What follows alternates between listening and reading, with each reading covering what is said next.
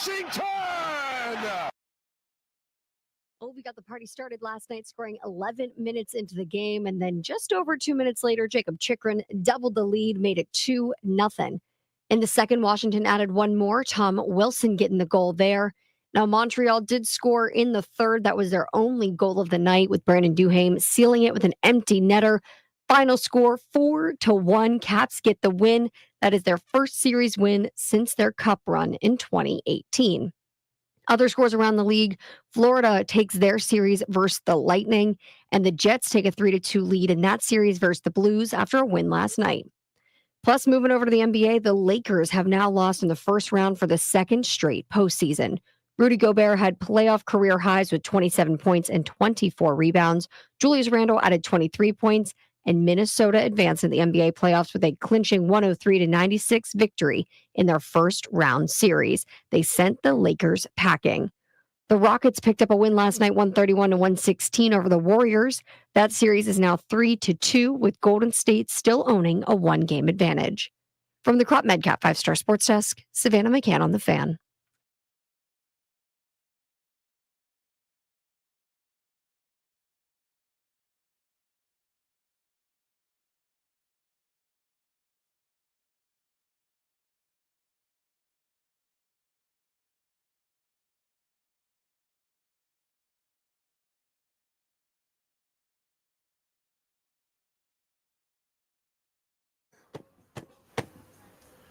And what about two? Put the mic on my man. Put the mic in my hand. What up, everybody? It is 10 a.m. in the District of Columbia. Points north, south, east, and west. We're east. I think east, right? We're in Forestville, Maryland, I believe. Yeah. Looking at a Cowboy fan. Yeah, too many of them. That dude's got a T-shirt on. No. I'm not talking about. I'm not talking about Donnie. Donnie already changed over to the Commanders. Smart man. Talking about my man last year. He and I had a discussion all year. He walked up. He said, "You were right. You told me." He's got. There is a Cowboys shirt present. We are out at the T-Stats Rude Company Barbecue, right? Like I know there's barbecue, and I know this is the company. Employee appreciation. Okay, employee appreciation. Yeah. But obviously, what we appreciate right now, the biggest news in D.C., the Caps, baby. You were at the game last night. Yes. I was there early on. That arena was buzzing, bro. And Ovi set the tone right away. That first goal was just a thing of beauty, and Ovechkin from the office on a power play, book it. Unbelievable, man. When he shot that thing, I was like, oh, my Lord. And I did take Ovi and the Caps over to score and the Caps to win. But anyway, I took Willie to score and the Caps to win. We all were on it last night. But I will tell you, man, last night I was talking about how the Bell Center was so loud. Remember, I put out a challenge to the fans. Yeah. A lot of fans came to me and said, "We brought it last night, dude. We brought it tonight." And they absolutely did. I was sitting there talking to Ahmed, and I don't think we could hear each other sitting right next to each other. That's awesome, man. So it was outstanding, man. The way that they went. They were up 3-0, and you see the Canadians score. They got a little cheapy. They got a little. Then all of a sudden, bam! The Caps say, no. Back off a little bit. And LT down the stretch was phenomenal. Bro, that glove save he had late. So I like how cool he go. Right. Yo, I feel like hockey goalies always do that. When they snag one, they just act like it's no big deal and try to just be real nonchalant. It was so smooth, man. Listen, I have absolutely enjoyed it, and now it's time to take that thing to another level. Totally, dude. That's all it is. This run has been awesome, but it is very much just the beginning. Some of the stats last night. So I was at the game, and then I had to go to NBC to do all ears, which, everybody kept asking me about you and say, "Where's JP?" I said, "Ears." I said, "Yeah, he got some big ears." I said, "But he can't hear." Isn't it remarkable? Whenever I am somewhere, people just ask me where you are. Yeah. And it seems like somewhat vice versa. That's like you and I. People think we're like connected at the hip, dude. That would be interesting. I don't think I can keep up. But, eventually we'll have to find this video. They made me try the Connerly challenge on all ears last night. What's the Connerly challenge? The new offensive lineman that jumps up off his knees. Oh, Jeff can do that. I am 43. I watched Jeff. I was not prepared for this. It was on live television. I didn't fall or anything, but it wasn't great. Did you do it? Kinda. Jeff, Show him what you got, Jeff. Jeff did it. Jeff, we're in a parking lot. Don't make Jeff just jump around in a parking lot. Jeff showed me that the other day. I was wondering what the hell he was doing. I'll get the video. We can look at that. But then, so I was home to watch the end of it, and I love my beautiful wife. She's a wonderful person. And she knew I was coming home, and luckily, there's been 2 Wednesday games, which really sucks for me because I had to tape the show, and I love the show, so that's all good. Mm-hmm. But basically, I end up missing the second period because I'm live on air. And I know I've timed it out enough because it happened the previous Wednesday that I'm getting home at the beginning of the third period. And I have Walton on in the car. Like I've got it down to a science now. I hear John like kind of get it ready for the beginning of the third period, usually a quick commercial break. I'm walking in the house. I'm on the porch, vodka in the cup, sitting down for Joe B and Locker start of the third, right? My wife was really trying to be helpful last night. And she knew I wanted to watch the end of the game. I walked in. She was on the phone with her sister, so I couldn't. Luckily, I did not voice my displeasure with this. She had the goddamn ESPN feed on. And I sit down in my chair, and I'm ready for Joe B and Locker, and Locker's back. The damn. Yeah. And I was like, I was shocked. I was like, who is this? The dude is clearly rooting for Montreal. I don't know if you spent any time on the ESPN what I think, feed. too? I think some of them damn referees were rooting for Montreal last night, too. I get that they're the bigger hockey market or whatever, but I spent 45 seconds on the ESPN feed before I realized it. And I didn't yell, Brian, but I asked. I said, what are you doing? And she's like, what? I was like, you've got it on the ESPN feed. She's like, I don't even know what that means. She's like, I said Capitals game into the remote, and this is what it did. So we got to fix that, Xfinity. Like, go to the Monumental feed. Say I want Joe B and Locker. Say Monumental. Yeah. There ain't nothing else on there Monumental. But besides that, it was a perfect night. Yeah. I think, dude, so I checked out some stats on this last night. Joe B, finishing the game, explained that was the first Caps home playoff clinch in 10 years. Yeah. Doesn't that seem unbelievable? They won a cup, which means they won 4 series, and all of them were on the road. I think Rhino mentioned that on the show yesterday. I think he did. Yeah. And it made me just think about, so Ovi breaks the record in Long Island. Obviously, they won the cup in Vegas. Like, it's just one of those weird coincidental things, but they seem to do all the big stuff on the road. Like, it's just kind of odd. But you know what I say? I don't care where you do it as long as you do it. But you know what? It feels a little better at home. You know what I'll take it on the road. You know what I say? What'd you say? I said Caps at 5, and the Caps won in 5. Yeah. And people were like, don't get ahead of yourself. I got ahead of myself. I don't give a damn. All right. Give it the next one. Okay. We need you calling them. I think I'm going to. I'm going to wait a beat. I get to wait until I see the structure of the games, when they are. Yeah. We still are unclear when we'll know that because Toronto plays Ottawa tonight. Now, depending on which source you believe, my dude that works on the Caps ice crew or Tarek El-Bashir. So you can pick your guy. My dude that works on the Caps ice crew says we won't know. They can't set the series until both the Eastern Conference and the Western Conference first round is over. And the Western Conference is going to go deep, man. The Western Conference, all 4 of the series are 3-2. I'm telling you, at least 2 of those are going 7 because those teams are battling. Oh, yeah. I've been watching so much puck, just leaving it on late night and staying up way too late. But regardless, like the East is just a different beast. 3 of the 4 first-round series in the East are already closed out. Done. Florida closed out Tampa last night. Carolina closed out the Devils 2 nights ago. And obviously the Caps put away the Canadiens last night. So if Toronto can beat Ottawa tonight, then the whole East is closed. And then maybe we get to find out when Caps Canes starts. If Toronto beats Ottawa tonight, today is Thursday, right? Yeah. Don't you think Caps Canes game 1 would be Sunday? No. When do you think it would be? It's going to be next week sometime. You think the whole East is closed?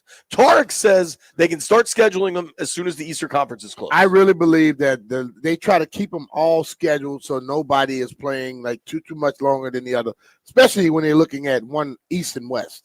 So they don't want to give nobody no. So you're on Caps Ice Crew vote. Yeah, because you know what? Guess what? One thing the Caps Ice Crew has to do: always have the ice ready. Yeah, he might know a little something. I believe the field crews and the ice crews, they know a little more than most people. Sure. So it might not look like it, but they do. I was very clear that I wanted the Caps to close this thing out last night because I didn't want Carolina to be getting extra rest and just chilling. They did their exact job. Where are they, in Raleigh? Raleigh. Right, cool. I'll be going to some games on the road. Their stadium. Oh yeah, because you can just go see the grandbabies. Hey, I got two kids. I can stay at their house. I don't need to get no hotel. Can I stay there? Yeah. I don't know that Deshaun needs to be coming in after work until. Oh, they don't mind. Don't worry. Do you think Deshaun would rather me come in after I had to work late or come in after I've been out with you late? I come in, but you know what? They have quiet doors, garage doors. Yo, dude, the quiet garage doors change everything, man. As long as Bryce don't get up, everything's cool. All right, here we go. So I think the last time the Caps saw Carolina, it didn't go well towards the end of the season. Nah. Now, the end of the regular season, Washington was kind of discombobulated with the OV search. Then you had LT out and you had Protas out. Protas back on the ice last night makes a big difference. In nothing else, that dude is a unit. 6'6", and then you put skates on him. Dude, he's long.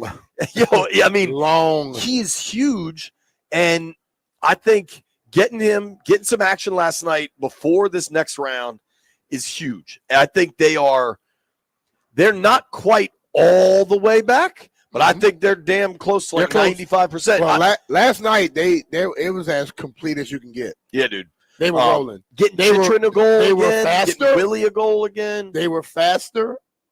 They were skating way faster, I think, than they've skated in any game in about 4 weeks. And the Wilson hit in game 4 changed. Yeah, they utilized their size yesterday too, because I'll tell you, listen, man, Caulfield, I didn't like Caulfield, whatever. Yeah. I didn't like the dude, but you know what? I have to give him total respect. That dude is miniature. But he is a bad dude on those skates, man. So you got to get a man his credit, but you know they got some big boys that they making it happen for him. What I said last night on Channel 4 before the game started, they were saying, "Oh, do you think this will get really physical? Game 5, Montreal trying to muck it up." And I was like, the best thing Washington could do is not get drawn into that because they are bigger and better. They're the 1 seed for a reason. Montreal's the 8 seed for a reason. If they don't get caught up in the BS and just beat their ass. Don't get caught up in the BS. Belt to ass. If they come in and want to get physical, that's your game. Sure. So, yes, welcome that. But not the extra stuff. Because I'm going to tell you, I'm trying to find a dude. I don't know how to pronounce his name, and I'm not going to even try. But as Ahmed said, the dude with the you know what they call him? What's his name? It's XHEKAJ. My guy right here, Arbor. I think that's pronounced like Hawkjay. Okay. You know what? Hold on. You're going to die laughing at this. What's that? You know what his nickname is? What? Have you ever, when you like sign up for a new website and they suggest a password? That's exactly what I'm the wildest password in the world. They call them Wi-Fi because that looks like a suggested Wi-Fi password. I said, how you pronounce the dude's name? You say, man, it looked like one of those passwords that you get. XHEKAJ. Yeah. But he was trying his best to get somebody to do something. I don't know. I think I cursed him out more than I cursed anybody out in a hockey game in my life. He was standing next to us. I don't know if he heard me or not, but I call him more, Father Duncan, as you say. Yeah. Yeah, I was killing him. He's Canadian. He's from like the Toronto area. I'd love to know like what the background is of that name. No, that dude is not. That's not a Canadian name. Hold on. So his father is named Jack, which is kind of ironic when that's this dude's name. He's Albanian. Okay. And his mom is from the Czech Republic. So that's how you land. Okay, that's where that name came from. Xkaj. Right. So whatever, Montreal's toast. It's what we expected. They weren't as good as Washington. Washington moves forward. I think now this is going to be a much different series. Yes. I got some numbers this morning. Capitals and Canes played 4 times this year. The Canes went 2-1-1 against Washington. Mm-hmm. They outscored them 14-10 in those 4 games. Okay. This is only the second time Carolina and Washington have met in the playoffs. They did catch them at a time when it was like the OV chase.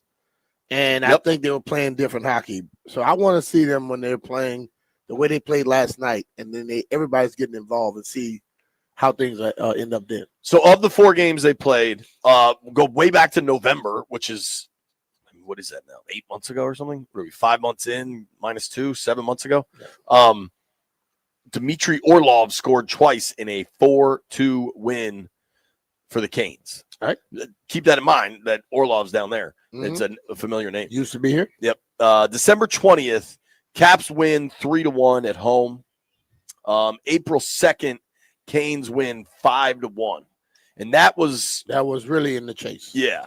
And then April 10th was when the lopsided one. That was when all the fights were, and it got kind of out of control. And then April 10th, the Caps won the 5-4 shootout win. And that was when both those games were when Washington's scuffles kind of started. April 2nd was the game in Carolina. Protas's last game was April 4th. And then LT started missing time. April 10th was when they were in full OV chase mode. Yep. And they were just like out of their rhythm a little bit. I don't want to take too much away from 4 regular season meetings. This is going to be entirely different. The last time they faced off in the playoffs, though, was Caps are defending Cup champs, and Carolina knocked them out in that first round. All right. Remember that? Well, in 2019. we could give it back to them. This to me feels like Washington owes Carolina an ass kicking. Like it just feels like it's time for Big Brother to remember he could beat them Washington up. owes themselves the opportunity to go out there and play their best hockey and let it fall where it may. Because I think when you do it that way, if you bring your absolute best, if they bring what they were doing year round, I don't think Carolina could keep up with it. I agree with that. All right, show plan for today. At 11 a.m., Doc Walker is going to join us. Rick, see if Doc wants to come here. You mean Methuselah? Doc, you are welcome where we are. I'll text you the address should you want to drive over They got food, Doc. They got serious food. And I like the food. Donnie, what all are we serving today? Ribs? I know that. Brisket? Donnie been here since 3 o'clock. I don't know how the hell he's still standing. That's crazy. I don't even know what that means. Donnie, you start to look like what's going right now? Mike Shanahan right now. The Red Lobster. Look like the Red Lobster. As Fred Smoot famously told him. All right. Doc Walker's going to join us at 11 at high noon, smoking out. Koken. Smoke, you're also welcome here should you like to come visit us. Peter Rosenberg at 1:30. Peter, you're welcome too if you come from New York. I don't know if Peter's going to make it. I also had a really great conversation with Jaylen Lane, the Commanders' 4th-round draft pick out of Virginia Tech. You tell him I want to talk to him? I didn't, but he's the type of young man. I can't stand you. Was I supposed to? Yeah. Anytime you're talking to a return man, you're supposed to tell him I won't talk to him. Anytime I talk to a return man, I'm just supposed to tell them that you want to talk to them. Especially one on Washington team. Okay. All right. Good sign. Noted. Every time I talk to somebody that wants a writer or wanted to get somebody in the area to talk, I tell them about you. Okay. Done. What the hell? You got to scratch my back like I scratch yours. I was unaware of this request. Consider it done. You know what? You never told me to do it. I just know it. That's just what some smart people do. Brian, I forgot, Jay. I'm an idiot. You lost a bunch of brain cells. You told me. Those nitrous balloons. We were talking about it the other day. You know how many of those things I did? Oh, boy. Hold on. Because you want this to happen, I'm going to text the dude right now. Don't worry. Dan go tell him. No, I'm telling him right. Dude, this dude will absolutely text him. Dan, we're going to tell him. Hey, man, B. Mitch wants to talk to Jaylen. Bang. Dan already called me. You hooked that up. Yeah, I did. Yeah, so I did one. It's all good now. All right, dude, the text is in. Yes. PR dude. Honestly, there's a lot for us to discuss. I do want to run through the NBA playoffs because something happened last night that, frankly, I enjoyed. And I don't know. I'll let the basketball experts tell me how stupid I am. But, like, Luka doesn't play defense. Man, an out of shape dude and an old man is not going to beat none of these new up and coming people. So 2 things that are just tremendous from last night's adventure between the Lakers and the T-Wolves. One, I took the T-Wolves +6. I don't know how the whole world was like, oh, the Lakers are going to kick their ass. No, they're not. They're exhausted and don't have bigs. But whatever. For, I don't know, 6 weeks, 2 months, the whole world was saying how great the Lakers did getting this trade. Guess who was complaining about the front office last night?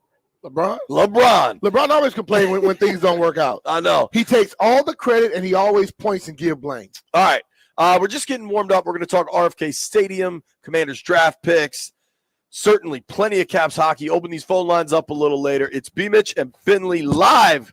T-Stats Employee Appreciation Day. Hey, nobody go anywhere.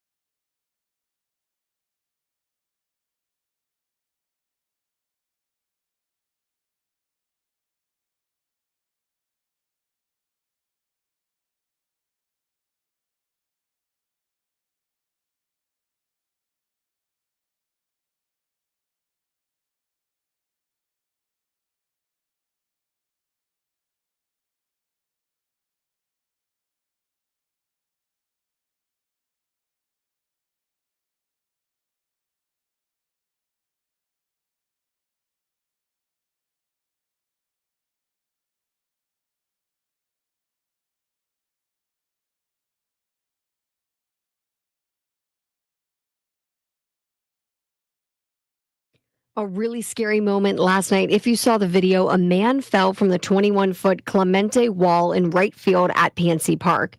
Pittsburgh Public Safety posted on X that the man is in critical condition. The incident is being treated as an accident. Now, if you saw the video, you saw the moment. Really scary. In the 7th inning, players began waving frantically for medical personnel and pointing to the man who had fallen from up in the bleachers all the way down onto the warning trap, flipping multiple times before falling. The fan was attended to for about 5 minutes by members of the Pirates and Cubs training staffs, and PNC Park personnel then came on, removed him from the field on a cart. No further updates on his condition, but really scary moment.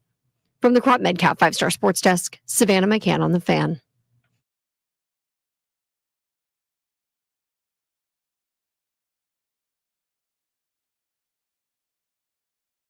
JJ Redick coached very immaturely in this series.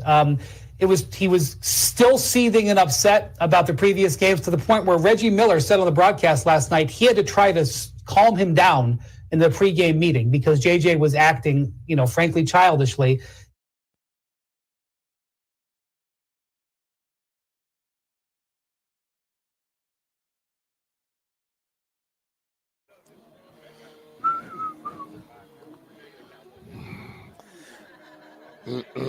Great clip from Windy right there. That was Brian Windhorst talking about JJ Redick and going right into Voodoo Child from Jimmy. Well done right there, Landini.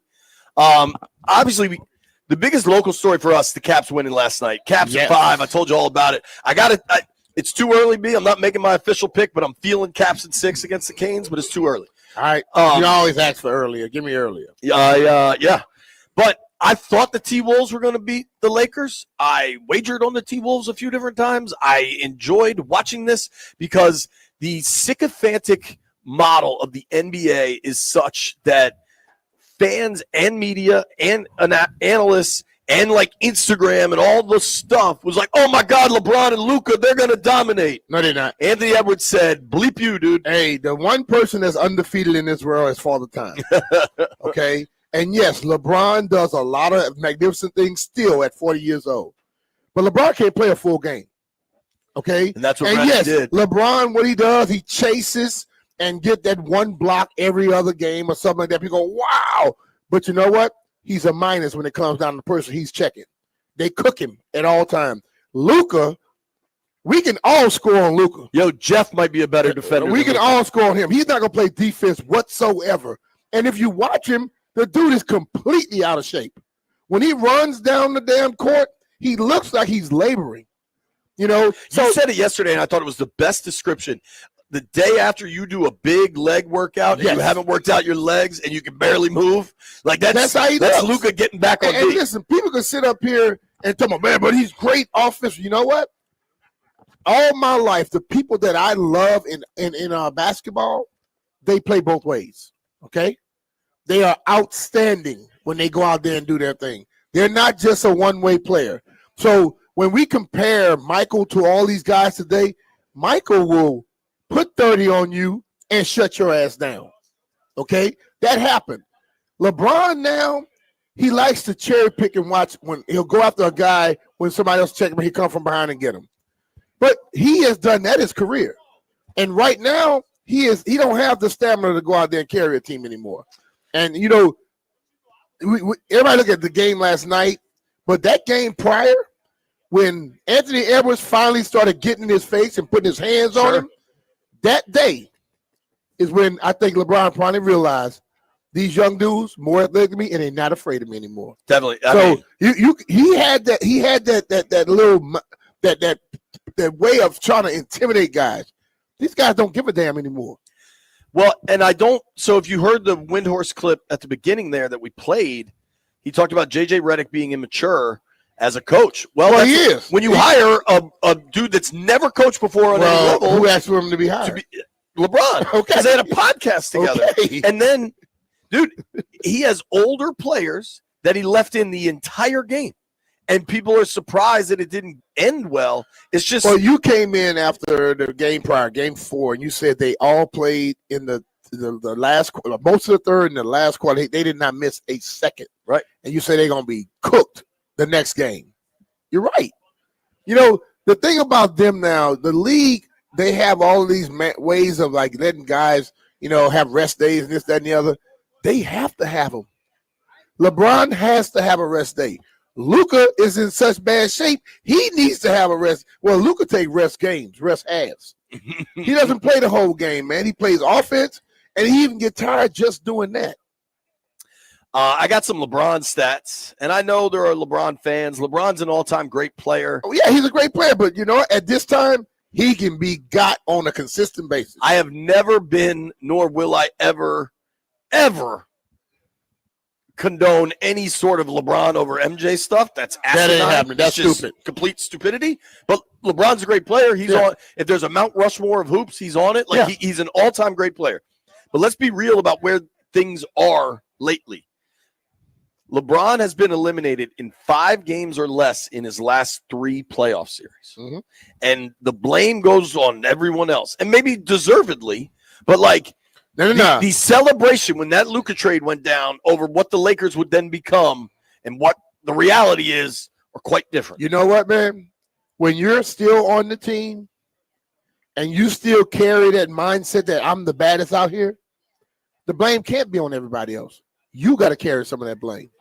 Because people just say, well, LeBron's going to make Luka better. Did y'all see him running up and down the court? Did Luka change anything else? No, Luka is still out of shape. He's still lazy. He can play offense, but he doesn't do enough when the cameras aren't on to get himself in the position or the shape to go out there and take care of his job. If you're a professional athlete, as I always say, your body is your tool. And if you're not in good enough shape to play a whole game, then damn it, you're not working on your tool.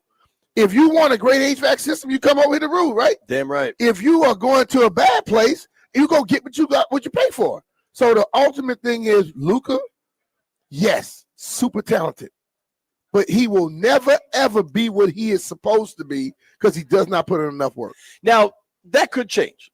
I hope. Maybe he will. How change. many years he been in the league now? A lot. Okay, and has he done it yet? No. So it's kind of hard to change what you really are.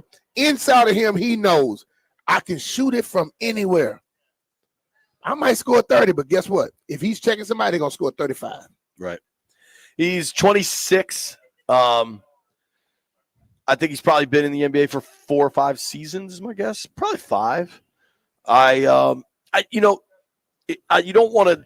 Luka's a really, really special player, but his plus minus last B. Mm-hmm. He went for 28, 7, and 9 last night. That is a full stat sheet. Yeah. And to illustrate how bad the defense is, his plus minus was -5. That's what I'm trying to tell you. 28, 7, and 9, and he's a -5. So and I know it's more complicated than this. In essence, he scored 28, somebody scored 33. You know what I mean? Or the people that he was checking scored 33 at the time that he was on them. Right. So listen, man. Yes, when you look at a one-sided aspect of basketball, you can be fooled. But if you look at double side, you won't be. When a guy would go out there and play a whole game, sick. Whole game sick. Yeah. Playing offense and defense. And he didn't take games off. Didn't find excuses not to play. Found excuses to play. It just lets you know a different makeup. Different makeup. This is Luka's 8th season in the NBA. Okay. That's crazy. He going to all of a sudden wake up tomorrow and say, I'm going to go out here and work hard and I work before. He got a lot of talent now. He got a lot of people loving on him now. He got a lot of people telling him how great he is. It's hard to change who the hell you are at that point. He might end up being one of the greatest scorers ever in the history of the NBA. Okay. But then you got to look at the plus minus. Think about the celebratory reaction when LA traded for Luka Doncic, including from LeBron James. And then listen to this question and answer from LeBron last night after the Lakers were eliminated in 5. Okay. This joint didn't even go 6. Here's LeBron. Basically from mid-January on, right when AD got injured, you guys started playing a lot of centerless basketball, and that required a lot from you and Doe and Rui and then Vando once he got back. From a physical, taxing standpoint, how tough was that for the last 3.5 months to play that style? And do you feel like that caught up at all in this series? No comment. I never say that because my guy AD said what he needed, and then he was gone the following week. So I got no comment.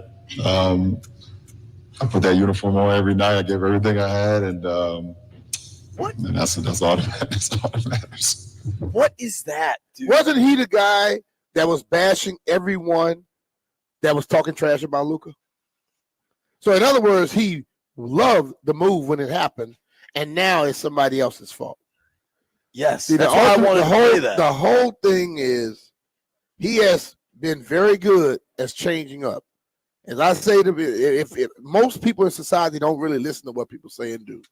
So when you say something one day and you come back the next day and you completely change up, they don't even know that you just changed up because they don't pay attention. And LeBron has mastered that. Okay? Dude, you still on the court. You were on the court with AD and y'all were losing. So what AD said he wanted. LeBron's quotes from the trade, when the trade happened, it still pretty much didn't seem real to me until I saw Luka today and I saw a clip of AD at the Dallas shoot-around. That's when it finally hit me like, oh, bleep, this is real.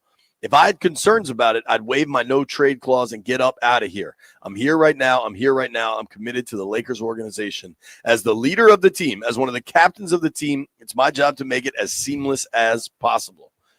Juxtapose that with what he just said. Oh, if I let my concerns known, I'll be traded. You have a no-trade clause. Like, just stop being performative, dude. Here you go. I would have waived my no-trade clause and been out of here.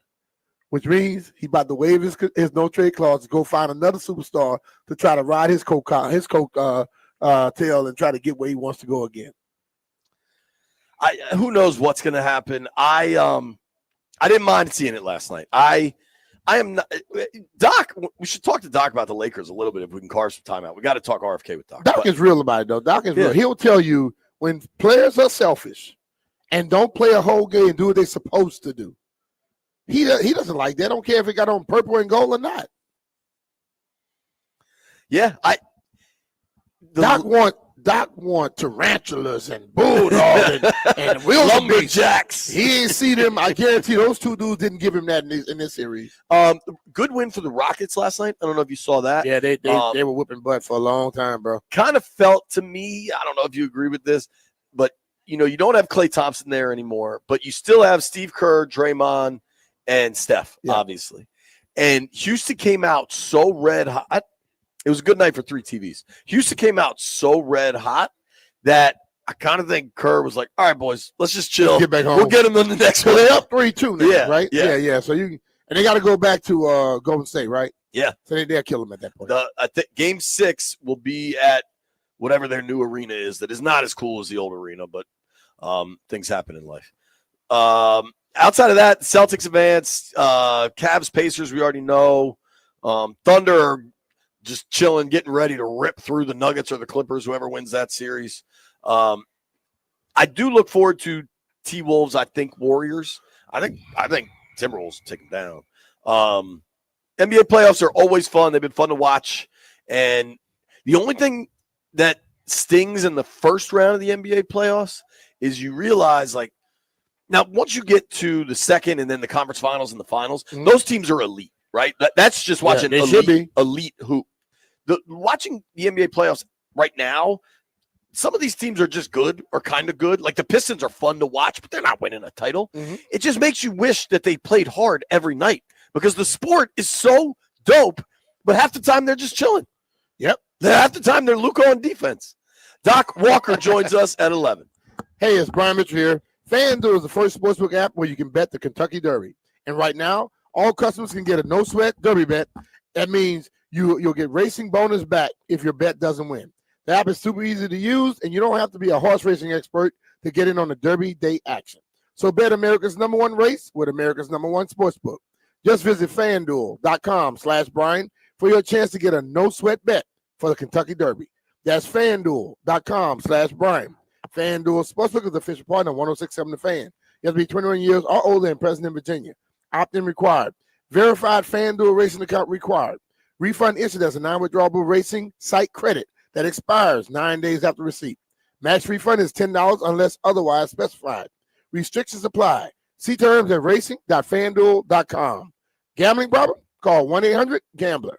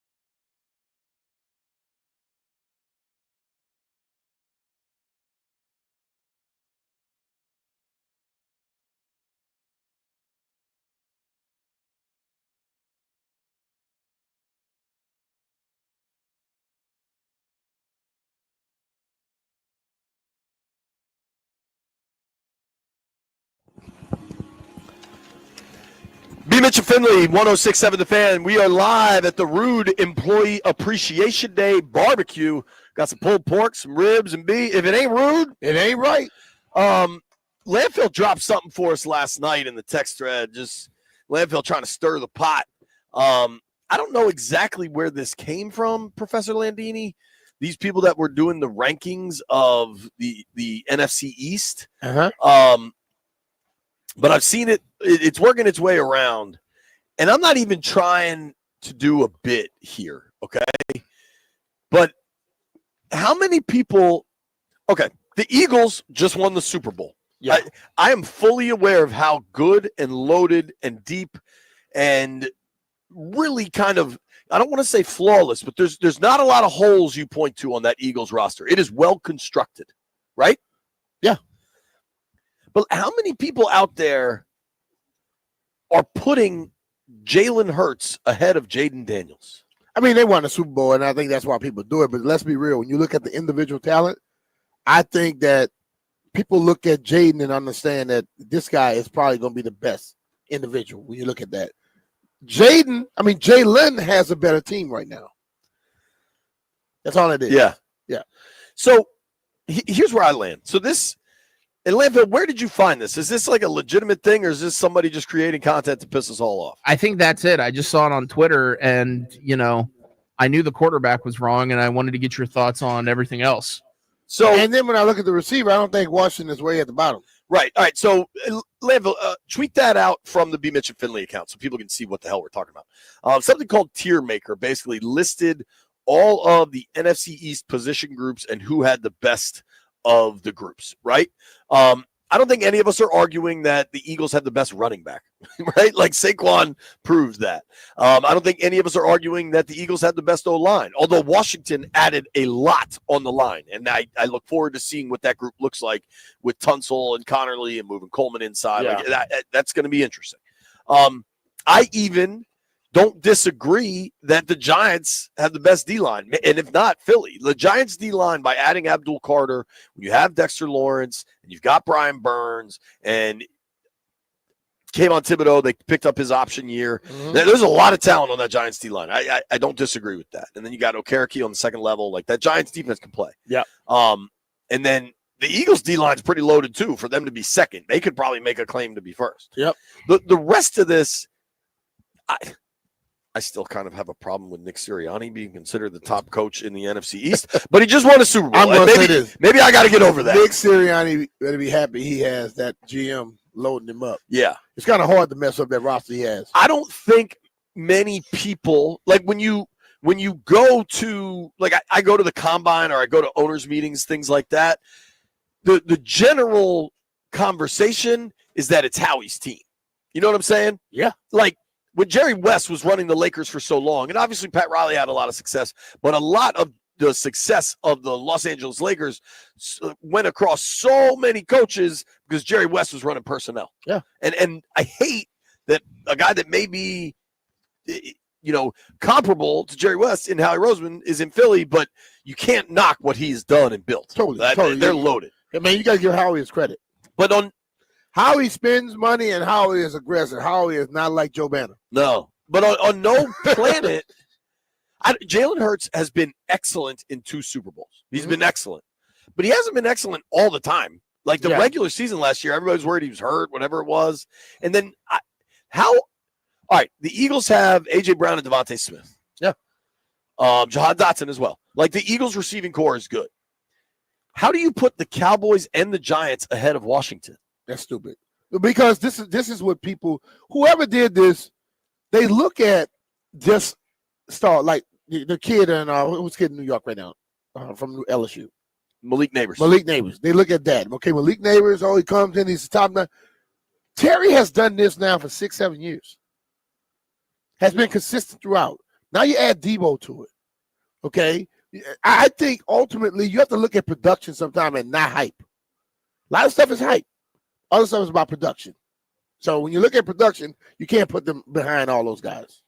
They got names, okay? Some of them got names. Names don't always win games. No. What you do on the damn field wins games. Well, and Terry has been so productive at this point. I mean, Terry has been a monster. Debo's been a monster. Debo has an all-pro season. Yeah. That one. But we're doing exactly what they wanted. They want someone to talk about it. We're grabbing and talking about it. We're giving it to them. We also tell them one finger salute to you. Yeah, I don't think that much of it is that off. Jaden's the best quarterback in the division. And I think if you asked real NFL people, like around the league, they would agree. That man has opened Hurts can play. Hurts can play, but I promise you, if they were doing the draft today and starting a team, it would be number 5, not number 1. Yeah. And I'm not trying to take anything away from Jalen Hurts. He's a good player, but I would take Jaden all day. Yeah. All day. That's what I'm saying. So when I look, I travel a lot. I talk to a lot of damn NFL people. And believe me, I have never had this many people come up to me talking about one individual than Jaden Daniels. Because they see him, they say, bro, not that he's just a very good athlete on the field. The guy seems to think the game like an offensive coordinator thinks the game. And they know he's ahead of a lot of people. Rookies don't come in like no, dude. Yeah. I mean, compare it to Hurts's rookie season where he started the last 4 games and he got benched in the last game of the season so that Philly didn't win because they wanted to tank for the pick. Yeah, and that's how Washington and Ron got into the playoffs.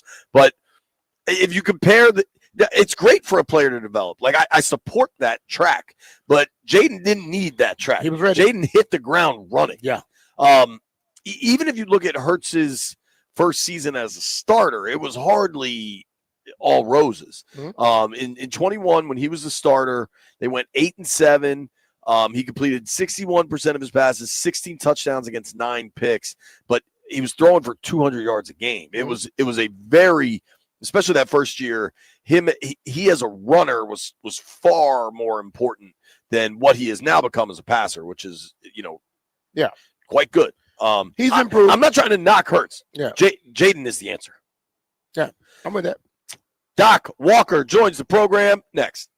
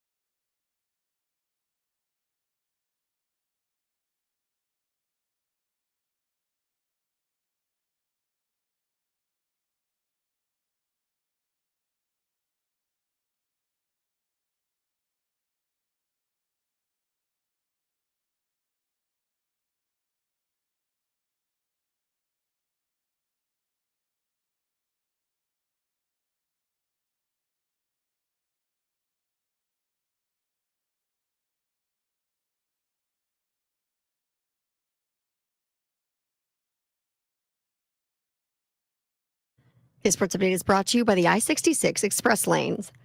Washington wins and advances, winning Game 5 last night, and they sent the Canadians packing. For the first time since 2018, the Capitals nailed down a best-of-7 series. Good morning, good afternoon, and good night, Montreal. Alex Ovechkin, Jacob Chychrun, Tom Wilson, and Brandon Duhaime all scored in the 4-1 win. They'll go on to face the Hurricanes in the second round with a spot in the Eastern Conference Final at stake.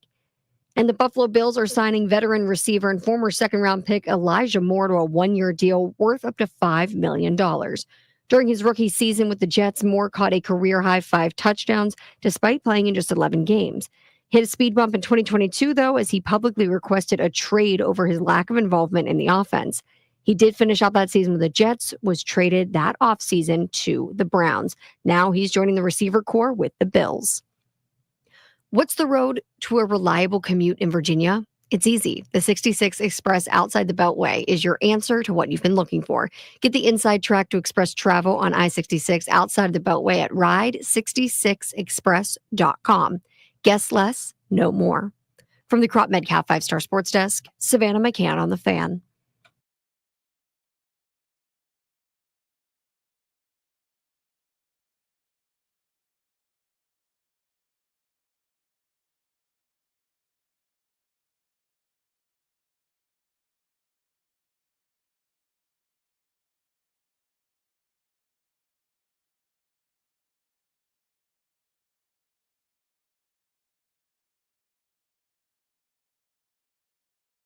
Bum, bum, bum, bum, bum, bum, bum.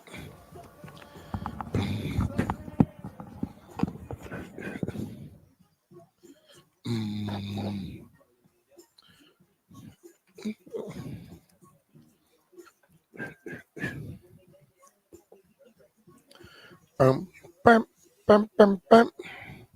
B. Mitch and Finley, 1067, the Fan. Going to the West Coast to talk to the good doctor. Rick Doc Walker joins the program. Doc, how are you, man? Thanks for making time. I'm great, man, but not as good as you brothers, man, with a rude barbecue, man. I love the late invitation, though. That was slick. Hey, Doc, you can ride over here, man. Look, Donnie ain't been cooking since 3. He ain't done yet. So you can come on, grab something, man. You got time. Doc, man, he got a big old, man, Doc, he got all kind of food in this thing, bro. And a bottle of Blanton's, it appears. You got heavy metal over there, too, man. No, I'm going to just say, Donnie, I gave Donnie that last year, and he still got that bottle. We got heavy metal. Donnie's a weakling. Jeff Walker, Doc. I mean, everybody but you. Wow. But we're only missing you. Landfill. No, Landfill said the hell with us. He ain't come and hang out with us. Guys doing a great job. You've been on point all morning.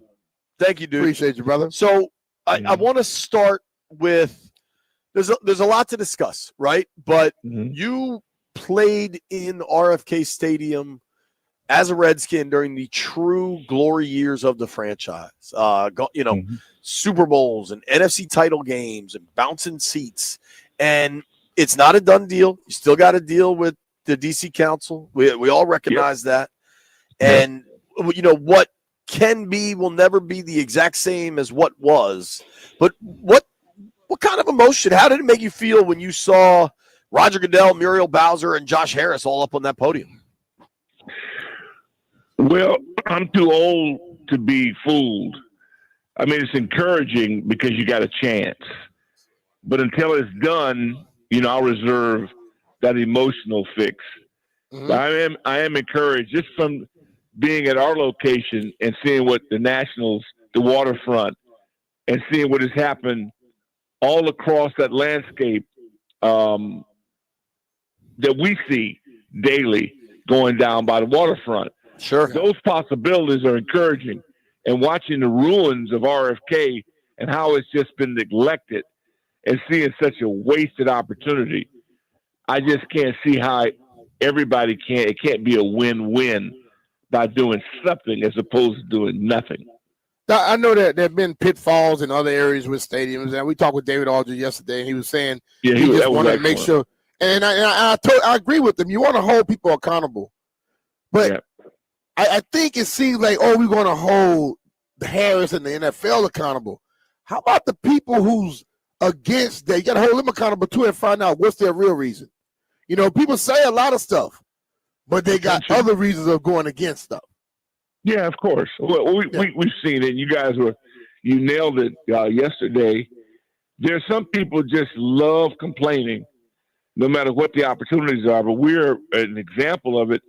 Every day you go to work, and we went down. We used to go down there sometimes in that area. It was a battle zone. Yeah. So you got to be high as a kite not to recognize what the waterfront looks like now as opposed to what it once was.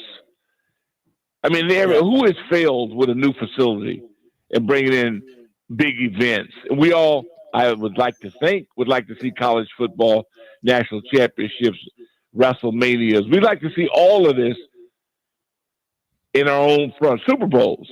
Yeah. So who would deny that? I mean, look, we saw what happened with the USA Arena going downtown. But people are going to hate, and we know. Well, I know I'm a little bit older than you gentlemen. When is money lost? When is money lost? No. Well, Doc, it's also to me, when does the price of anything ever go down? You know what I'm saying? Like I understand that the numbers are staggering. That both I'd say what the Harris Group is willing to put up, and it's staggering what the city is being asked or expected to contribute. But like, have you been to the grocery store? Like, it just everything is expensive all the time. Yeah, but a lot of those areas don't have grocery stores. Sure. Let's talk about that. Let's talk about these concrete jungles, and let's eliminate that, and let's get everybody caught back up. Look, in college, I lived in Inglewood. Look at what SoFi has done now. Look at the Clippers have a vibe now. That was a joke when I was in Los Angeles. So I haven't seen progress. I mean, it's not going to be perfect. But when do the big cats not win? When does money lose? It doesn't. Yeah. But the people do deserve to get something. They don't want to be forgotten. You got to have youth facilities, education. You got to give people something. You just can't come in and bulldoze people. Sure. Yeah. A lot of us get bulldozed over. Yeah. I mean, it's society. Don't take yourself out. I hear that for sure. And it's obviously happened, and marginalized and typically poor people have gotten screwed since the beginning of time, regardless of what continent you're on, even in the 13th century. That's just how the world has worked. But to me, it does stand out. If this was about the best business deal for Harris, Rails, for this group, if it was straight up business, I saw Angela Brooks is now a U.S. Senator in Maryland. But previously, I believe, I don't know, county exec for Prince George's County. Thank you, B. She said that the state of Maryland had $2 billion on the table and another $400 million from PG County to get them to stay in PG. Now, I'm no math guy, but that's double. That is double the money that Mayor Bowser has come up with that DC is going to pay for infrastructure.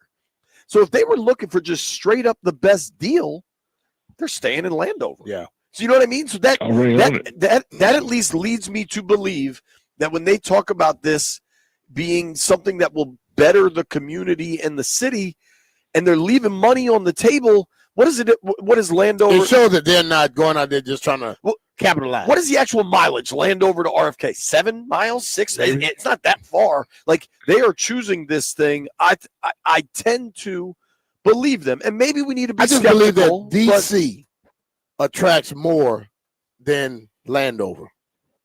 Impact. Hands down. Sure. Monument. You use a term, but monumental. You got a chance to do something that will become breathtaking, that people will travel from all over the world to see it. People that will want to have their events there just because of it. Yeah. Who are we kidding?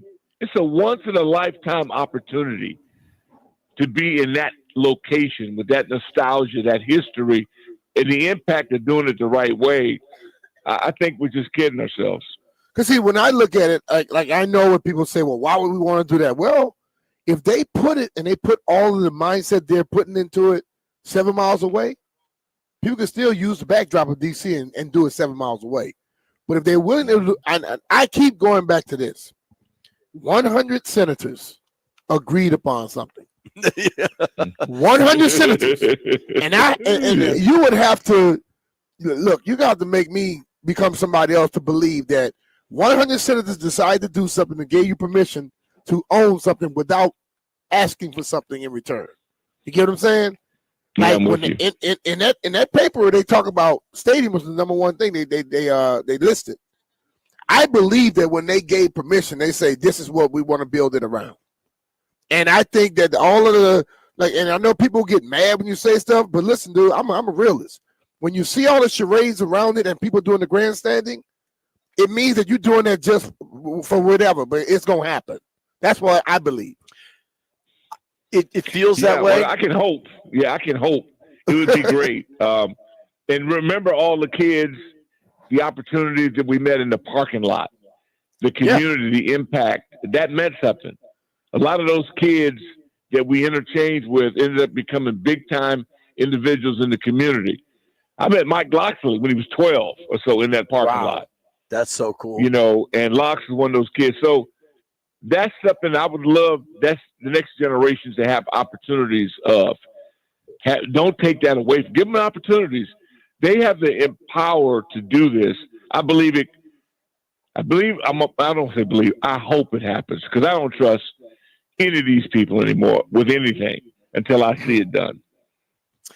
I think that's a fair place to be, Doc. It's hard to believe. I mean, hell, Nats Park had, Nats Park, the city paid for everything. And that took to the last possible second. You know what I mean? Mm-hmm. So we'll have to see what happens. We're talking with our friend Rick. And supposedly, isn't that already paid for ahead of time? That's what we hear. And if you're truly talking about economics, and you're on that council, and this has been paid for ahead of time, you can't sit here and tell me that you don't think the other one, because let's be real, all the sports in the world, football is bigger than all of them. Yep. Super Bowl. Talking with our friend Rick Doc Walker here on the Rude Guest Hotline. Rude makes the most reliable HVAC equipment you can buy. Doc, I was curious, beyond the stadium, in the first round, they take another big body so they trade for Laramie Tunsil. That's your left tackle. Then they draft Josh Connerly Jr., who is Doc, I saw this kid in person, and I was blown away by his size. And at the same time, it looks like he doesn't even have to shave yet. I mean, talk about talk about a baby face. What do you think of the obvious decisions to really work to fortify the offensive line? Well, if you had the Keysep Diamond, you'd have a hell of a security system at your house, wouldn't you? Yeah. I mean, come on. JD5, would you want a wide receiver? Even if you had Bob Hayes, somebody would have to protect JD5 in order to get him the ball. It makes sense. I think with Kingsbury's offense, it even makes more sense. Not only is he enormous, he's an athletic freak. Yeah. So it reminds me of Trent. When you get big people that are that athletic, he can play multiple positions. You're never going to get me the gripe going big up front, offensive line or defensive line, because the biggest boy on the block is in your division, the world champion, and they're bullies. So Philadelphia's already laid the cards out. Play it any way you want to play it, Slim, but they coming right at you. They scored on the first play of a game at their house. Yeah. They didn't trick you. They ran it right down your throat. So everybody has the right to pick whatever you guys want to do. But I hope we continue to do what these guys are doing. They're building it in a way to live within our division. You see who the Giants selected? And Dallas? We can they selected people to go get your quarterback. Thank you. So you got to protect your quarterback. Yeah, but I don't argue. Like I say, I just wait till the pads come on, because no matter who you selected right now, all this is Brian he popularized this, and I use it to death. If I owe him copyright fees, I have to pay him down the road. But the Underwear Olympics, we've just gone mad over this crap now. To me, I don't even get interested in this until they have pads on and there's some slobber knocking going on, some contact. But I like it on paper. On paper, because they're athletic and these guys have the right attitude. And that culture they built over in that locker room now, it's no longer the dumb.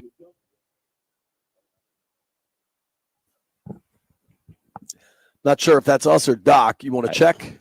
We are at a remote. Yeah, so. Oh, no, we got Doc. There he is. Yeah, I think there's a lot to like there. I think they have been very intentional in what they wanted to do, and I think it was really revealed. Obviously, Washington had the come-from-behind win over Philly at home, and that was awesome, but I think a lot of that was driven by the fact that Kenny Pickett came in and had to play quarterback for Philly. In the two games up there, Philly dominated the line of scrimmage, and the final result showed that. I think Washington, Rome doesn't get built in a day. So this offseason, they clearly made protecting Jayden and getting tougher at their line of scrimmage the priority. And I think they believe they feel very good about what they've done on the D-line. You add Kinlaw. They've gotten bigger. They really like the guy. Wise. What Eddie Goldman brings in a true, formerly a nose tackle, like just a really big body. That body type hasn't existed for Washington since Pot Roast was playing here. You know what I mean? Yeah. I don't know that it'll work, but they invested heavy in the offensive line and they made significant change on the defensive line. Yeah. They're aware of the trenches. They have gone out there and got people that they feel will work in what they're trying to do. And you can't knock nobody for that. Well, you look at the wide receivers that we have to face twice, 6 times. So you had to go corner. You have to fortify that position because of people we deal with twice, let alone the schedule. The better you get, the better people you play. Everybody understands that. Target is on you now, no sneak up. I mean, let's face it. People playing Washington, these people, they didn't have no dandruff kicked up in the past. Now they do. Mm-hmm. Now they're looking forward to it. So I'm encouraged by that. I just love the way that we operate now. I don't lose a wink of sleep worrying about what they're going to do. I trust in what they're going to do because the people they have doing it now know exactly what they're doing. Yeah. So that's perfect for me. I'm good with that until I see them in person. Doc, for somebody, I know how much you care about the game, and I know how much you understood under the previous administration it was just never going to work. How refreshing and perhaps rewarding is it to feel that way now? Just to feel confidence in a really well-run professional team. Well, no, it's great. I mean, last season was great, but then it makes you hungry. I don't want to go backwards. See, my concern now is that, you had a taste of it and a real taste. NFC Championship level now. What do you want to go backwards now? Mm-hmm. I want to keep climbing. It's like where we play. To be honest with you, we can play out in the parking lot. I just want to be really good at what we do. I don't care where it happens at. I don't care what uniform. I don't care about any of that. What I care about is we're not in last place, that we no longer suck, that it's not a PR campaign but a football operation. So they've checked all the boxes for me. So if you can't support this, then why are you involved in this? Totally. I'm with that. Only Tame Impala feels like they're only going backwards. Talking with our friend Rick Doc. I love this. I don't want to be the Lakers. Trust me. Well, dude, so I wanted to ask you about the Lakers, and I don't want to piss you off, but No, I'm not mad. They're a clown show operation, and they've just been good enough to win while being Beverly Hills Billies. That's okay. They've always been that, they're the ownership, the whole 9 yards. But now it's pitiful. You were right. I listened to you on the bets last night. Anybody that didn't take Minnesota in that was just insane or relative. They're terrible. Right. And when your best guy on your team is in the worst condition and the other guy is my age, come on, man. B. Mitch, you nailed it. I'm telling you. I said the other guy's my age. Yeah, come on, man. How do you? Luka's obviously And an your incredibly coach gifted. is a podcaster. You got a podcaster coaching you. I mean, come on, seriously. They're fortunate to be where they are. And Rudy Gobert, if Shaq on TNT, that was so embarrassing. They laughed the whole post-game show. They talk about Gobert like he's a joke. They couldn't stop laughing. Come on, man. God, I love that. You got a guy on the team that's my age. Doc, last thing, because I know you and I, this time of year is when we start texting about the puck. It'll be me and Doc at midnight texting about Winnipeg versus St. Louis or something. I tell you what, man. Did you? B. Mitch was all over it. No, look, man, you guys are right about it now. It's serious because that following Ovi and the chase for the record and all that, I think it is behind him now. I agree with you guys wholeheartedly.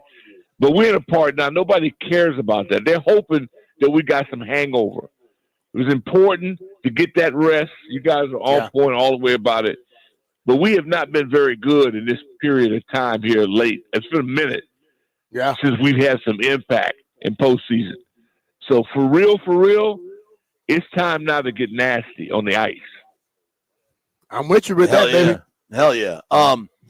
Did you, Doc, last thing from me, man. Did you happen to see Frankie Louvu at the Caps game last night? No, I did not see Frankie. Oh, I got to send it to you. So you know how they like to have the big guys, the big guys, when the football players come to the hockey games, they put them on the big screen. They put shotgun beard, Doc. They do what the Hogs used to do back in the day. They make a beard disappear rather quickly. Doc, that guzzling. I'm texting you the video of it, and I think you will enjoy it because when you talk about wanting dogs, a dog mentality, the canines, that is absolutely how Frankie Louvu approaches, I'd say, football, but also beer chugging at a hockey game. Yeah, he's special. I mean, he's got that. That's why you love to be on their team because he earned it, dude. He's an undrafted guy that had to earn every second of it, free agent, brother. Yeah. Oh, yeah. I see all my. Yeah, he's real. Yeah, you just real. Watched it? That's collegiate. Yeah, I love that. Yeah. I think getting the beer into the beard really sells it for me. You got to do that the whole way. I like to see B. Mitch do that. I think he can pull that off too. I don't like to waste mine though. I'm gonna drink all of it, Doc. Doc, B. Mitch might do it in the next break. Heavy metal. Yeah, we'll get heavy metal shotgun and some beers. Maybe we'll all shotgun one. 155. We're off the air. Doc, thank you for the time, man. Really appreciate it. Hey, man, you guys enjoy yourself, man. Keep up the good work. Thank you, Doc. All right, brother. Rick Doc Walker, one of the absolute best. Give him a follow on X at Rick Doc Walker, joining us via the Rude Guest Hotline. Why be? Because if it ain't rude, it ain't right. Coming right back, we're going to take some calls, and there's now video of my Connerly challenge. Oh, Lord.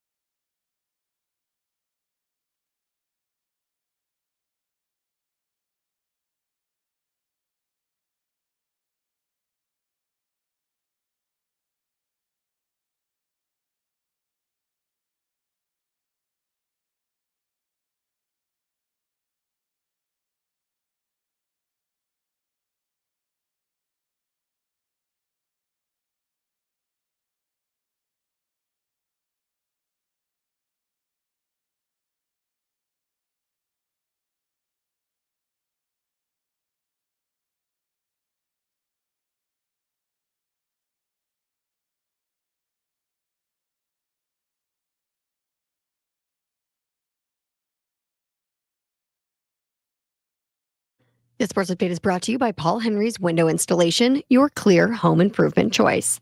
LeBron just completed his 22nd NBA season as the Lakers were knocked out of the first round of the playoffs by the Timberwolves. He and Vince Carter are the only two players in league history to play that many seasons. If he returns, he'll be the first player to ever play 23 years of professional NBA basketball. That is, however, if he comes back. Of course, post-game, they're talking about the game, but the questions quickly turn to how much longer will LeBron play? He declined to answer. He said he doesn't have an answer to that yet, and his plan is to sit down with his family and decide for himself how long he wants to continue to play. So will we see LeBron James back next season? No one knows. From the Crop MedCap 5-Star Sports Desk, Savannah McCann on The Fan.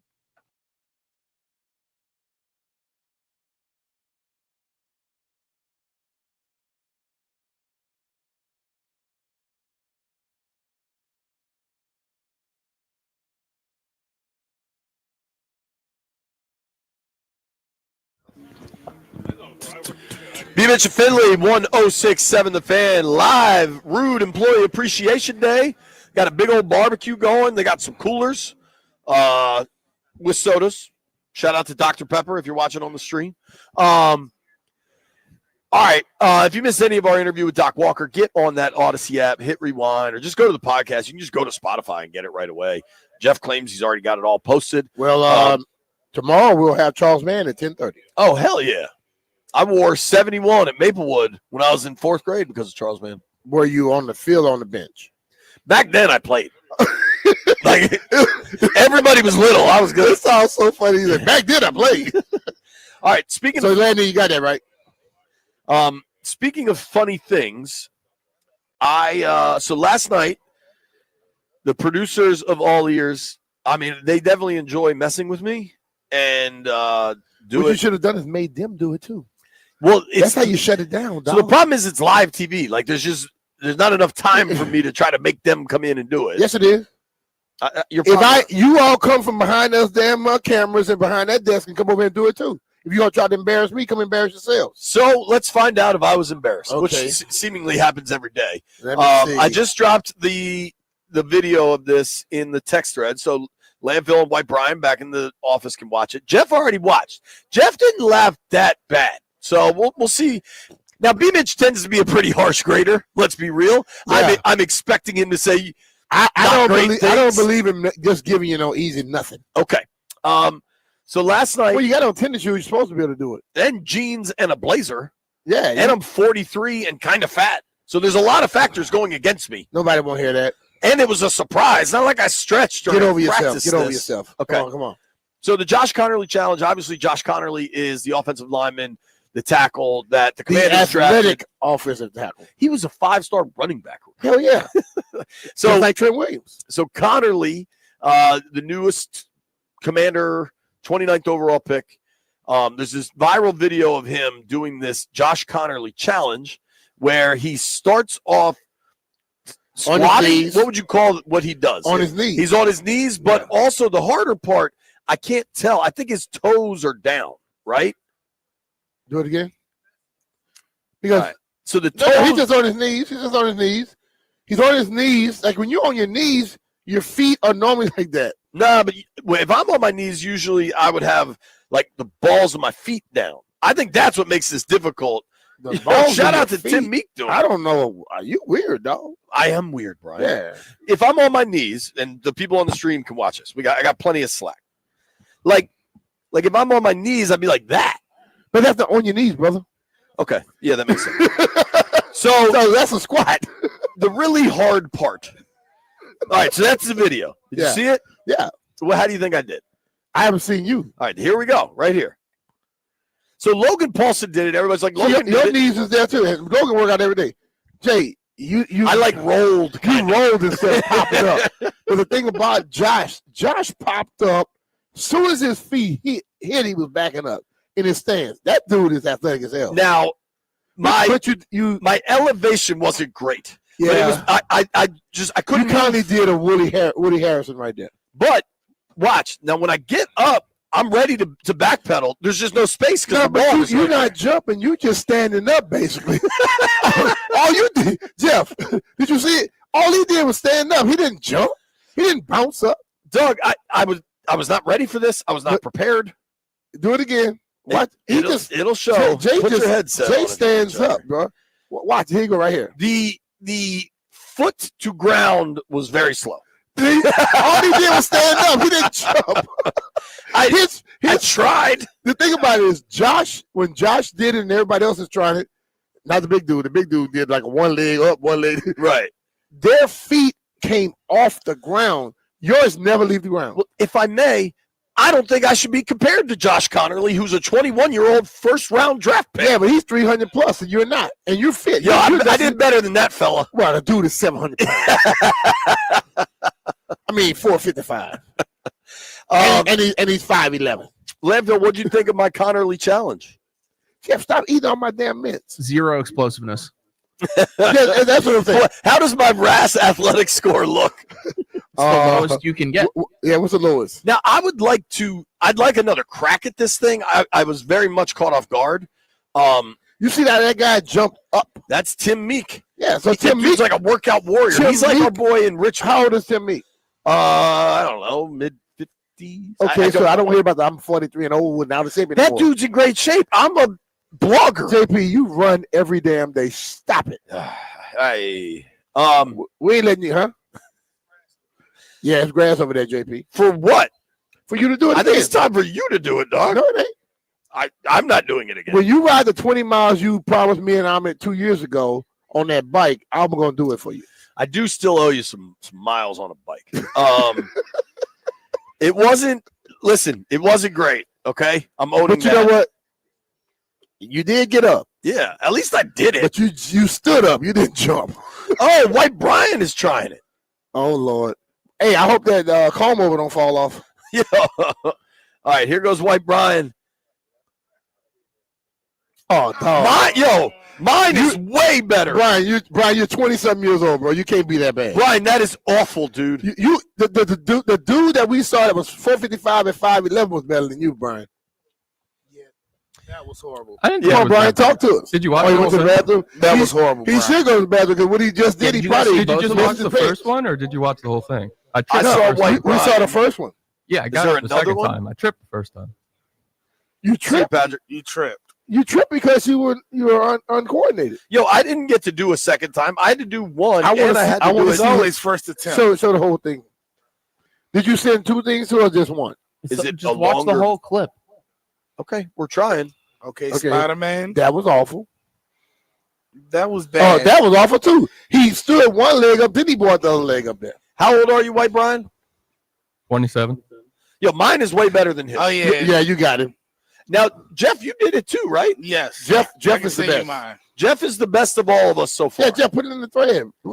So here's my scouting report of Jeff, because people have asked me. There used to be an athlete in there. I think Jeff was an athlete, and now no, he's still an athlete. You just got to get rid of that other stuff I around. gotta get rid of that fluff.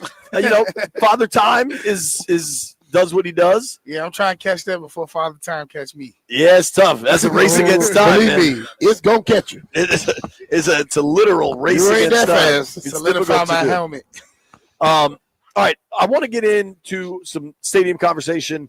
We got Smokin' Al Koken joining us at noon. We're going to hear from Jaylen Lane a little later. But B, it's an interesting conversation that I think I am not sure many people would answer this. If I ask you, would you rather have a Super Bowl win or a new stadium? To me, that is an easy answer. Super Bowl win. It's Super Bowl win all day. Because you get a Super Bowl win, you go get a new stadium. If you want to go win a Super Bowl like this year, nobody's complaining about anything when it comes down to it. Dude, now, if you ask me anything else, getting to a Super Bowl, like an NFC championship, or even last year, getting to the NFC title game, the answer to all of that is no. I'd rather have a new stadium. But flags fly forever, man. Yeah. You get a Super Bowl, that's another Lombardi in the case. Success makes people opinions change. When I went to college, the then Redskins had 3 Super Bowls and the Giants only had 2. And I went to University of Maryland where everybody's from Jersey or New York.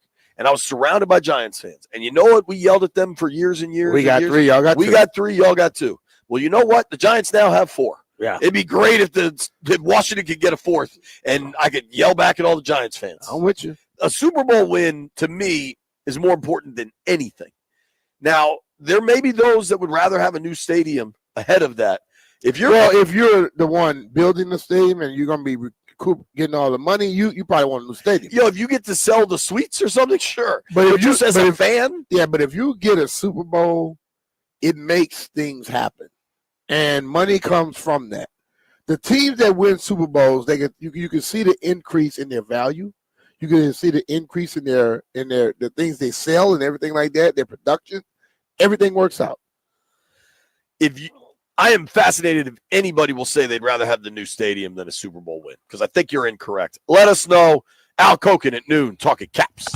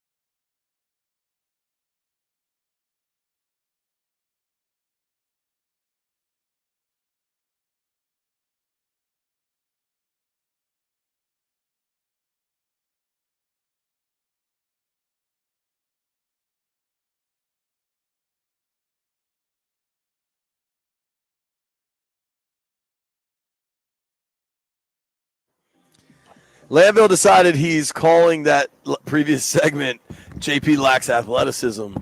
No. Explosive athleticism. Athletic explosiveness. Yeah. I have a good vertical. I have a legit good vertical for a 43-year-old white dude. What is your vertical? I don't know, but it's good. Well, if you don't know what your vertical is, it's not that good, Jay. Watch out, AD. There's a lot of stuff here. Please don't fall. I got to explain that to you. I got enough slack for a vertical jump? No. Yeah. It ain't going this side. Take it off, though. I'll take it off. No, I got it. We got Actually, I might not. Raise your hand up first. Now jump. Dude, that's about 16. I'm 43 years old. Well, when I said you did a Woody Harrelson earlier, that's what I was trying to say. White men can't jump. All right, maybe I do lack athletic explosiveness. That wasn't explosive right there, bro. I haven't stretched. You always say you're taller than me, but you couldn't touch that door. When I was like in shape, I could touch the rim. Oh, you're awful. Yo, Heavy Metal Chris is like 3 inches taller than me. I got higher He than didn't him. touch it. Nah, you're awful, dog. Dude, you'll hear when we talk to Jaylen Lane, that's coming up at 12:30, the Commanders' new rookie wide receiver. See, Jeff's just going to prove there's an athlete in there somewhere. Come on, Jeffrey. Yeah. Hey, if Jeff... Damn, that was gross, dude. Don't do that Jeff made sure he touched it. Jeff was like, if I miss this, that'd be tough. I will not live this down. Jeff's also... Don't try. Don't try. Jeff's also a couple inches taller than me. Don't worry. You're about 5 inches from it. You all right. Yeah, that didn't go as well as I hoped. Landville, it was your topic, so I will ask you the question. Would you rather have a new stadium than a Super Bowl win? I don't even think. No, I would definitely rather have a Super stadium Bowl. Person. No, Right. I would definitely rather have a Super Bowl. What about Super Bowl appearance or new stadium? Oh, I'd definitely rather have the Super Bowl appearance. I mean, let's be See, real. I go new stadium then. But see, that's the whole thing about it. You can't be trying to make you're trying to justify a reason. If you make it to the Super Bowl, you still make money. And if you make it to the Super Bowl, let's be real, the Super Bowl, the damn stadium is coming. Like you said, politicians like to take pictures. If the guy was a Super Bowl contender or champion, they want to take a picture with you, right? Right. But like the Eagles just won a Super Bowl. They're not going to get a new stadium because they have a dope stadium. No. They have a stadium right now. Right. But if you're looking for one and you win it, now all of the positivity and all the accolades and all the stuff that's coming with you, that will get you where you want to go. But they don't have to. They got one. Right. What in this situation right now, things need to be done before that happens. But if they were to go win the Super Bowl, I want to see the person that's going to stand up and say, "No, we don't want them to come here." Oh, I mean, the people will come in, grab them, drag them out their office, and drive their asses out of town. Honestly, I wonder, like, from a DC government standpoint, this is awful timing for the stadium because the bond rating got downgraded. You're losing all these federal government jobs. Congress went after DC's budget. Like, there's a lot of stuff that is really unfortunate timing. But from a football perspective, which for all the critics and local media I'm amassing, let me point out that I'm a football reporter. My job isn't to know how bonds get issued. I could throw something out there and just say this, though. If you are losing money, don't you want somebody to come into your area and start investing money? Listen. I majored in chemical engineering and I transferred over to business. One thing I learned in all of that stuff is when somebody's not giving you dollars and yours is starting to dwindle, you want somebody to roll in and bring some more, right? Right. So right now, what you're not getting, somebody else want to roll in and help out. On top of that, those that have messed with you gave you the permission with kind of an addendum. Right. So you might want to not mess with them as well. That to me, above, there's a lot of factors. I know business. I know relationship. And I also understand when people do stuff with little extra addendums around it, They're telling you what you need to do, not what they would like for you to do. Yeah, I tend to agree with you on that, B. Like the thought that people can I just the Senate gave you this opportunity at the last minute on the last day, and you really think you get to pick and choose what goes in there? I tend to disagree with that, but we'll all find out together. I think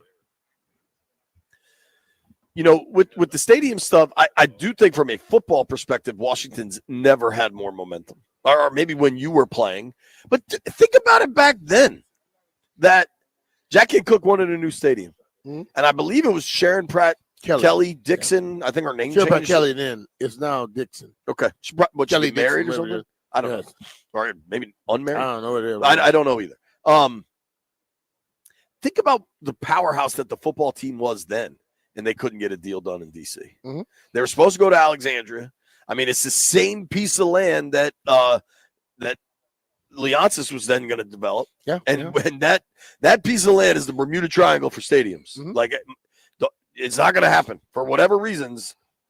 The state politics of Virginia seem far more complicated than people expect. But Washington with Jaden Daniels, Adam Peters, Dan Quinn coming off an NFC title game, like the momentum from a football perspective is so significant here. But I don't think I really think the momentum from the football perspective is less than the actual vote of those 100 people who can make your life miserable. Yeah. I think that right there, when 100 people that don't ever agree upon nothing, they don't agree upon the same time to wake up, show up to work, go to the bathroom, whatever, but they all agreed upon this. Those 100 people are telling you, you need to do this way, because they also understand when you tell people we're going to the nation's capital to do something, the meaning of it overall over everything else and anything else outside of it. So we can sit up here, we can play this game, but I watched it. Listen, I grew up in the most corrupt state when it comes to politicians ever created, Louisiana. Okay, our governor was getting people dropping off bags of money in trash cans to make sure all those 7 casinos down there now, it happened up. That's crazy. But it was when the Long family, where the hospital was named after, that was way back when I was a young kid. And you know what happens? When they really start getting involved, what they decide is going to be what happens. And we can say what we want about all, and I'm not calling the people corrupt, but I know one thing. Things happen in politics. Okay? And when the politicians, the real ones, tell you how it's going to be, it's normally going to be like that.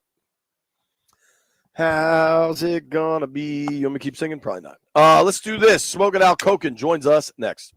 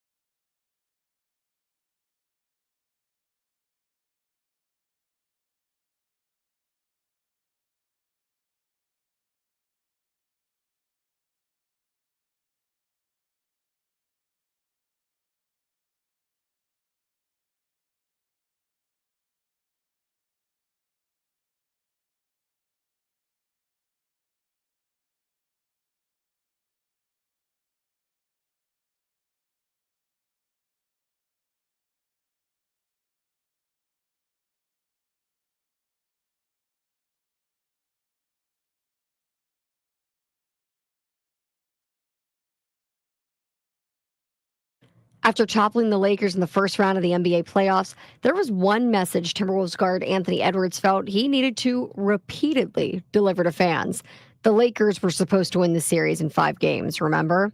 Edwards mocked everyone who picked against the Timberwolves in the first round by riffing on the Lakers in 5 meme.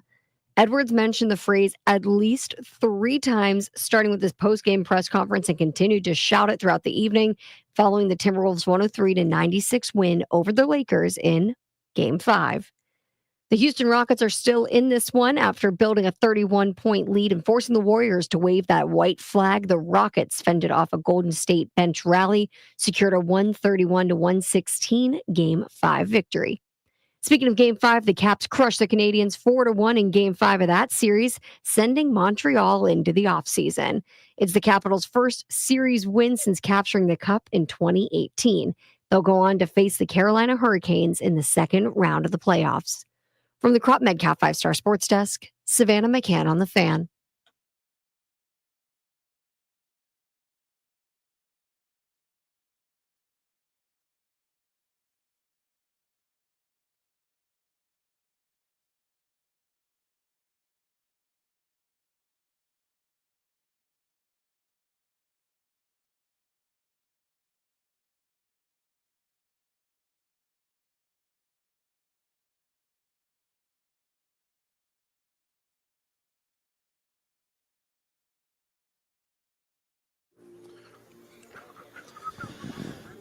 High noon in the District of Columbia, points north, south, east, and west. B-Mitch at Finley, live at the Rude Employee Appreciation Day. Ribs are coming out of the smoker. It's going to be a good time out here, man. Beautiful day outside, too. I mean, seriously, couldn't get a nicer day. We're going to be joined by Smokin' Al Koken here in just a few minutes. Smoke was obviously part of the monumental coverage last night. Caps Game 5 win over the Montreal Canadiens, the Habs. I just got these odds sent to me. Who do you think's the favorite in this series, B? Washington does have home ice advantage. They get, if it goes 7, they get 4 games at home. We're going to talk to Al Koken right now. Maybe he could tell us. We're going to get back to the odds in a minute, but Al Koken joins us via the Rude Guest Hotline. Smoke, how are you, sir? What a win last night. That was really great, JP. It was, I think, something they absolutely needed. Look, they could have gone back to Montreal and won Game 6. They could have come home and won Game 7. But I think collectively, a little time off will help. But I think more importantly, for the confidence of this group, getting that job done in 5 games the way Florida did it in their series and the way Carolina did it in theirs was pretty important. Al, last night I was there and I said and I watched them. And I think that's some of the best hockey they played in a long time, where they were fast, they were heavy. I mean, they played great defense, and then Thompson was unbelievable. Do you agree? Yeah, wholeheartedly. They talked about it before the game that they needed to play their best game of the series. I still think, B, there's another level they can get to, tighten up a few things. I mean, early on, that they had a few too many turnovers that made Logan Thompson have to jump into the game pretty quickly. But I agree. You could also see, too, that this Montreal team has got a lot of really good young talent, but one of the strengths of this Capital team all year long, and they're going to need it because they're playing a very similar team in this regard in the next round, Carolina. The Capitals have 4 lines they can count on. You saw last night at one point, Martin St. Louis took Nick Suzuki off his number 1 line to put him with 2 other players to try and create a second line. And one of the things, as I said, the Capitals have is 4 lines that you can get out there. So Carolina plays 4 lines. You're going to need 4 lines. And I think you saw it last night where when you get that rotation going, when you get everybody involved in the game, you can see where the Capitals' strengths really lie. And it came to the forefront last night. Well, you talk about going 4 lines deep. Getting Protas back certainly helps with that. What did you think? I mean, just the size of that dude on the ice stands out. But what did you think of his return, and how important is that, especially for this next round? It's huge, JP. Right off the bat, you watch the first 4 games, and the Caps did a number of good things. But when he comes in that lineup, that reach of his, when he, on skates, 6'6", that long stick, and then I've always marveled watching the vantage point I have, a great spot there in the Zamboni corner. And it's always fascinating to watch defensemen on other teams that haven't played Protas. They think they've got a little time to make a play, and then suddenly, I think somebody kind of referred to it like Inspector Gadget. This thing comes shooting out there, and that stick and that long reach, and it pokes the puck free. And he's so good at creating those turnovers. And once he creates the turnovers, he's got the skill to do something with it and the size to hold on to it. So bringing him back into that series, getting him a game before he's got to face a very tough Carolina team, I think was really huge for the Capitals. To be honest with you, I was a little surprised at how many minutes he played, but it was good to get him back into action, and it's going to be a real valuable addition. I don't know if he stays on that line with Dowd and Duhaime. Maybe that's how they start the series and see what happens, but just having him back there gives them another weapon that was missing in those first 4 games. Thompson, though, his game last night, man, they tried to press a little bit. The Canadians did, but he just erased all of that. That's what you need this time of year, right? I mean, a goaltender can cover up for a number of different mistakes, and particularly keep a team in it early. I think at one point I look up at the shot clock. I think it was like 8-1 shots on goal for the Montreal Canadiens, and some of those 8 shots were high quality scoring chances. So Thompson kept them in early before they found their stride. Obviously, the Ovechkin goal really got things going, but absolutely, B. I mean, whether it's the start of the game to keep them in it or whether it's late in the game to protect that lead, that, goaltending this time of year is magnified. It's such an important position to begin with, but this time of year, you really start to see the difference between elite goaltending and just good goaltending. And to go as far as you need to go, you've got to have elite goaltending. And right now, Logan Thompson is showing you he's capable of doing that. Now, as I said, it's a different animal that they're facing in Carolina. Not only are they a 4-line team, but they're a high-volume shot team. They want to shoot from everywhere. They're looking for, deflections, traffic. They're looking for those screens from the point. All those things are going to come into play here. So you're going to see a kind of a different style of play, a different type of team that they're going to face with Carolina. So that's why I think, knowing that Logan Thompson's got everything kind of ramped up, he's going to see more volume of shots too. And that's going to be very, very important for the Capitals now that he's going to be able to take that next step with a different style of team he's facing. Talking with our friend Al Koken, Smoking Al Koken. You can follow him on X at Real Smoking Al. Of course, Al joins us via the Rude Guest Hotline. You can watch all of his work covering the Capitals on Monumental Sports Network, all the interviews, all that stuff down on the ice. Smoke, specifically with Thompson, it was only 2 games ago. The end of Game 3, he had to be helped off the ice, and it looked like I was worried it was another head injury after what he dealt with at the end of the regular season. There was a lot of speculation that it was a knee or something. He was back in Game 4. Played. I mean, the glove save he made last night, late in the third, was incredible. What exactly happened with Logan, and how tough must this guy be? I mean, all these guys, but specifically for a goalie like that. Yeah, well, I was sharing your concern on either injury, and the way he was being helped off the ice made me think it's a lower leg injury, it's a knee injury, something like that, because it looked like he couldn't put any weight on it. I guess as it turned out, he did admit that he got dinged, but I think it was more about he was a little wobbly. So that's why he needed help off the ice, as opposed to I can't put any weight on my leg. And that once that was kind of solved, and then when I saw the next day, he was at their practice. Now he didn't get on the ice, but seeing him at practice, getting treatment, things like that, said to me, if this was another concussion, they would have kept him away from everybody. Keep him in your room, keep him in the dark. As B knows, these concussions come in so many different. The symptoms come in so many different ways, but a lot of it has to do with vision and light and dizziness and things like that. The fact he was up and walking around with no limp gave me encouragement there, and just seeing him said to me that it wasn't going to be that serious. Because I think he did miss some time, earlier where he wasn't around the team, wasn't on the ice. And that's when I saw him the next day. I was like, man, That's a good sign, although I have to admit, I wasn't 100% sure he was going to be able to go in the next game. And as it turned out, he was able to, and it made a huge, huge difference in the result. Huge difference. Talking with Al Koken here.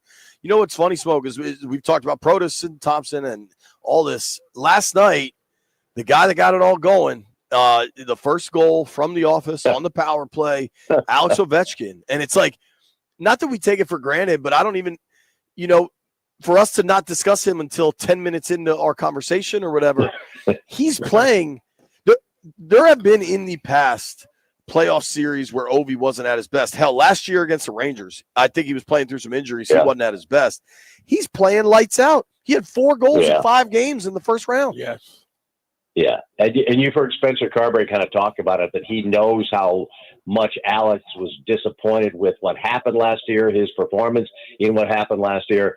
And I think that was something that Alex was bound and determined to make sure wasn't going to happen again this year. And, yeah, leading by example, I mean, that goal was so massive because it really revved the crowd up. It got his team going. I think it put a seed of doubt then in the Montreal Canadiens, because that was an instant. That wasn't like late in the power play you get some home. That was literally the first seconds of that power play, and I think that kind of told the Montreal Canadiens, hey, if you think you can kind of run around and be physical with us, guess again, because we're going to make you pay one way or the other. And having 4 goals now in 5 games to start the playoffs at 39 years old, that really bodes well. But you can see how last year bothered him, and he was making sure it wasn't going to continue this year, and leading by example in the same way that Tom Wilson has. I mean, both of those guys, when you think about the physicality that they've brought to this series to set the tone, you're going to have to do similar things. Try and do the same things if you can. As I said, Carolina's a little different team. They're faster. They really depend so much on their forecheck to get things going. You've got to do the same thing that you try to do with Montreal, though, which is spend more time in their defensive end and wear their D down. And that's where the size of Ovi, the hits he threw in game 1 to set the tone, had 7 hits in that game. That set the tone. He also scored, obviously, the overtime game. The goal he scored there, that set the tone. All those things really come through. Tom Wilson's going to have to kind of have that same impact on the series, because if you allow through the neutral zone against, with Montreal, if you allow through the neutral zone with speed for Carolina, you're in trouble. They've got to be able to contain that, and the best way to do that is make them pay at their own end, make them work defensively to keep you out of their net. Well, when you look at it, Al, in your time watching the NHL, Ovi's a goal scorer, but hell, he's hitting as many people as Tom is. No. I mean, yeah, and that's where by playing on teams, and you were a team leader in your own right. There are different ways to be a team leader. Some guys, when they speak up in the locker room, everybody gets quiet, and wow, that's a message from this guy. With Ovi, it's never about the verbal message. It's always about the physical message. If I'm doing this, you've got to do it as well. And when you're the captain of that team and you set the tone there, who's not going to follow? Who's not going to then go and say, well, if he's hitting everybody, I better go out there and do the same thing. That's what's been so great about him over the years. He has a knack for knowing what is needed and when.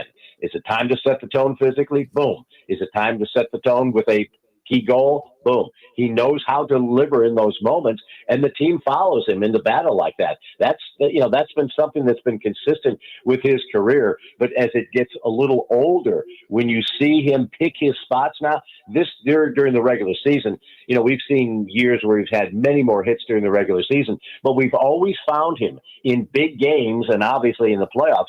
He knows when it's time to bring it. He knows when it's time to remind everybody, I still can get there at 235, 240 pounds and literally make you pay the price.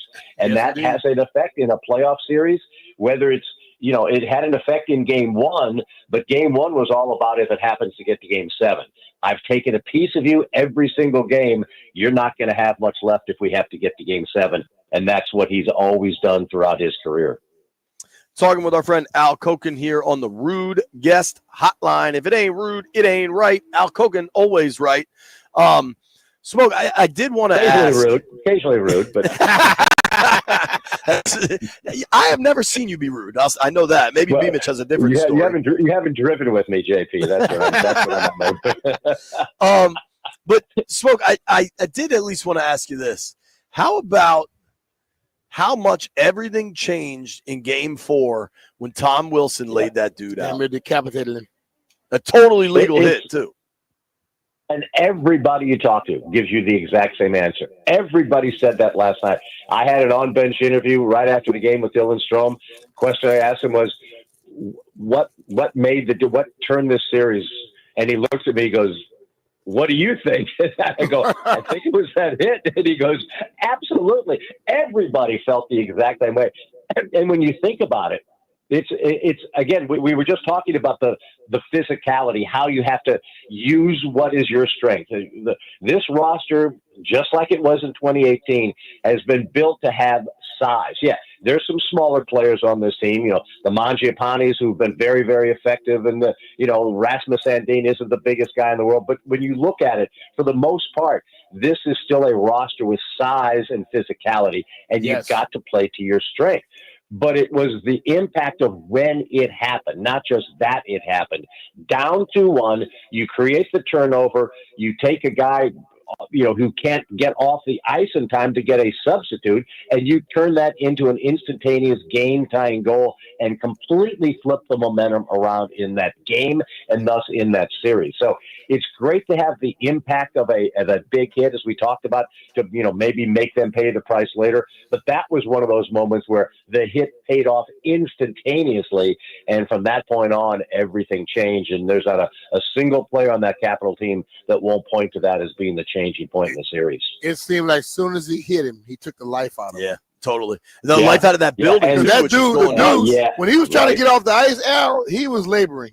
He was hurt. Oh, yeah. Yeah, and good for Carrier to come back last night, because there was a concern, because I think he missed practice the day before. So, good on him to come back. But there's no question that the impact of that, and what, how do you answer that? You could try and answer it on your own. They've got a guy in Josh Anderson who is kind of like, quote unquote, Tom Wilson light, but he's just a little agitated. He's not tough as Tom. Right, he's not the same player. I mean, you can think I'm going to go pay somebody else back, but Tom Wilson's impact is not just on the physical side of things. Look at all the big goals he scored. Look at the goal he scored last night. That power play to get it to 3-0. At 2-0, it's still very much of a game, and obviously at 3-0 when it became 3-1, it's still pretty much a game. But imagine if he hadn't scored that power play goal, and then they get that lucky break to make it a 2-1 hockey game. Then we're talking about a completely different animal. So what Tom Wilson does is just so unique. He's not just a one-dimensional player.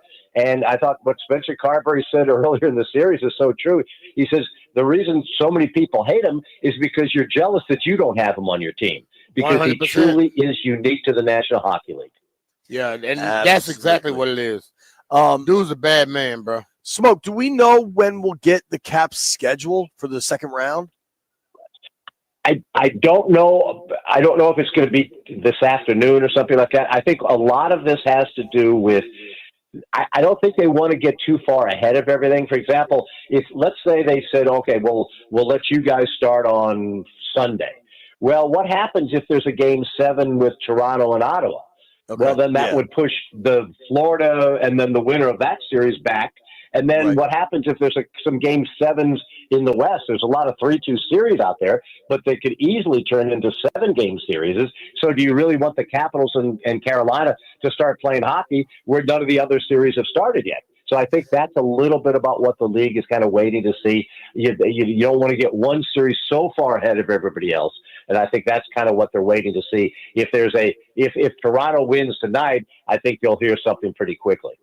Okay, gotcha. And then lastly, Smoke, just switching gears a hair, because I know how much sports in this city you have covered. I was just curious kind of what you thought by the Commanders' announcement of their intentions to move back to RFK. Delighted. I couldn't be happier. I understand there's a ton of obstacles, and I understand, politics is going to come into this. But as somebody who, when I first started working in this industry, working at Channel 5, working with the tremendous Bernie Smilovich, one of the things I got to do was go down and cover the Redskins at RFK.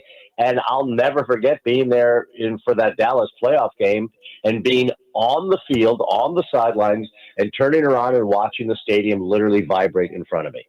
And the enthusiasm and the passion and knowing that it was in your hometown, not in a suburb, it was in Washington, D.C. That meant something. And I couldn't be happier that it looks like that franchise is coming back to Washington, D.C. It's tremendous, and I hope they can work all the little side angles out. Listen, I understand. I'm somebody who looks at it as saying, I knew what the Chinatown area was before Abe Poland, and to his credit, put a ton of his own money into it. I knew what that area was like. I know what it was like at Nats Park before Nats Park got there.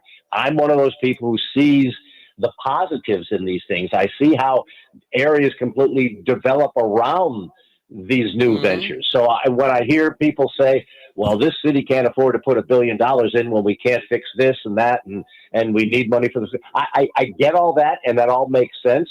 But I also see what happens when those same arguments were made about now Capital One and specifically about Nats Park. You and I were working with Coach Thompson, right? When we were going through all of this stuff about, we had politicians, how dare they? The schools need this. I get all of that. But when you look at what has transformed around Nats Park, you're telling me that the city hasn't benefited many, many times over from the money they laid out for Nats Park by what they've gotten back in the development and the tax revenue and everything else that goes around with it. I think it's going to be the same thing with the new stadium on the old RFK site. All right. Doc, that's Al. how. Jeez, Doc. Al, he called you Doc. I mean, he called you Doc. I was just looking at the show sheet. I'm sorry. If I'm compared to the great DOC, that's a compliment. You guys look a lot alike, so give me a break. I think B-Mitch and I are both choosing to look at this through an optimistic lens and with a growth mindset, and it seems like you're doing the same. Thank you for the time, man. I know you're swamped, and can't wait to watch the next game. Yeah, because this series is going to be as intense as this was. It's about to double up. So get ready, folks. It's going to be great. All right, brother. Absolutely. That is Real Smokin' Al Koken joining us on the Rude Guest Hotline. Give him a follow at Real Smokin' Al. When we come back, you get to hear from Commanders' fourth-round wide receiver, Jaylen Lane.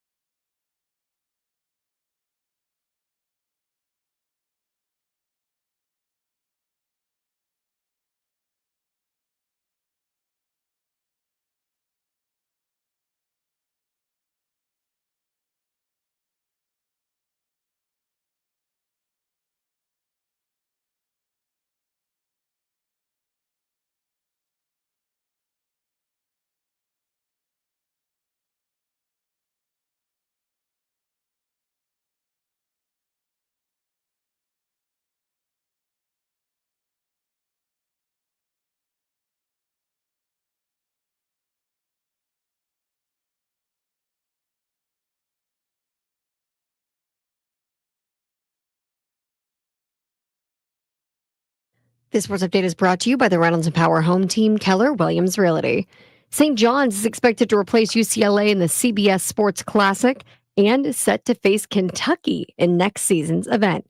Should St. John's and Kentucky face off as expected, it would put the Red Storm coach Rick Pitino against his former school and player in Wildcats coach Mark Pope.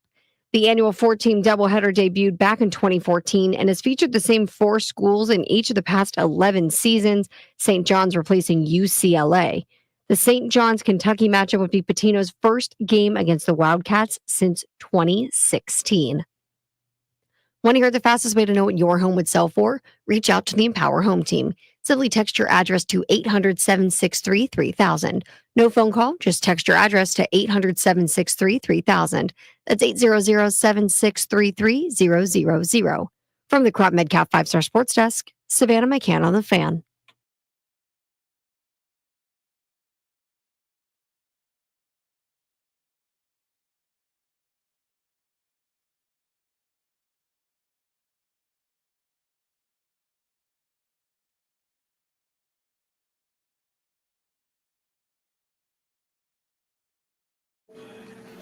Remember this song, B? I think this band was called Len. Is that right, Landfill? I don't remember that. Steal My Sunshine, right? L-A-T. It was kind of a banger when I was like high school, college-y. All right, one crazy thing just happened. We're live out at the Rude Employee Appreciation Day picnic. The barbecue has been served. Heavy Metal Chris has an astonishing amount of meat on his plate. Like, not that any of us are taking it easy on the meat, but Heavy Metal Chris loves meat. And we're right next to Andrews Air Force Base, or I guess it's now Joint Base Andrews, right? Yeah. And we heard this like, and this, I mean, that's got to be a transport plane, right? I mean, that joint, a C-17. I don't know what that means. This is the biggest plane I've ever seen, and I swear it was 100 yards over our heads. Yeah. And it was banking to see it like turning like that. You got to go land, bro. Hey, man, you got to land. Yeah. Speaking of land, let's go to Lane. Jaylen Lane was the Commanders' 4th-round pick, a wide receiver with serious speed, also punt return skills. I don't think he's just a straight 9-route guy. I think he can help you in the slot, running routes. You got to temper your expectations. I see some fans going nuts already. I had a great conversation with Jaylen Lane. I think you're going to enjoy it. Really appreciate getting to talk to one of the newest Commanders, Jaylen Lane. Jaylen, thanks for making time for us, dude. What was it like getting that phone call, finding out you're going to the NFL and you're going to play in Washington? Yeah, man, it was amazing. I was around, my close family, close friends and stuff like that. And, it's a call you always dream about. And, you always think about, dang, what am I going to say? What are they going to say? Who's going to be calling me? But it's just like, it's just one of those moments that you just try to cherish and, just be in the moment for. And it was definitely one of the greatest experiences I've had. I bet, man. I can only imagine. I'm curious. So you're from the Carolinas, and then you played college ball in Blacksburg, Virginia Tech. Now, none of that is D.C., right? But before the Panthers, there were a whole lot of Redskins fans down in the Carolinas. And then the Hokie crowd certainly intersects with the Commanders crowd. Have you ever been a fan of the burgundy and gold, or do you have any family or friends? I've never, growing up, I wasn't a fan, but I got a lot of family members that are fans, and a lot of people in Blacksburg I know are Washington fans. So, yeah, I got a lot of support for sure. That's great. That's great. And obviously you returned punts in college at a really good level. About 10 yards a return, is that right? Yeah, I think it's about right there, yeah. Pretty good, dude. Is that a job you're excited for on the next level? Oh, yeah, most definitely. Punt returning, I feel like it's a great asset that I bring to the table, and, I'm ready to, make some plays in that burgundy and gold. I don't know if you saw the video. After they put the pick in and they got you, Commander Special Teams coach Larry Izzo, they posted a video where he was very visibly fired up. He was very excited, I think. Did you and Izzo talk in this process at all? Do you know him? I haven't met him yet. I talked to, obviously, Coach Ingram, Coach Coleman, and things like that. But I haven't met him yet. I'm excited to meet him, and but yeah, I'm glad he was excited to get me. That makes me feel good. How would you describe your game? Yeah, I feel like I'm very versatile. I'm a yards after the catch kind of guy. I'm also a vertical threat, I feel like. And, I just feel like I'm a very dynamic and explosive. Get the ball in my hands. The first man, I'm going to guarantee to make him miss. And after that, I'm going to get busy. So that's kind of how I describe me. Do you, as a receiver, do you like working out of the slot? Do you like being on the outside? Do you have a preference? Honestly, both. Like, Virginia Tech, I played mostly slot. But before I transferred there at Middle Tennessee, I play mostly outside, so I'm very comfortable at either, and I'm excited to see where I fit in the offense. Well, I think a big part of why Washington, since Adam Peters has taken over the front office, they really seem to lean into athletic scores. Your athletic scores are just nuts, frankly. I mean, a 40-inch vert with a 4.3 speed. And the burst and the 10-yard and the shot, all of it is nuts. What age, how old were you when you realized, like, all right, I'm the best athlete in gym class, or I'm the best athlete in middle school? Like, how did that happen? I don't know. I feel like, I played baseball growing up, and, I was always the fastest one on the team. I always bat first, or I get on base and just steal. And then, I get to high school. I was kind of smaller than everybody else. I'm like, dang, I'm smaller than everybody. I got to be faster. So, I started running track, got faster. And then probably by my senior year, that's when I realized of high school, I was like, oh yeah, I'm a pretty good athlete. I was kind of coming into my body finally a little bit, and I was just faster and just more explosive. So that's kind of when it set in for me. When you were playing baseball, are we talking little league, like middle school, high school? What are we talking here? I stopped playing when I got to high school. So I played that was the first sport I played at 3-4 years old, like T-ball, and then up till 8th grade. So you're on the base path. Did you ever get thrown out trying to steal? I'm not gonna lie, I don't recall. I don't have any memories in my mind. I can't imagine a 7th grade catcher can throw you out with the skill you have. I don't think so. So you're listed at 5'10". I don't know if you take issue with that or if that sounds correct. Can you dunk? Oh yeah, I can dunk all vert, just standing there.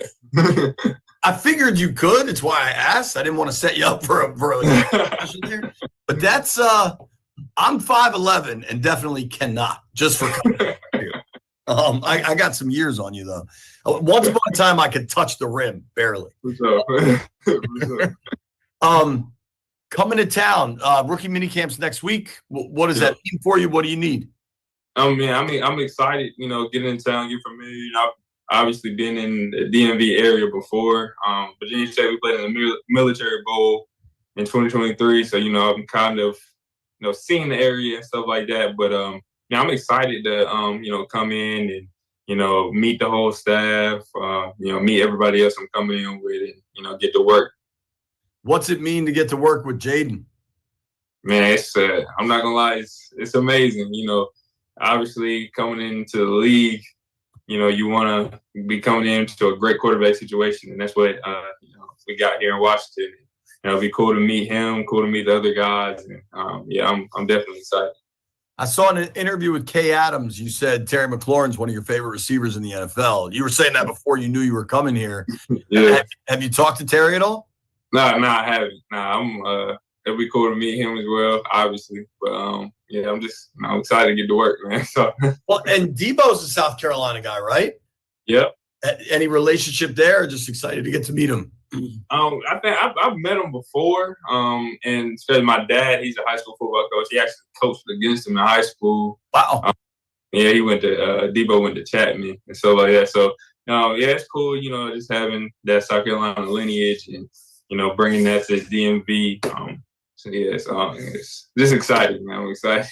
I bet. My South Carolina lineage, I have an aunt and a bunch of cousins in North Myrtle Beach. I like to go to this restaurant called Crab Catchers where they have fried corn. You ever had fried corn? Yeah, I have. I love It's practice. banging. Yeah. Where did you go? Where does your pop coach? He's coaching at West Side in Anderson right now.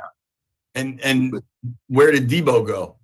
He went to Chapman. But when my pops, when he coached against him, he was at Woodrow. My pops, he's coached at about 5 different schools, I believe, just over the last 20 years. So, yeah. What's it like to grow up with your dad as a football coach? Honestly, I feel like it's been amazing. Obviously, like growing up, I was just immersed in the game at a young age, being around them. I remember, just being with them in meetings. I'm like 6, 7 years old, not knowing really what's going on, but just being around the game. And, he's coached me in high school, which, looking back, I'm so glad he did because he was easily the hardest coach I've ever had on me just because, he wanted to make sure that, everything I got, I earned. People are going to say, you're only getting targets to your dad's the coach, this and that. But, he told me the other week, he said, they definitely can't say that anymore. So, yeah. I think you've proven that false, certainly. Last thing, just, Jaden Daniels, Terry, Debo, there's all this really cool. Zach Ertz, I don't know, you'll get to meet him. Yeah. Have you, since you've been drafted, have you started watching this offense, or do they send you a playbook, any of that? Like, how do you start to immerse yourself in what Washington does? It's funny, I this past season, this is I always watch the NFL, but last season, I was really watching pretty much every Sunday just because, I'm like, this is where I'm, in a year's time, I want to be on this field. And, I probably watch the Commanders almost every week just because, they're a really good team. I want to watch really good teams and just seeing them play. And, yeah, they're going, they're sending me my iPad so I can go and get started and things like that. Know where to hop on Zoom meetings and stuff. But, yeah, I'm just really excited, man. And, excited to play in this offense, excited to play for this team and, put on for the DMV, put on for Washington. That's awesome, man. Hey, Jaylen, thank you for the time, man. I really enjoyed speaking with you, and I'll introduce myself next week in person at rookie camp. Let's do it. Appreciate you. Thanks very much, Jaylen. Take care, man. You too. Thank you to Jaylen Lane for giving us some time. Impressive young man. Obviously, you got to see what happens on the field. Yeah. Nobody knows anything yet, but you can't help but feel that the human that Peters and Quinn seek out, where they earned everything. They're not scared of competition.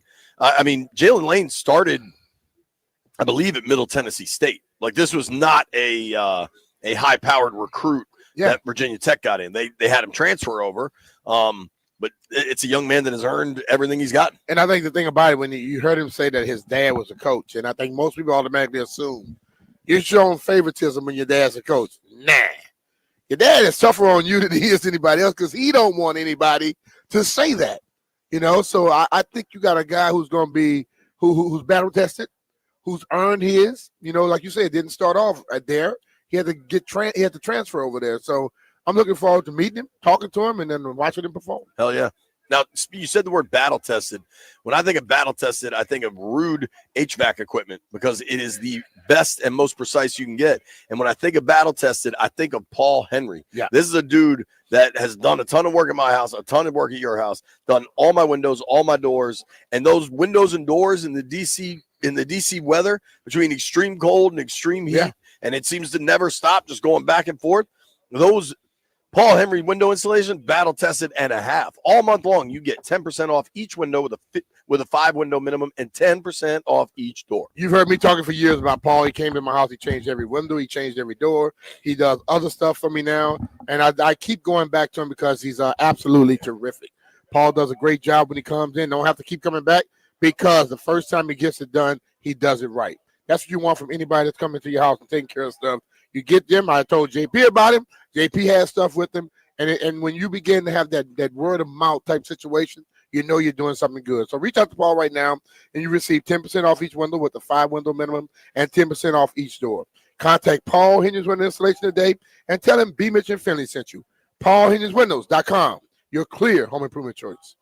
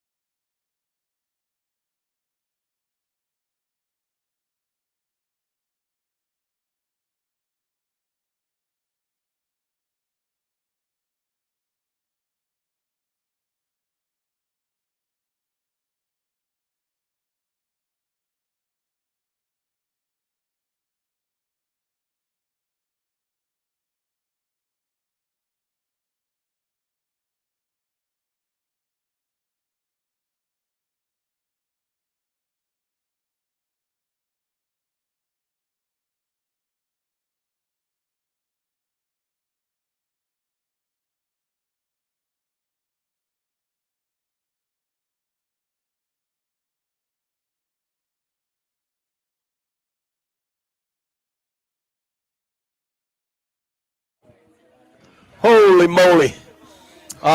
Two really good conversations here in the last hour. If you missed any of our talk with Al Koken, get on the podcast. You can hit it on Spotify, Apple Podcasts, wherever you get your podcasts. And then got to talk to Jaylen Lane, Commanders' 4th-round rookie wide receiver. I'm impressed by that kid. Me too, man. I had the same feeling. And I kind of be with their draft picks and even the guys they signed, but definitely the draft picks because they're coming in young and new to this. Yeah. I've entered a place where I kind of expect to be impressed, if that makes sense. Yeah. They obviously the most important is football ability and then athleticism, but the human matters a lot to these guys. Well, I try to, when we start talking about this a lot of times where, people always talking about how young athletes are and all that, I always tell you the athlete has been through more experiences than the average person. So I expect them to be mature. I expect them to have a better understanding of things because what happens is when you're a very good athlete, you get invited into arenas that you don't ordinarily get invited to. And I would think that those people pick up on the stuff that they've gone through because most athletes want to learn. They want to be coached, and they are coachable. So when I hear guys like a Jaylen Lane, like Jaden Daniels last year, I expect it. But then I'm super impressed when I see that they do things without the guidance. You know what I'm saying? Sure. That impresses me even more. And I was thoroughly impressed by that kid, as I am about Jaden. And I don't make excuses for young guys. Not when you're an athlete, because you are ending up at banquets and things and around people that are normally very, very successful. Yeah. And if you don't pick up something from those people, that's your damn fault. Sure. I can tell you this. When I was younger, my dad told me one day, I came back from an event. He was like, what did you learn? And I'm like, what you mean? He said, I can't teach you everything. A lot of these people you're going around know more than I do. He says, so absorb something from everybody you meet. And I'm impressed to see young guys getting that. That is great advice. Yeah. While we're talking about the rookies, I think this is Matt Miller. I don't know. It's from ESPN.com. Listed the top 100 picks from the draft. Okay. Now their premise is not like, one was Cam Ward, 2 was Travis Hunter, 3 was Abdul Carter. They're saying the top value picks for where you drafted a guy. So number 1, they have the Bears getting Luther Burden, receiver out of Mizzou, in the 2nd round. And so it's kind of like that. He's got all the tools. There's questions about off-field stuff, and you know what? The questions will get answered. Yeah. We'll find out together. Yeah. Unfortunately, the Eagles getting Jahad Campbell at 31 is on here. Maya was impressed with him. Maya was at the rookie symposium. Yeah. And she was like, "Oh, Jahad got drafted by the Eagles." She really like. If my daughter likes somebody, they were very impressive because she don't like rude ass people. And if they have to be yes ma'am, no ma'am. Like she'll tell them, I'm not older than you, but she's impressed by people that have manners. I know Saban's not there anymore, but Bama typically gets good kids that are incredible football players. Keep scrolling down the list, though, and I wanted to point this out.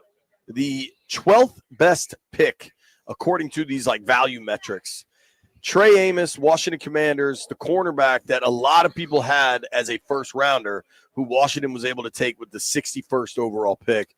I'm reading now from – I'm reading now from ESPN.com.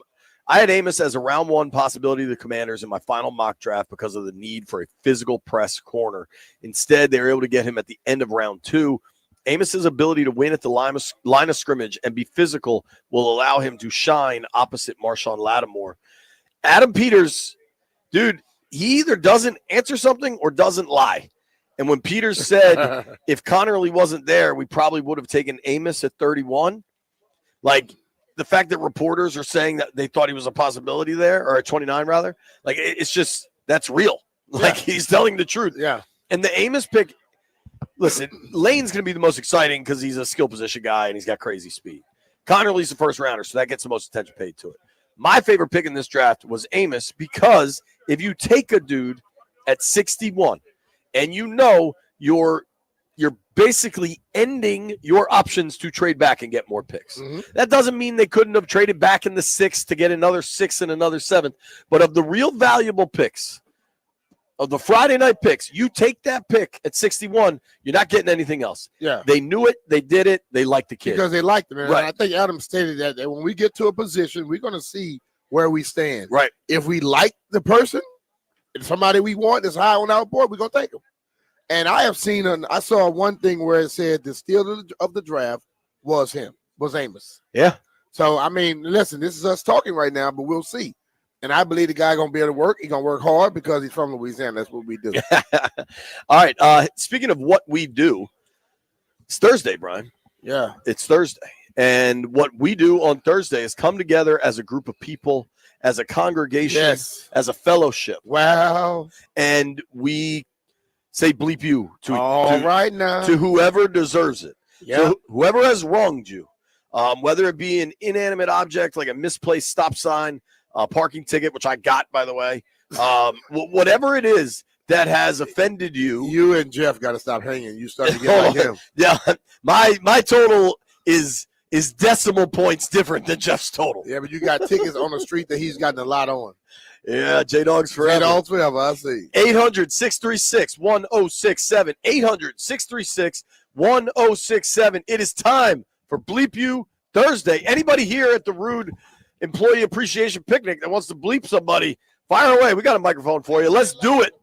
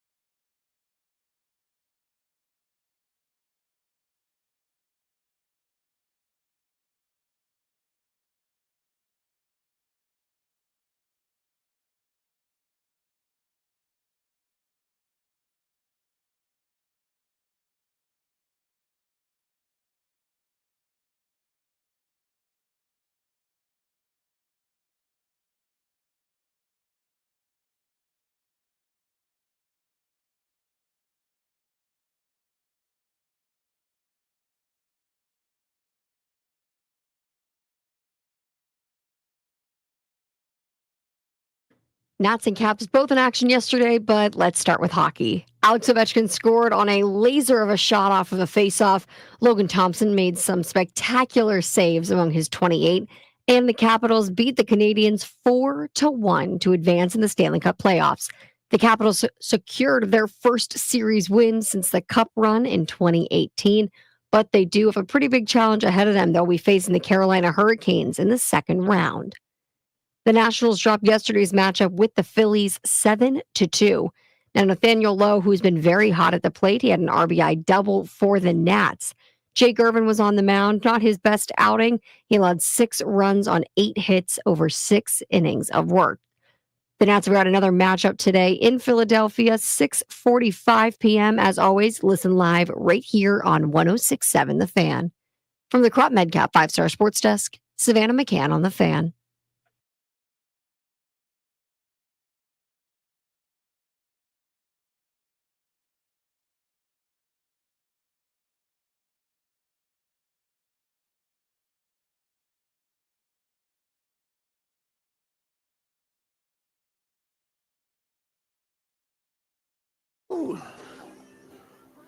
It wasn't enough. Forget who, get her to. I was richer.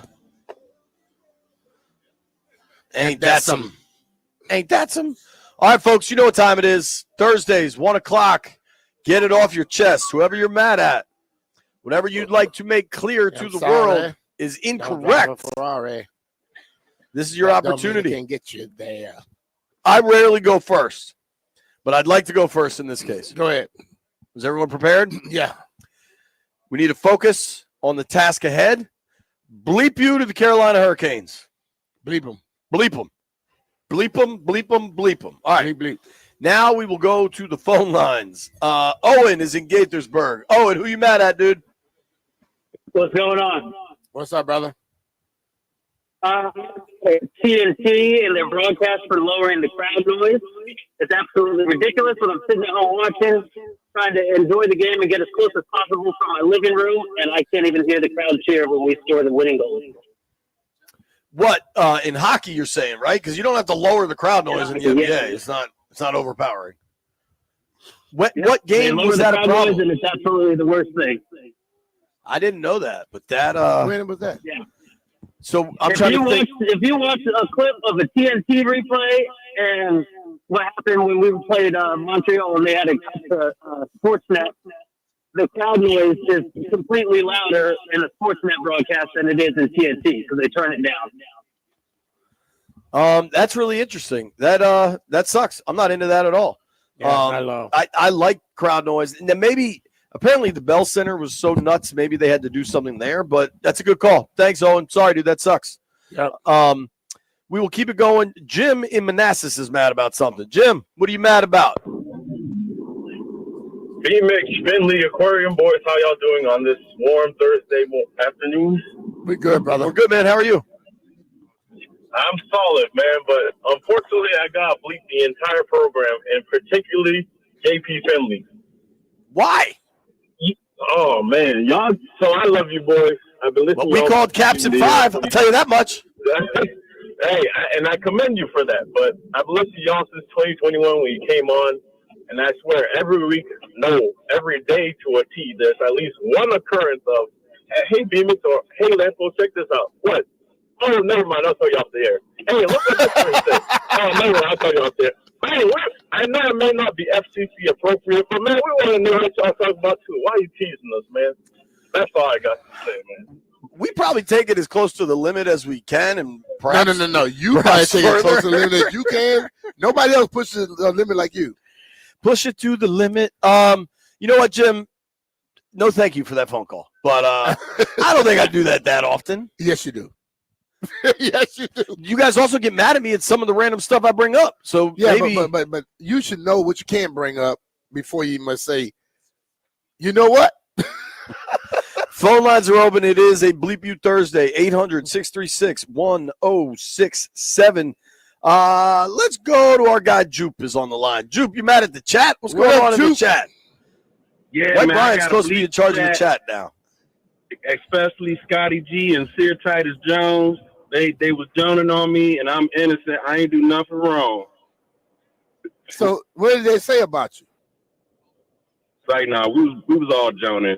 I just got to do this regularly to bleep the chat. This was so All right, well, all right, Jupe. Now you got me looking at the chat. Why is Captain Todd said bleep JP's brown Cadillac man suit? What the hell does that mean? Did you have a brown suit on? I had like a tan suit on. So he called it a man suit. What does that mean? I don't know what the hell that means. Jupe, what does that mean? Captain Todd, what the hell does that mean? I'm lost just as lost as you, JP. Yeah, the chat is wild. Hey, we wear more than just blue, gray, and black. Yeah, you guys are always giving me a hard time for wearing blue and gray, so I wore brown, a tan. I don't think I looked bad. I don't get why it's a Cadillac suit, but as long as it wasn't doodle brown, you're all right. It was not. All right, so they're saying it's when I interviewed Harris. Did you see that video at all? Yeah, I did. Did you notice my suit? I noticed your suit that day because you was doing it. Oh, yeah, I was wearing it the whole day. I thought you looked kind of cool. Yeah, I got 0 negative complaints in person. Man, Captain Todd. Bleep you, Captain Yeah, Todd. there you go. Bleep you, son. All right, let's go to we're going out west. Derek is in San Diego. All right, D. Oh, we're going way west. Who you mad at? Hey, good morning, JP and B Mitch. How you doing, man? Good. So my bleep you is to you, JP. Damn, JP. The segment has just turned into... You into... shrapnel all day. What did I do to you? You live in San Diego. It's nice out there. All right, so you know how you normally go. At the end of the show, I'll owe you a beer. It's a beer, non-transferable, non-refundable, But you said every show, non-stackable. A beer. I come out to that. Rude headquarters. We got coolers. Dude in San Diego, Jay. All right. So this goes back to when you came out here 3 weeks ago. Oh, okay. This was my opportunity to finally to cash in on you because I rarely go home back to DC. But you didn't have a show that Thursday, so I couldn't even ask you where exactly were you going to be in San Diego. So this is actually that bleep you from that Thursday, which was 3 weeks ago. Well, listen, I'm going to tell you exactly what's going on right now. I'm holding a scaldingly hot piece of brisket. And that's beef. That's beef. Okay. I agree about that. Thank you for clarifying, B. It's brisket. Is it burnt in? All right. Please, someone grab me a napkin. But two, Jay, why is it burning you? Didn't burn Chris. Didn't burn me. You guys just ate it. I had to speak. Derek, dog, I would have liked to get a beer with you. I was there with my family. I kept a very low profile, so I didn't really go out. Next trip out west, and we'll be. You know what? The odds are overwhelming. The odds are whelming that we'll be in LA this fall. The Commanders play the Chargers. Maybe we'll try to set up like a West Coast B. Mitch and Finley happy hour. Oh, no, add me into it. You owe all these people beer. I owe them nothing. I owe them all a beer. Well, if 1,000 people come, you owe 1,000 beers. All right. Well, I'll try to figure that out. Right. I don't owe them a damn thing. If I see you, if you made it this far, I owe you a glass of water. It's my understanding, Jeff Too Funny, Jeff Walker. Yes, celebrity. I actually have two bleep yous. Ooh. First, I want to shout them out first. Shout out to Rude. But I want to bleep all their employees that's walking around in this cowboy gear. There's There's a lot of cowboy fans out here. It's making me sick. Like, I appreciate my man in the Commander's hat at least. Yeah, this is the one dude wearing burgundy and gold. Yeah, and these cowboy shirts making me sick. And then my second one is bleep you to all the people that's with this this one gorilla versus 100 men that's making a gorilla seem like it's has unlimited stamina. That gorilla is going to get tired. 100 men can beat the gorilla. 20 might die first, or 30 might die. But the thing is, the 100 men will win. I told him the day when we were talking about it. Soon as that gorilla rips somebody's face off, 30 of them dudes gone. They ain't fighting the gorilla no more. But he's going to get tired. No, he won't, because what I'm trying to tell you, I got the men winning. Human beings react to what they see. That gorilla going to rip somebody's damn face off. He going to rip somebody's neck off. And most of the people Rip are your gone. arms off and beat They're you not with fighting that gorilla no more, because once you see it happen, you backing up. Soft. Can I ask Landfill just one? I'm just telling you, if I have to fight the gorilla, I need a weapon. I'm not getting close to the damn gorilla. I'm not fighting the gorilla. I just want to be clear. I'm out. For those reasons, Jeff, I'm out. See, the reason Jeff, that stuff he's talking about there, he gonna be the first one to die. Well, he gonna believe he can get one up. No, I'm gonna talk like 40 people up. Yeah. Like, yeah, y'all can do it. And I'm gonna be like number As soon as you see him be number 99. when he pops somebody's eye out, you go in the other direction. I'll be number 99. Landfill, as the chief BS officer of the program, can I ask you one quick question? Go for it. Of all of the discourse surrounding 100 men versus one gorilla, of all the conversations, of everything we've heard about this incredibly inane internet topic, generally for the last week, what do you think of Jeff's only complaint is nobody points out the gorilla's lack of stamina? I mean, he's not wrong. Yeah, Like, factually correct. That thing would gas out 100 people. You can't take them. Yes, like All right, but people are underestimating humans here. But the thing of one it is, gorilla, first of all, we can take them. No, we ain't. I'm not going. The station could First take of all, a gorilla. These guys are very good at HVAC. You I gotta don't know get- about fighting gorillas. You got to get take all the bar 100 guys. people. You got 100 people that think as crazy as you do, or you got to get 100 people that are literally out their damn mind on some drugs. That gorilla, I'm telling you, if you see the gorilla rip somebody's arm off, most people go in the other damn direction. They're not coming back. So you know what? Once you run out of the cage, you gone. You're 50, you gone. It ain't gonna be 100 people fighting the gorilla. It's going to be 0 people fighting the gorilla. It's insane. The whole discussion is insane. Yeah, but still, I'm just trying to let you know, wild animals. You see them kill somebody, human being will go, ain't gonna be me. I'm out. Dog, I get shook when a squirrel's too close. You think I'm fighting a gorilla? What? I can't agree with you on Did that you one. just did you just admit that? I don't like if a squirrel gets near me, I figure it's got rabies or something. Go, it'll leave. Unless it's but if a squirrel's acting up, it's weird. I didn't even notice that. All right, we'll get back to Bleep You. Everybody just wants to be mad at me, dude. G-Man is in Landover Hills. What's up, G? What's up, JP? What's up, boys? What's up, brother? Can I get a little more, please? Not much. Go ahead, G. Who you mad at? Yeah, man, I don't beat the NBA, man. Okay, why? I know it's rules. The league implement the rules for the refs to foul, but man, every little scuffle, it takes 30 minutes to review the. You know what I'm saying? What just The happened? reviews You got suck. all these refs out there, man. That's all. I think man. the refs try to be too much of the damn story. I think the review. Man. Yeah, that's a good call, G. The reviews are only getting worse. Worse. Like, I'd almost rather have robot refs than deal with the reviews. When somebody go 1-2, pivot 1-2, and they don't call travel, you shouldn't review nothing. Well, there was one review I liked. The review that went from Lakers ball to Anthony Edwards at the free throw line, where he then hit 2 free throws to cover the 2.5. That was a good review. All the rest of them suck. All right, fine. Let's get to the people that want to say bleep you to me. Chuck is in Edgewater. What's up, Chuck? Damn. Hey, what's up, y'all? Mitch, you're amazing. I've always loved you.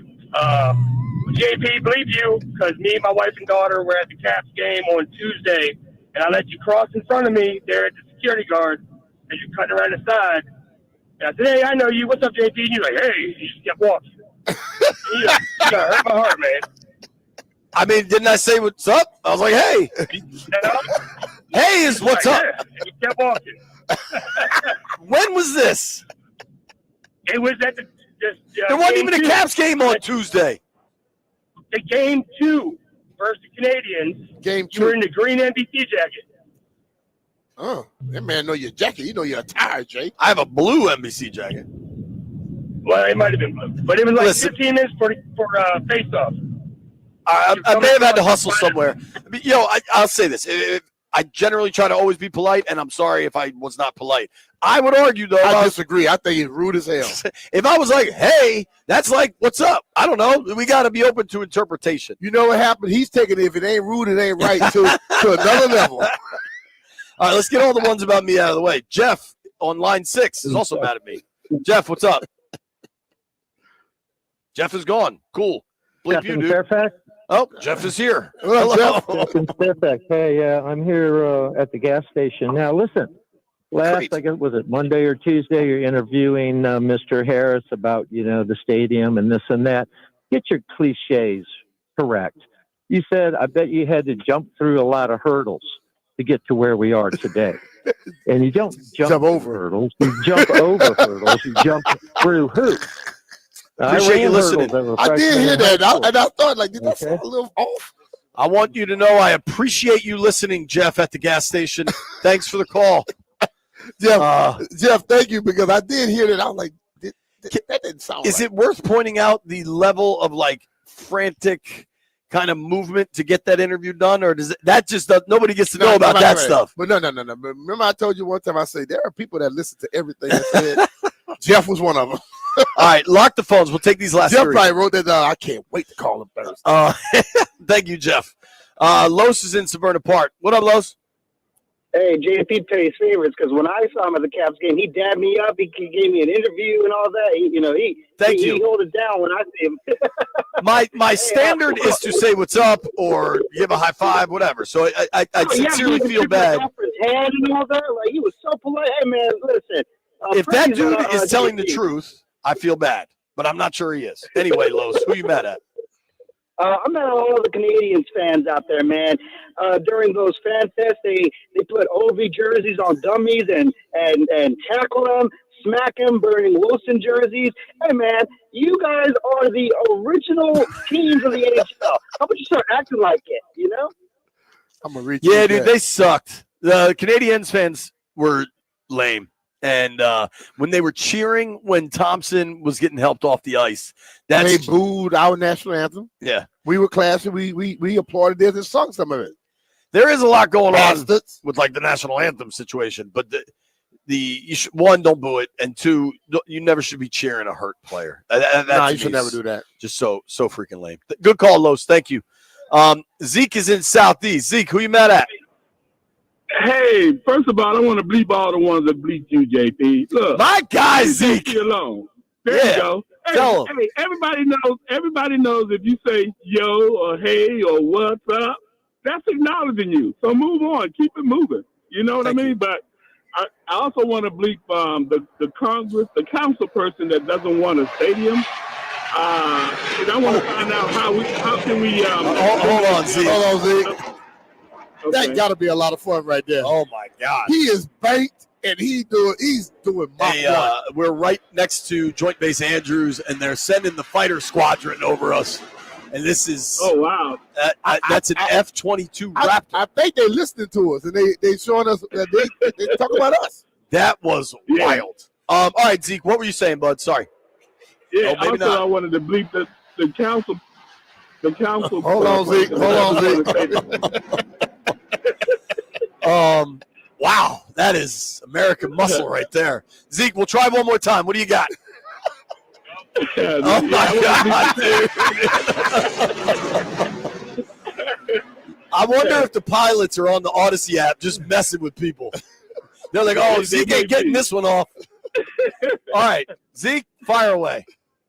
All right. I want to bleep the council person that doesn't want a stadium in RFK. And I want to find out how we can eliminate them and put somebody else on that seat. I'm ready to run. All right, Zeke. You got my vote, Zeke. If you have the patience to sit through 4 fighter pilots flying over us, you've earned it. Yeah, we want you. I think with the council members and everything, there's a long way to go before the finish line. And I think, the initial announcement versus where things land is what matters, right? Thank you, Zeke. Appreciate you. Listen, I'm gonna go to this last call. This doesn't seem to make a lot of sense. I'm not expecting it to make a lot of sense.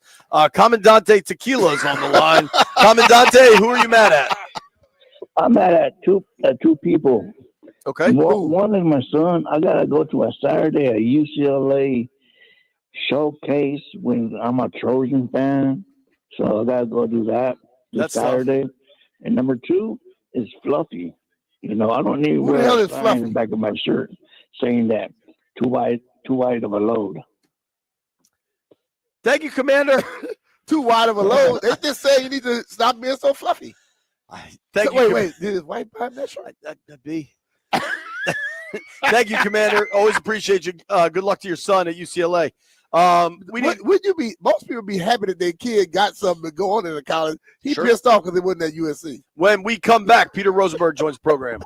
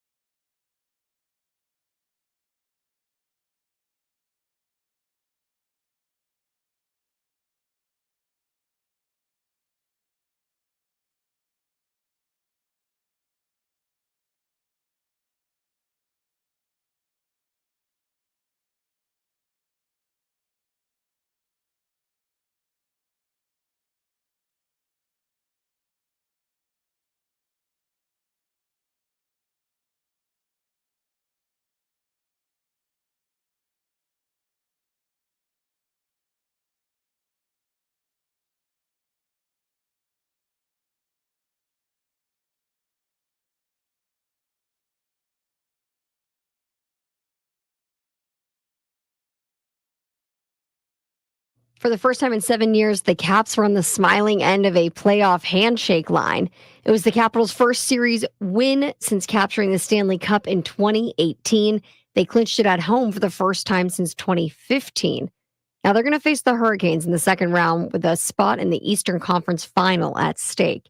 Carolina, Washington, and Florida are the only teams to finish their first round series in 5 games. The Hurricanes, though, they needed to endure 2 double overtime games to do it. So it's not going to be an easy matchup. It never is versus Carolina, but this Cap squad ready for round 2 and the challenge. From the Crop Medcap 5-Star Sports Desk, Savannah McCann on the Fan.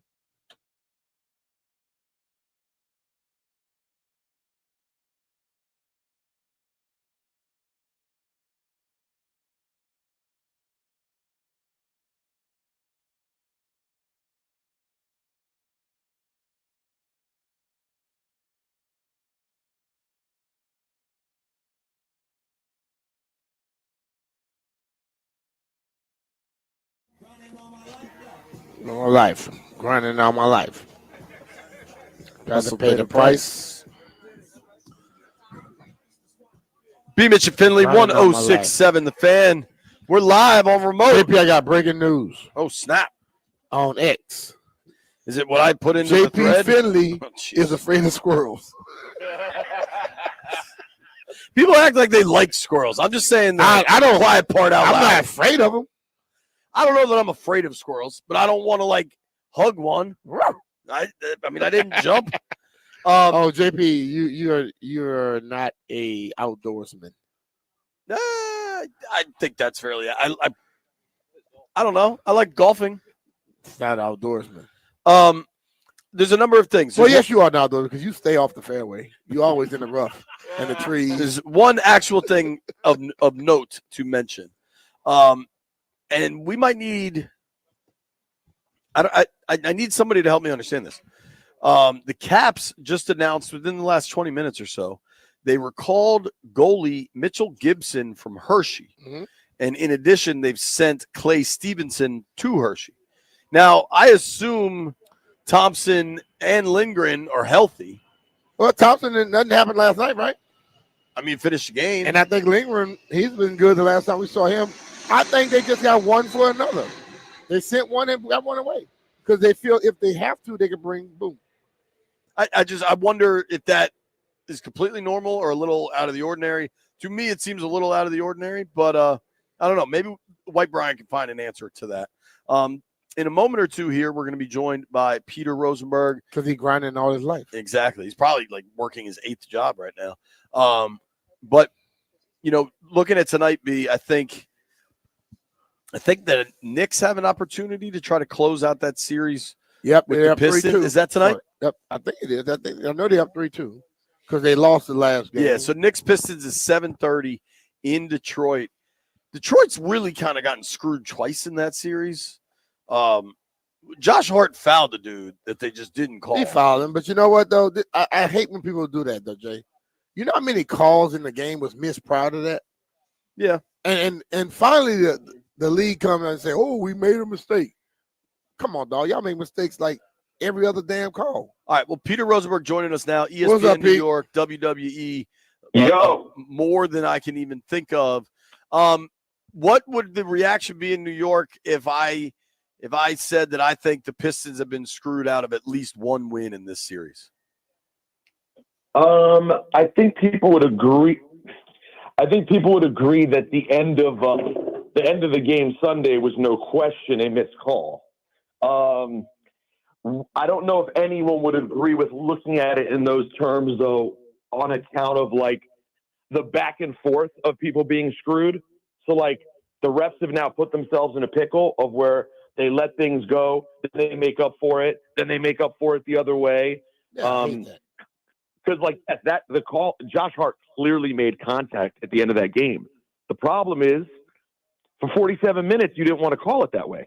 So, guess what? Now there's a little light contact at the end of the game. It absolutely disrupted the shot. If I was a Pistons fan, I'd be red hot. But it was kind of consistent with how they called the day that day. The bigger pieces, though, I think they just missed it. I just think the angle the ref had on the floor, I think it wasn't clear that the contact was there, and then the replay it was super clear. But I don't think many people would fight that one game clearly was, a tough way to lose for the Pistons. If we go back and watch everything from multiple angles, we could change every play out there. But this is what I don't like about shooters today in this day and age. A shooter they can jump into you, and the foul's on you. Who initiated contact? The shooter, right? So that foul, Josh did touch him, but he also leaned to where Josh was jumping to. So I just think you're supposed to have room to land. Yeah, he didn't land. He jumped and he hit him in the air as he was going by. The guy made sure he made contact with him. The NBA is so screwed up with their call, it kills me. Yeah, I totally agree. I mean, Brunson is a master of drawing fouls. Yes. And he, no question, uses the tactic that you're referring to right now. He's very, very good at it. So, yeah, man, it is what it is. But the bottom line is, this Knicks team, bro, they just their inability to close out the other day, it just seems like when they get deep in a game, even though they have like maybe the most clutch player in the sport in Jalen Brunson, first of all, how is Thibodeau not able to get Brunson on the floor for those last 2 minutes of the game? Just, to me, the will they, won't they in terms of moving on from Thibodeau, which is a huge conversation. And it's kind of a crazy conversation when you think about his winning percentage. But then moments like that happen, and I go, listen, I don't think they should move on from the guy, but he certainly gives people a lot of ammo when you do things like you're unable to stop the clock and get your best damn player in the game at the end of the game. Yeah, he seemed to have no offensive prowess. All his stuff is all about defense and effort. But in the NBA today, you win by scoring. You don't win by just going out there playing defense. To me, Thibodeau, even when he was with Chicago and Derrick Rose and those teams, he has really good regular season records because he demands defense and effort from his players, and a lot of NBA teams just don't deliver that night in and night out, and his teams do. But then you saw this in Chicago, and I think you're seeing it with the Knicks now. It inflates expectations for the records because they're winning 50 games, 55 games, and then you get to the playoffs where everybody's trying hard, and it's like, oh wait, these guys aren't that good. Peter, you're watching the Knicks more closely, but I feel like that's been like a trend with Thibodeau. Oh yeah, for sure. I mean, that I think that is a trend. He eats a lot of criticism for running his teams too hard. I think that's a little bit unfair. I think there's a narrative there because, Derrick Rose was always hurt that Tom Thibodeau kills his players. I don't think that's true. I do think it's true though that he has the ability to get you to crush it during the regular season, but he's yet to prove that when it's big boy time, except for when he was an assistant for the Celtics, he hasn't been able to do it on his own. So they obviously need to win this series. I think if they win this series, he avoids any problems this offseason. But more than that, the Knicks were very good last year, and I understand they got a little bit softer by losing Hartenstein, DiVincenzo, and Julius Randle, but they should be able to at least play some games with the Celtics if they get out of this round. I don't think they could just go and get completely washed. It can't look like the Orlando-Boston series. They got to be able to play with the Celtics a bit too, and they should be able to. They have some very good players on this team, but yeah, they have looked lost basically most of the last month or so. They have. We're talking with our friend Peter Rosenberg. You can give him a follow at Rosenberg Radio. Peter joins us via the Rude Guest Hotline. Peter's in New York doing ESPN. He's doing WWE. He's doing all sorts of stuff. But I'm on Hot Take tomorrow, by the way. First Take. Peter Rosenberg and Stephen A. Dude, but I know where your heart is, and it's with the burgundy and gold.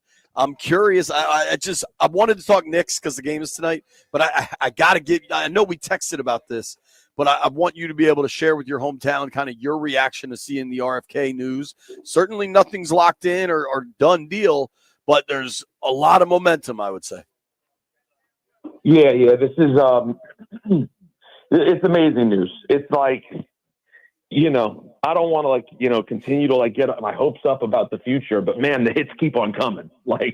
These are just, and it's just, if this ain't good karma, I don't know what is. It just seems like the witch is dead. I've said it many times on the show, man. The witch is dead, and things are going the right direction.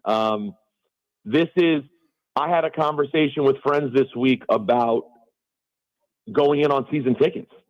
And, I think I've told you guys this before. When my name came up on the list in whenever it was 2010, something like that, you know how fast I passed? Yeah. Like, when I was a little kid, I promised myself, like, when I'm a grown up and I get the chance, I am going to get season tickets. And then the moment came, and I was like, I am not getting season tickets to see this team. And now I think there's every reason to think I would go in on season tickets. Like, who wouldn't want it? Coming from New York, and obviously there's so many people like me, right, who are fans here in New York. Who wouldn't want to come down 4 or 5 times a year to DC to see this team play in the renderings of the building that we've seen? Like, who wouldn't want to do that? Yeah. And, I know this group of people who had a suite. Now that suite got 40 seats in it. They decided to go bigger because people are excited about what's out there, and you don't mind spending your money when you're getting something in return. I don't think people thought they were getting stuff in return previously. Well, just to continue that thought, B, think about the home games last year.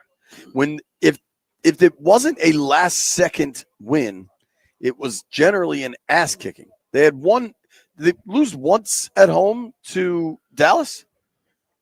Yeah. Right? Yeah. That was the only real disappointment, I would say, because the Ravens lost, and they lost to the Steelers, but it wasn't great. You don't want to lose, but it wasn't a blowout. It came down to the wire.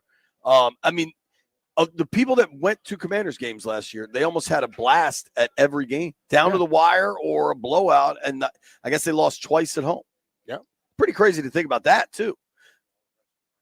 Yeah, and don't get me wrong. I also think on the flip side of that coin, I will say this. It is possible our record was a bit inflated by those last-minute wins too, right? Like, that is on the table. That a couple of those games go the other direction, and maybe we don't feel as great as we feel. But the bottom line is it landed how it landed, and it doesn't change the fact that we went into Detroit in the second week of the playoffs and kicked their ass. It doesn't change that. So, yeah, it was amazing. I went to a game. I wasn't hurt by that. The Dallas loss at home was a stinger, but in general, nah, man, this team is bringing a lot of joy. And listen, I wasn't, as I told you guys, I wasn't super dialed in on draft day, but when I looked and saw what they did, I was generally pleased with it. They just seem to be buttoned up, man, and hopefully this deal gets done. I'm like, I understand. I listened to your guys' show yesterday and have been reading a bit about the controversy. To me, this doesn't seem like anything beyond what there always is when a stadium is getting built. But I tend to agree with you. If they're going to put up $2.7 billion of it, listen, obviously it's going to cost taxpayers, and in addition to that, but as long as they're putting up their due, I really feel like of all the things we as taxpayers get forced to spend our money on, this is one that will bring people personal joy and incredible benefit to the community. I mean, as B. Mitch mentioned yesterday, he referenced the idea of Beyonce being there. Like, if Beyonce was in that building this summer instead of FedEx or whatever the hell it's called, Northwell Trust West Bank, I'd be going home for it. You know what I mean? Right. Like that, it becomes such a destination for so many things. Plus, the Super Bowl alone is going to make so much money for the city. Totally. So, to me, without knowing every single political detail, this just feels like something that has to happen. Peter, last thing from me. So you've been doing radio a long time. B. Mitch and I are at a remote right now at the Rude Employee Appreciation Picnic. Rude's a great partner of ours, and we're really enjoying just hanging out here. But I'm speaking in the same voice I've been speaking in pretty much throughout the day because, Peter, I wanted to point out to you, they have awesome barbecue here, ribs, brisket, pulled pork. And our remote engineer ate so much that he's now currently asleep. And I want. Oh, that woke him right up. There we go. No. And then our buddy that we invited will sleep as well. People, the ribs are hitting out here, Peter. It's like Thanksgiving when the tryptophan hits, man. Yeah, he was until that moment. He was literally sleeping with the head down. Yeah. I plead the fifth. Yo, I think we got pictures. Thank you, dude. Appreciate you making time for us. Later, boys.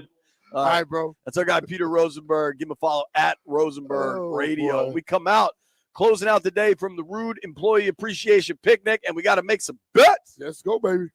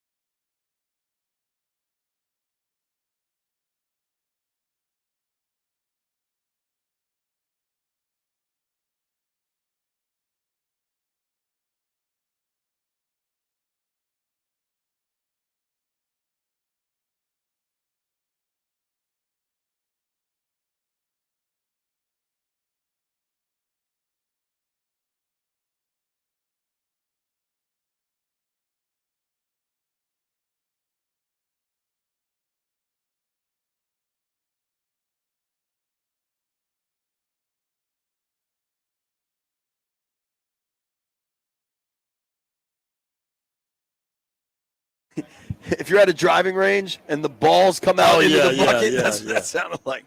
Can't stand it. B. Mitch and Finlay 1067 The Fan, shutting down the day here at the Rude Employee Appreciation Picnic. A lot of great food, ribs, brisket, pulled pork, coleslaw. You know your boy loves coleslaw. Did you get any of that slaw, B? No, I'm not a slaw guy. It was banging, dog. Get you some more. You know what the low-carb pulled pork sandwich is? You just eschew the bread and just get pulled pork and coleslaw and mix it up. That It's can't like be a good. pulled pork salad. That cannot be good. Pulled pork coleslaw salad. Ahmed has had so much brisket that he cannot move. He only occasionally tips his head back. His and falls eyes are asleep. very heavy, too. I've been sleeping like hell over there. I got information. I said I pointed out that the Capitals played a little swap with their third string goalie. Somebody that knows things texted me. Caps usually carry a third goalie. This is just a swap of the goalie to head back to Hershey for the Hershey Bears playoffs. They almost always have the third goalie go out for early practice with the healthy scratches. Not a big deal. He went on to say Stevenson is the better goalie. They're sending him down to win playoff games for Hershey. The kid they're bringing up hasn't played in the NHL. This way, they let him get some NHL practice time. If something was to happen, expect another goalie swap. All right. There's your information, folks. Information for life. Now, Yeah, because think about it. If something happens and you need Stevenson up here, he's going to be up here instead of down there. I said askew, landfill, and now I'd like to say let's make some bets.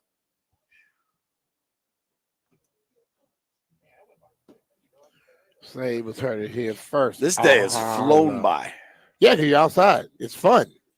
Not in that damn prison cell studio. It has been a quite pleasant outdoor day. Beautiful, beautiful day. We've had the jets flying over. We've had the bombers.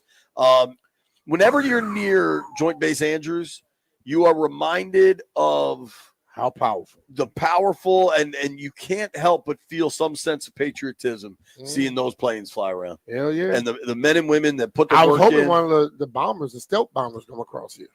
It was cool. That thing is scary. Yo, that one, the first one that showed up and was gigantic.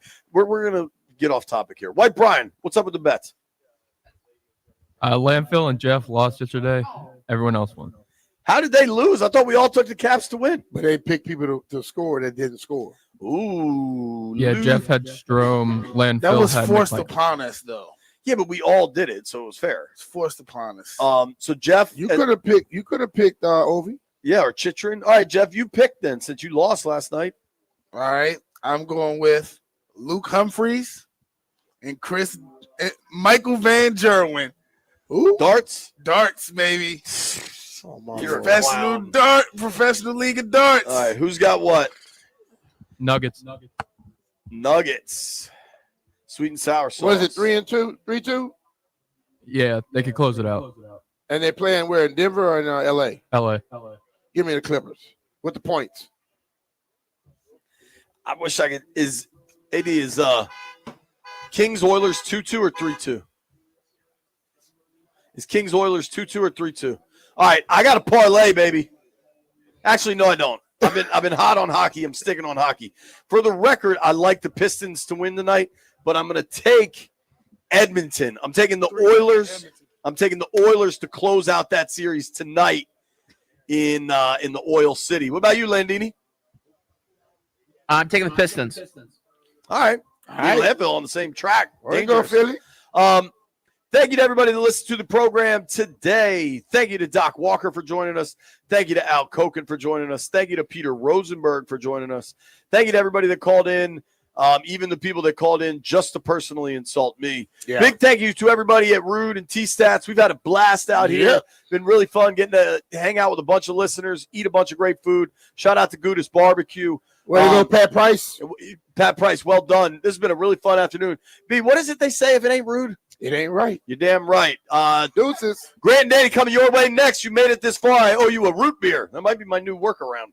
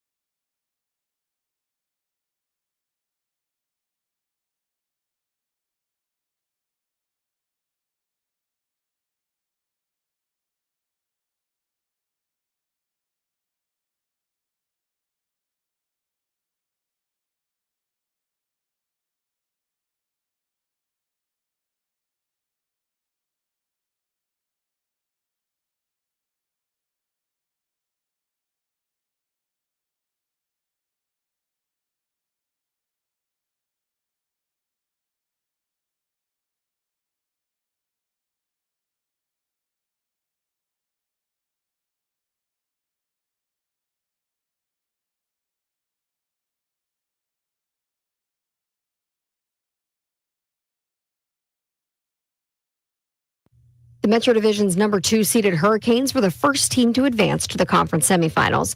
The second team to reach round 2, well, it happens to be their opponent, the East number 1 seeded Washington Capitals. Alex Ovechkin and the Caps made it out of the first round for the first time since their 2018 Stanley Cup title run. They eliminated the Canadiens in 5 games. So the biggest question is, when can we watch more Caps hockey? Well, the NHL hasn't announced a start date for round 2 yet, but what it's worth, the last potential Game 7s of the first round are slated for Sunday, May 4th, if that helps you schedule-wise. What you can watch and listen to tonight, that's Nats versus Phillies. The Nationals are hoping to stop their 3-game road skid in a matchup in Philadelphia. Nathaniel Lowe has been heating up as of late, a double and 3 home runs over his last 10 games. Brad Lord is taking the mound for Washington. As always, make sure you tune in live right here. First pitch scheduled for 6:45 p.m. to listen to that matchup. From the Crop Medcap 5-Star Sports Desk, Savannah McCann on The Fan.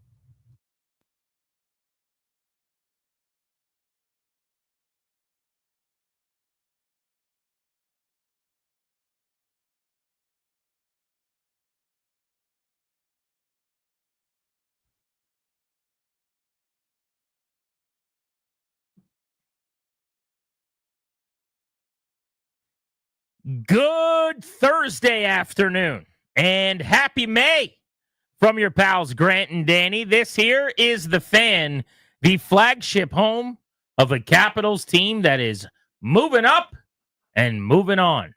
Montreal, thanks for playing.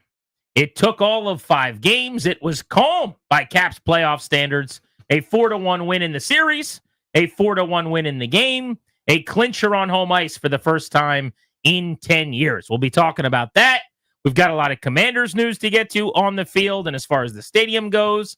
And friend of the program, dare I say best friend of the program. Yeah, long time pal. The 3 best friends that anyone could have. The 3 best friends that anyone could have. Jason Worth. And we're never, ever, ever, ever, ever going to part. Is back with us today. Yeah. You go, why? Jason Worth today? You guys had him on. I mean, it's always cool, but why? Kentucky Derby in 2 days. Derby.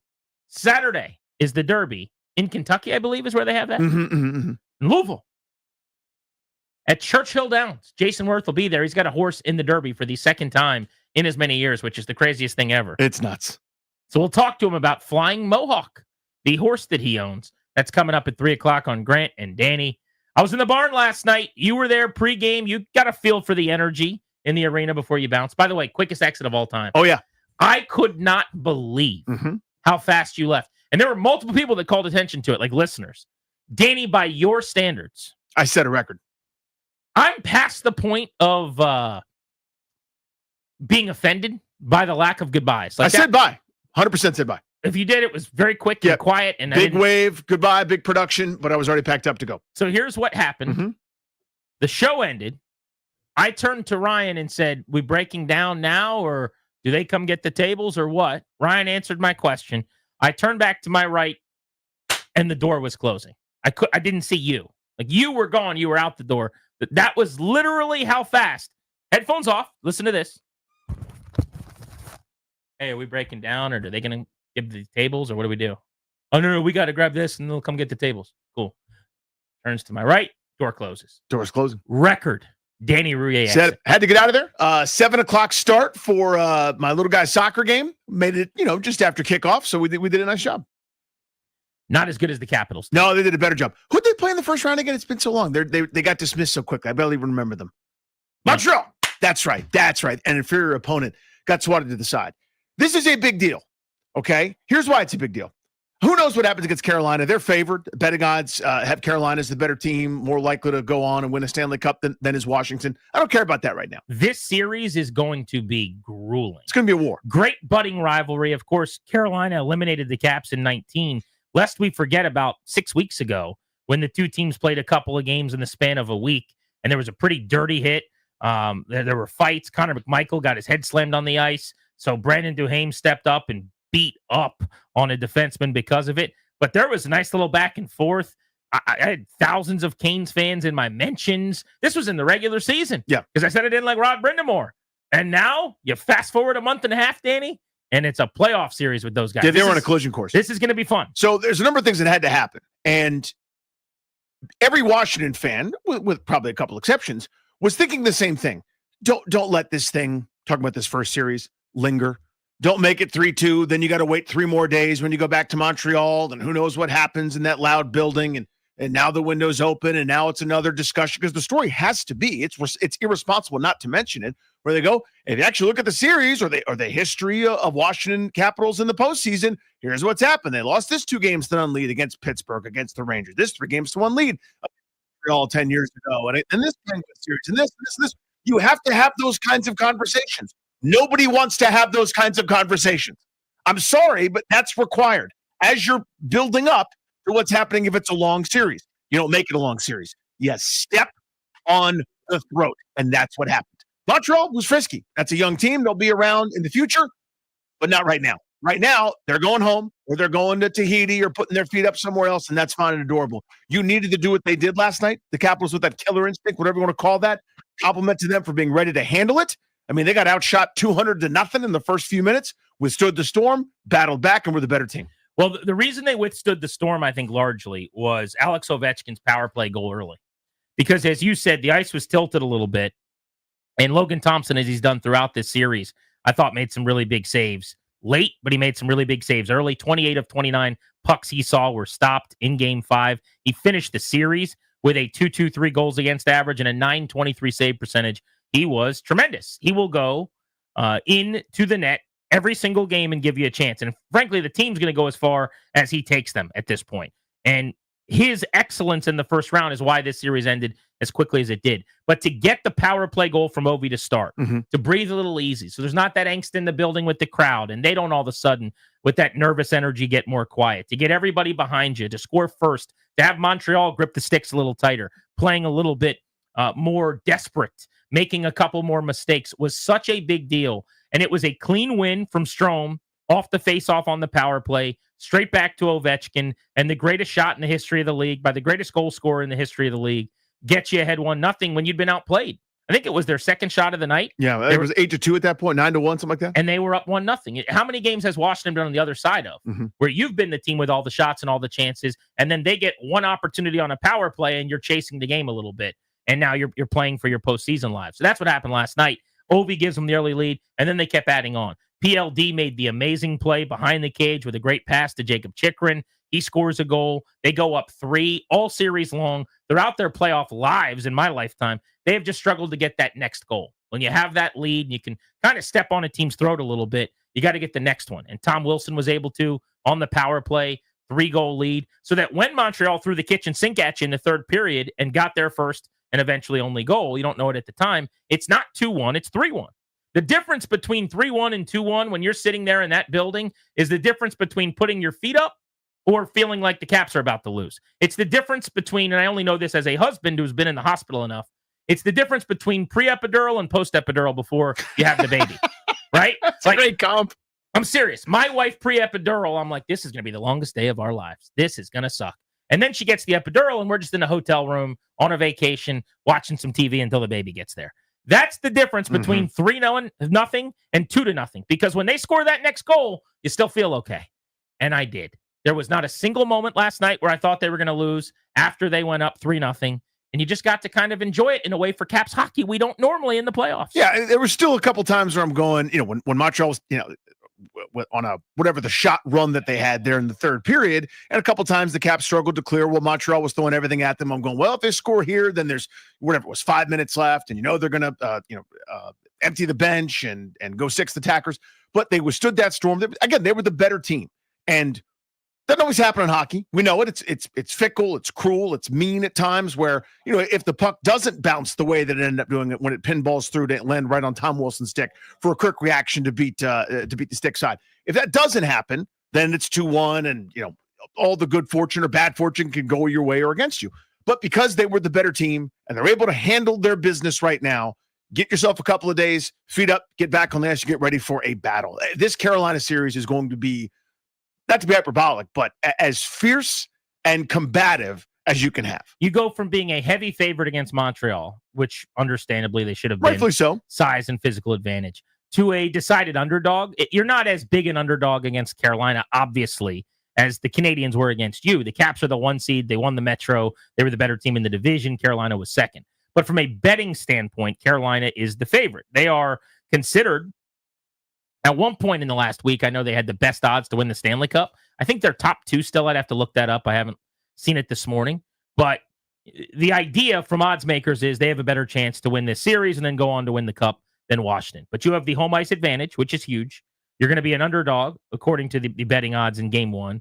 But if you can start fast and steal that game, now all of a sudden the 40 or so % chance you're being given to win the series is 50 or up 1-0, probably better than that. And so who cares who the favorite is if you can go out and win game 1 of this series? But they'll need Logan Thompson to be awesome. And I just think they're going to have to play their best game. You could beat Montreal playing your B game with a couple of bounces. You could probably beat them in a tight game, overtime or something, playing your C game. For a win against Carolina, you're going to have to earn everything, especially in their building. The idea would be you take your 2 at home, you go down there and find a way to win 1, and you come back 3-1. That sounds great before the series starts. You're probably splitting here. You're probably splitting there, and this thing's probably destined for 6 or 7. This is going deep, man. But you just have to play your best hockey. But this was the call as heard last night right here on 106.7 The Fan from our guy, John Walton. Puck back for Savard. Back in net is Dobesh. Everyone standing here in the nation's capital. The Caps are moving on as the puck goes far wing. Chipped up in the air by Trevor Van Riemsdyk to the Montreal line. For the first time since 2018, the Capitals nailed down a best-of-7 series. Good morning, good afternoon, and good night, Montreal. Logan Thompson and the Capitals are moving on to round 2. The building last night, by the end of the evening, was electric. The atmosphere, the pizzazz, the intensity was what you dream of for a sports environment. And kudos to Caps fans as always. I don't know about you guys that were at the game, or maybe even Danny for you at home, if you noticed this. Maybe you got back later than the start of the game, but at the beginning of the game, I thought there was, I don't know if it was nerves or angst or what in the crowd. I thought it was way less energetic in the building than it was for games 1 and 2. I agree with you. But I wonder, too, if that had something to do with how the game was playing out. Like, remember, game 1, the Caps dominated the first period, hit everything that moved, the first few shifts. I mean, they came out on fire in game 1. Yes. And it was like a party.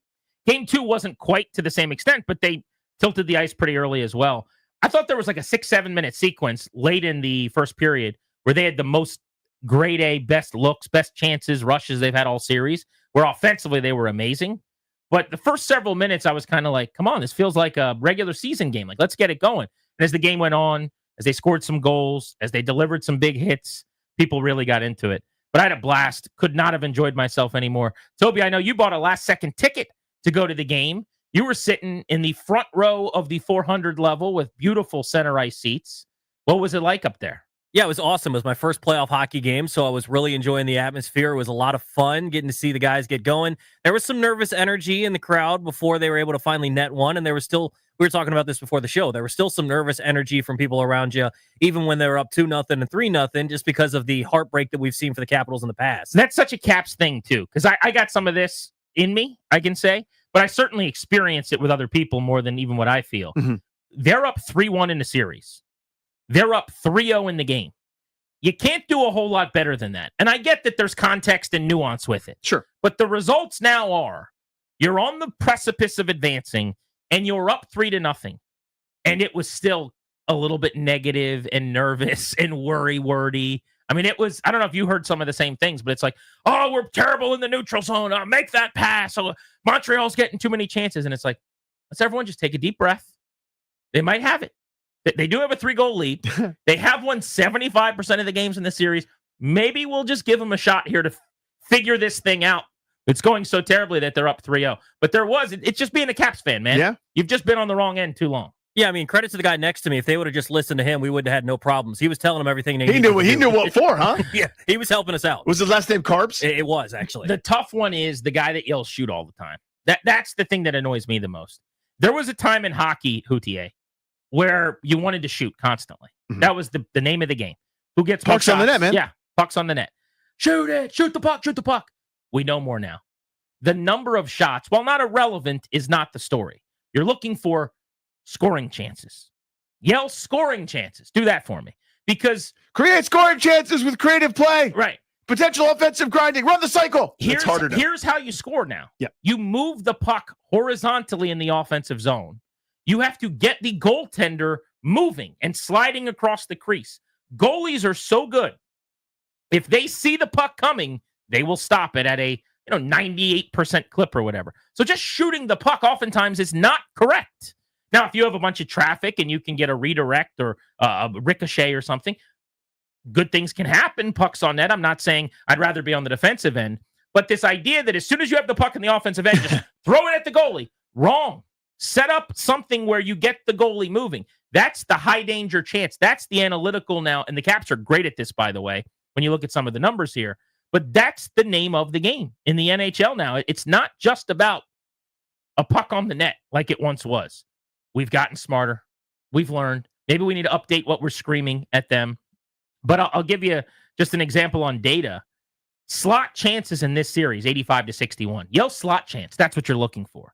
Rush chances, 2-on-1, getting that 3-on-2, speed through the neutral zone, 40-26 for Washington. Was it really that lopsided? Oh, yeah. Everything, dude. The scoring chances in the series were astoundingly different. So I would have guessed the rushes was the opposite way, mostly because Caps are control. They, a save happens, and then Montreal's counterattack. That would have felt. I guess because I have so much. It's almost like a 3-for-1 for me. Because when they get one, it feels so horrifying. That's what it is. Yeah, you're more nervous and sad and angry about the one you give up than the one you get. Yeah, that it feels lopsided. Expected goals. So I'll tell you that the goals in the series were 18-12. And expected and actual goals are generally very close statistically. But with that in mind, that the Caps scored 18, that Montreal scored 12, what would you say the expected goals might have been? 20-10. Very close. 20-14, right? But the point is, it's not just about shots. It's shot quality, and they got that. High danger shots on goal in this round. The Caps were third among every team, and the teams ahead of them played more hockey because they played overtime games and more minutes of hockey. Montreal was dead last of every team that has played in the playoffs. No team had fewer high danger shots on goal. So enough about shots, but that'll be the end of my TED talk for now. But anyway, you hear that a lot, like skate, shoot, like you're engaged. I'm happy. You're wearing red. You're there. You're fired up. You need to hand out a fact sheet to somebody. Just walk around. It's probably not worth it. If you're there and you're making noise, you're my BFF totes. Okay. Like we're in this thing together. So let's give each other a bear hug and hope for a win. You know what we should do is print out what you just said and find all of the Canadians on vacation. Okay. Right? We're like, hey man, I know you're relaxing in Barbados, but here's some information about the series. You guys had way less scoring chances than everyone thought. Have a nice one. Let's get to our Caps Elite Player of the Game, presented by Elite Power and Energy Corporation. Let Elite Power and Energy install a backup generator for you and fill your propane tank so you don't lose power when the storm hits. 24/7 service complete and powerful solutions. Elite Power and EnergyCorp.com. Danny, Game 5, 4-1 win. Who was your Elite Player of the Game? Logan Thompson. Fantastic. They don't win without Logan Thompson. Towards the end of the game again, that snatch out of the air from a slot from one of those danger chances that we're talking about from Montreal. I thought he was incredible all series, but I thought he was special last night, especially during that opening run where Montreal outshot Washington 1-0. I think they don't win that game without him. I don't think they win the series without him. The numbers on this guy from the game do not look like his performance. I thought Connor McMichael was amazing. He was so fast. It felt at times like there were two of him on the ice. 3 shots on goal, 1 assist, a +2, blocked a shot. He had 4 hits, which for him are like bumping into people. I'm not trying to Joan, but he's just not a physical guy. Not a big fella. I thought Connor McMichael was amazing. He's my Elite Player of the Game. But we wanted to give you guys an opportunity. Generally, we break the game down. We keep it moving. They won a series, and we want to hear from you. We'll open up the listener lines on this at 800-636-1067. So we can paint with a broad brush first, just your thoughts on the 5-gamer with Montreal, the matchup with Carolina. But we want to know who your Elite Player of the Series was, presented by Elite Power and Energy Corporation. So who would you give your star of the series, 800-636-1067, and then I want a sleeper star. Maybe not the best player in the series, but a guy that was really good that isn't getting any love. You can do that on the phones next. The Capitals are moving on. It's a good time to be a DC sports fan. We're Grant and Danny on May 1st with our team still alive, unlike those fellas and ladies up in Montreal. You're listening to The Fan.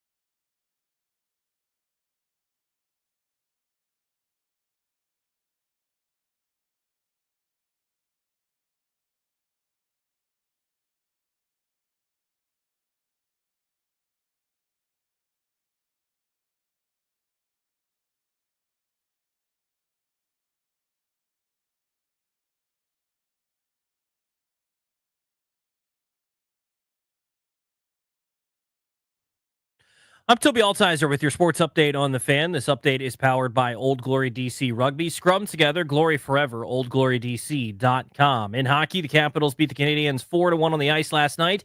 And in the series, they advanced to the second round, taking on the Hurricanes. We'll get you more details as they come out when they'll begin that series, but they'll take on the Hurricanes in the second round. In baseball, the Nationals fell to the Phillies once again last night, 7-2. Game 3 of the series tonight, 6:45 first pitch. Can hear the game right here on the Fan. Brad Lord takes the hill for the Nationals. He's 0-3 with a 4.67 ERA. He'll take on Taijuan Walker, who is 1-2 with a 2.78 ERA. And in basketball last night, the Rockets beat the Warriors 131-116 to stay alive. Golden State up 3-2 in that series. The Timberwolves finished off the Lakers 103-96. They win that series 4-1. When Old Glory DC takes the pitch, it's not just a game, it's a collision course. Don't miss as Old Glory takes on the Utah Warriors this Sunday at 2 p.m. at the Maryland Soccerplex. It's Kids Day when families can enjoy the action together. Get your seats now at oldglorydc.com. From the Crop Metcalf 5-Star Sports Desk, I'm Toby Altizer on the Fan.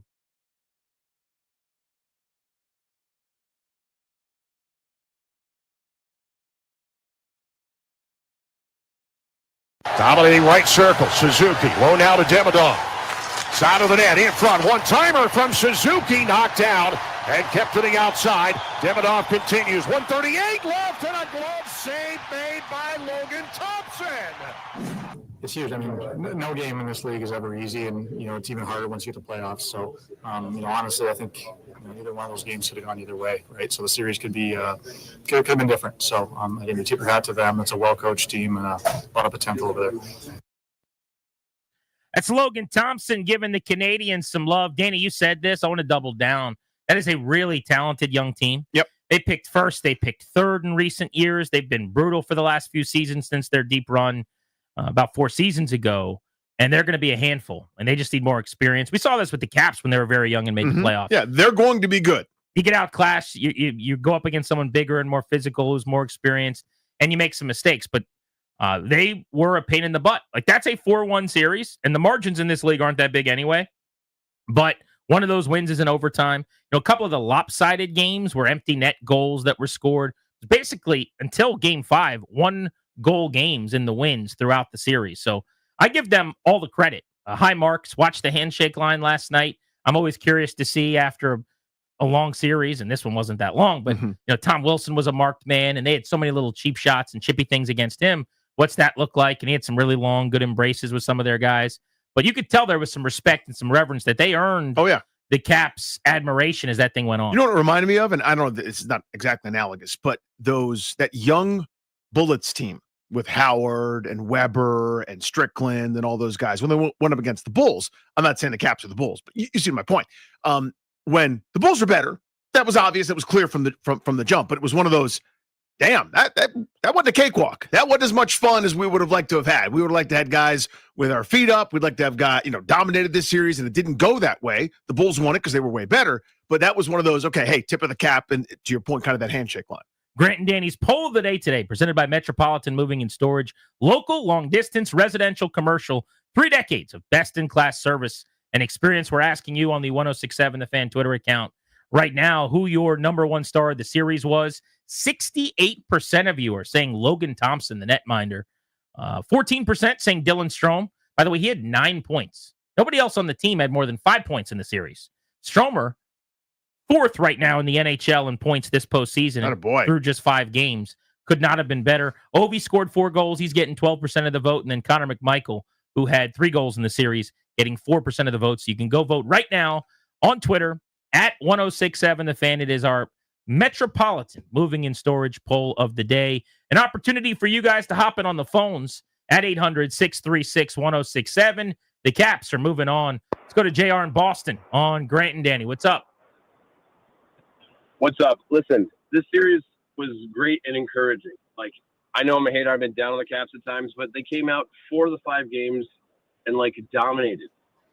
I was a little concerned because throughout this entire season, they don't have the killer instinct. How many games do they go by 2 goals and they let teams back into it? They went up 2-0, and then they had, they decided in game 3 that we should come out and give them their first 4 goals. It was insane how bad they played that. But for having to come back and then to start off the way they did, but then finish as a team. Like Logan Thompson playing out of his mind, but the team came through and finished in Game 5. When was the last time, even through like when they won the Stanley Cup, did you see them actually dominate and work their way through a game and stuff like that? I'm encouraged to go, and I'm dying to know, knowing that they have the skill, they have the depth, they have the coaching, and clearly the goaltending. What is your expectations? What is a healthy expectation finish for this team? That's what I want to hear from you guys. Yeah, so Thank you, bud. Look, hockey postseason is so quirky that my answer is probably not going to give you the meat on the bone you want. I think it is utterly unpredictable. One of the reasons that I have been one of the calmest people in the DC media largely about many of the early exits and only having one conference finals appearance during this era and only the one cup is I think hockey is a silly game played on ice, and I think weird things happen. And in a way where I will hold teams accountable in other sports where you dictate more of the result, it's not necessarily that way in hockey. Now, if you play a bad game, I'll call you on it. If your energy's not there inexplicably in the postseason, if you make terrible mistakes or have awful giveaways like they did in a really bad defensive Game 3 in Montreal, you're going to draw my ire. But largely speaking, when you play a pretty quality series, when you tilt the ice and you get more shots and more chances and you lose hockey games because you had a puck going off of a defensive player's skate or whatever, I'm just not that upset as I am in other sports. So I say all that to tell you, I got no clue what's going to happen. I think Washington playing its best game is a little bit better than Carolina playing its best game. That's what I think. The only time they've really had problems this regular season with the Canes was on the second night of back-to-backs on the road at their building. Otherwise, they had success. They were the better team in those matchups, and they won. I get why the Hurricanes are favored. Absolutely, I do. I had more confidence that Carolina was going to advance in 5 or fewer against Jersey than I did Washington with Montreal. And I think that's what the odds makers are looking at. There's a history here, clearly. The Caps are an older team, which oftentimes means you wear down a little bit sooner into the playoffs. But my question to answer your question would be, number one, how does Logan Thompson play in this series? If he plays at the same level he just did, they win the series. He just had a .925 save percentage and made some ridiculous stops. He's the better goalie in the series. If so facto, you win the thing. And do they play their best game? Because if they come out and they play 4 A versions of their game and a couple B games, I think in a 7-game series, they beat Carolina. But if you tell me they only find their A game twice and it's a couple of B games and then 3 C games, you probably lose in 7. But I have a hard time predicting the NHL playoffs. I probably will pick, if I need to, Carolina in 7 maybe, but I think the best version of the Caps is better than the best version of the Canes. You just got to find your game, and I trust Spencer Carberry to get the guys there. Yeah, I think he pushes all the right buttons, says the right things, does everything. It just, to me, I don't know, maybe I'm a little bit shell-shocked from how well I saw Carolina play when we played them. I know they didn't finish with as many points, and they struggled down the stretch for a couple times. As the Capitals were sort of on cruise control heading into the postseason. They're favored for a reason, I think, kind of to your point. So my hope is that you get out of this series, you win it, and then then as you said, it's up to the fate, up to the gods, whatever you want to call it, hockey, puck luck, mojo, whatever. It wasn't the best Caps team that won the Stanley Cup. Same way it wasn't the best Nats team on paper that won the Stanley Cup. So who knows about that? To me, this is kind of what I wanted. This reminds me of those times before they won the Stanley Cup where I'm going, I just need you to get further than you've been. Losing in the second round, while incredible that you have this run where you're always there, and I'd rather you be there than not, it's hard for me to get excited about anything when we're going to lose to Pittsburgh in round 2 or when you're going to lose to the Rangers or whatever. They've kind of done the thing that they haven't done in 6 years for me, right? Where they go, you're out of the first round. It's not the same as it was. They might lose to a better team right here. So I know it sounds like loser talk maybe to some. Obviously pulling like hell for them. It's going to be crushing to lose to a team that I hate if that does happen in Carolina. I think if I had to make a pick, probably say Canes win in 7 games. But is it absolutely possible and even plausible, even fairly likely that Washington emerges victorious? Absolutely. Yeah, I think that they can win every single game against Carolina. And if that's the case, then you can absolutely win the series. And I think this will be arguably the toughest opponent they play in the Eastern Conference. For whatever reason, as good as I think Florida is, I think Washington matches up better with them. They tend to score a lot of goals against Florida, against a pretty respected goaltender, oh, by the way. But this year, for the record, for people that are wondering, Carolina and Washington played 4 times. They always do. The Canes won 2 of the 4 games and got points in 3 of the 4. The Capitals won the first game 4-2. That was way back in the first week of November. Almost irrelevant to me at this point. You're talking about the early weeks of the season. They played once just before Christmas, and in that game, the Canes won 3-1. And again, so early in the year, I'm just not sure how much I care about that necessarily. But in the two most recent games, which were at the very end of the season, April 2nd and April 10th, the Capitals got a 5-4 win in a shootout, which was a game in which they came back and got some late goals, and they got beat 5-1 pretty handily, like just dismantled. That was a throttling, yeah. And that was one of their worst games of the year. Remember when they started fighting everybody in the third period? You were upset because they kind of were just getting blown out and said, all right, we're taking a Let's pound swing of flesh. some, yeah. But they didn't like a couple of the hits. But yeah, they got completely destroyed. I think that's what you're thinking about when you think about the matchup. I just think that was one night on a back-to-back that probably doesn't have a lot of relevance going into this series. Annie's in Alexandria, wants to hop in and talk about the Caps after their series clincher. What's up, Annie? Hey, thanks for taking my call. I would like to say that Dylan Strome, I know, Grant, you just mentioned, but I think he had 9 points throughout the series. He obviously had that great, clean face-off win. There was one play where he dished it high up and basically forced the goalie to cover, and that led to offensive face-off zone in the crucial part. I just think he has high IQ and can see the play before the develop as it's so developing. true. Like you're 100% right. My star. He makes the right decision all the time in the offensive zone. Do you realize in their first 3 games, their game winners, which came late, right? So it was obviously an overtime game winner for Ovi. Then you had the game winner in Montreal with 4 minutes left from Monge. He had the primary assist on all 3 of those goals. Whether it's dropping a pass and leaving it behind him in the O zone for Mangiapane to bang it home, whether it's finding Ovechkin with an awesome pass in overtime. 9 points, by the way, in 5 games. Only McDavid, Draisaitl, and Kempe have more in the postseason right now. In addition to that, he had the best 5-game stretch by a Capitals player in terms of points to start a postseason that we've seen in this era. Second best behind, I think it was, I got to think of who it was that I saw. Maybe Cote, I think, maybe. I have to look it up. But there was a Capital in 89-90 that had a better stretch of 5 games to start a postseason. That's it, other than Stromer this year. So the way he's playing, if you wanted to make him your elite player of the series, no issue with that. I got 9 reasons why that makes sense. 9 points. He was fantastic. I mean, to me, he's going to be tested again in this round. Full 200-foot game. You got to be accountable defensively. You've got to make the right play all the time. I mean, when he's right, and he's right now, there's a lot of Backstrom to his game to me, right? Where it's the always under control, always head up, always the right pass. It's just such a solid, always make the right decision type player, right? Never trying to do something where it's like, if there's a moment where it requires something fancy, the saucer pass or some fancy footwork or stick handling, he'll do it. But it's not one of those, he's going to try it and then all of a sudden it's a 3-on-1 rush the other way because he tried to be a little too frisky. Just making the right call all the time. You play solid, you end up with some pretty good results. I owe an apology. It was a Hall of Famer who I was sleeping on. And it's a guy I can only say his name as if I was Craig Laughlin. Dino Ciccarelli, Joe B. Oh, it's Dino. Dino had more points than Dylan Strome. So give me your Caps elite player of the series from Elite Power and Energy Corporation. Logan Thompson. I mean, to me, I thought he was spectacular. The one game where it wasn't spectacular, they ended up losing, but I think withstood so many of those desperate Montreal rushes, whether it was in the third period of game 1, whether it was, frankly, the third period of game 2, the onslaught to start this one. They don't win this series the way that they did without him in my mind. I'm going to be a hipster, as I am wont to do with the National Hockey League. I'm going to go Trevor Van Riemsdyk as my sleeper. I thought he was just sneaky awesome defensively.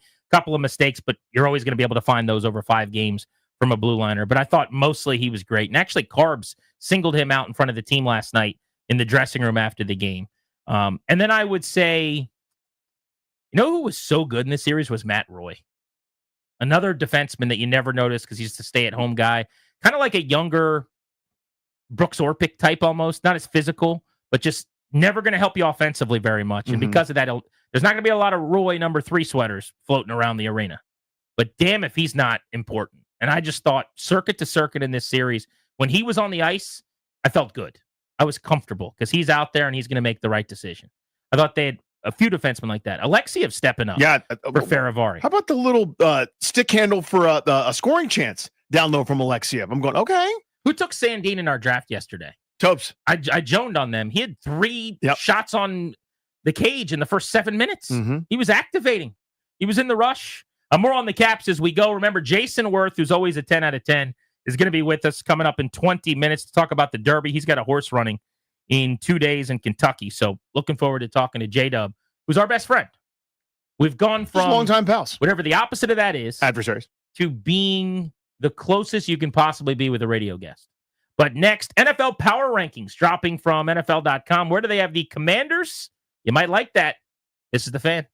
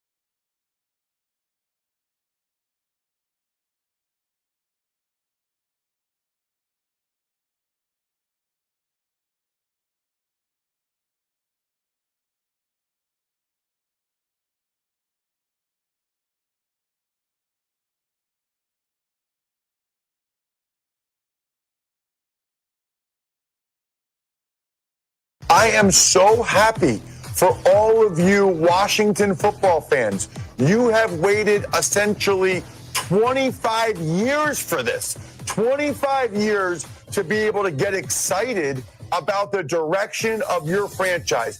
That is the only sport they care the most about in Washington. They talk about politics and they talk about the Washington football team. I am thrilled that they actually have something positive to talk about. How about Ross Tucker, our guy who's on the show with us regularly, former Redskin many, many years ago for a short time. I first met him when I was out there doing interviews as a kid. He was on the Steve Spurrier team. Yes, that's right. In the early 2000s. But he's on Good Morning Football this morning on NFL Network, getting a little push. I like that for Ross Tucker. Made some headlines, too, among other things, saying that Shedeur Sanders no-showed a production meeting for a college football game he called. How about that? That made the rounds.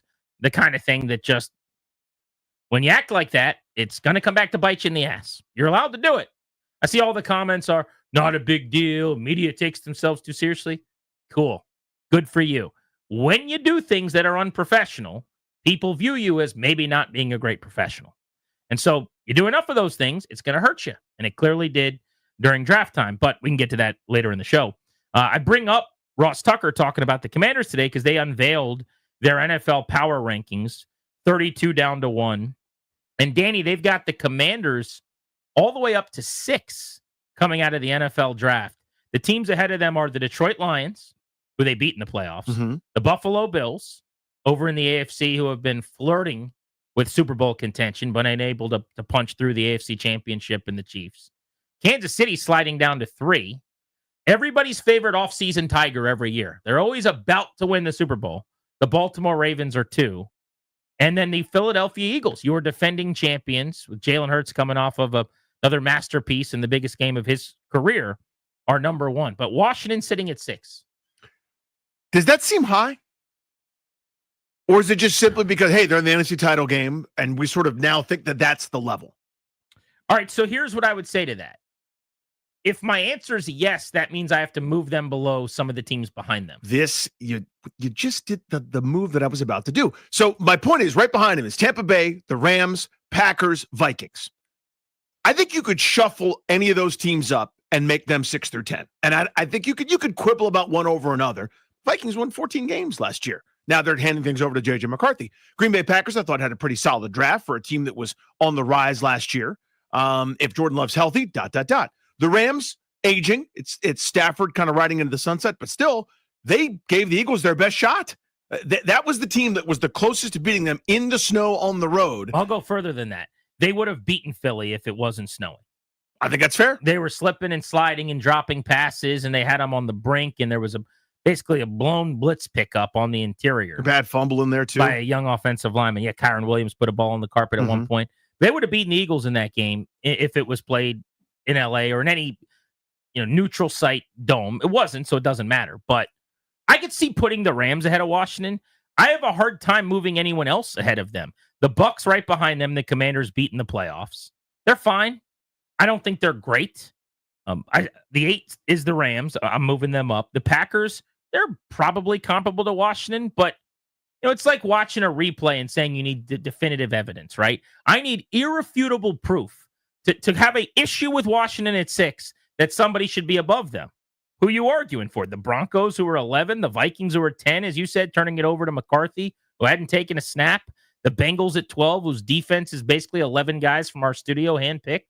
Nah, I think 6 is about right now. Yeah, I think it's all fair. And again, a Minnesota homer could say, hey, they're so well built. McCarthy's going to be just a conductor. Who's going to make sure the ball goes to all the right places. They'll play great defense and be frisky. Would you really want to see them right now? Who knows? Tampa Bay, always banged up, but when healthy, they're pretty tough. So the point is, that's the right range for me. And I'm not used to that. I'm used to every time Washington jumps up and has done something. Now, forget about this regime in this past year, but bear with me.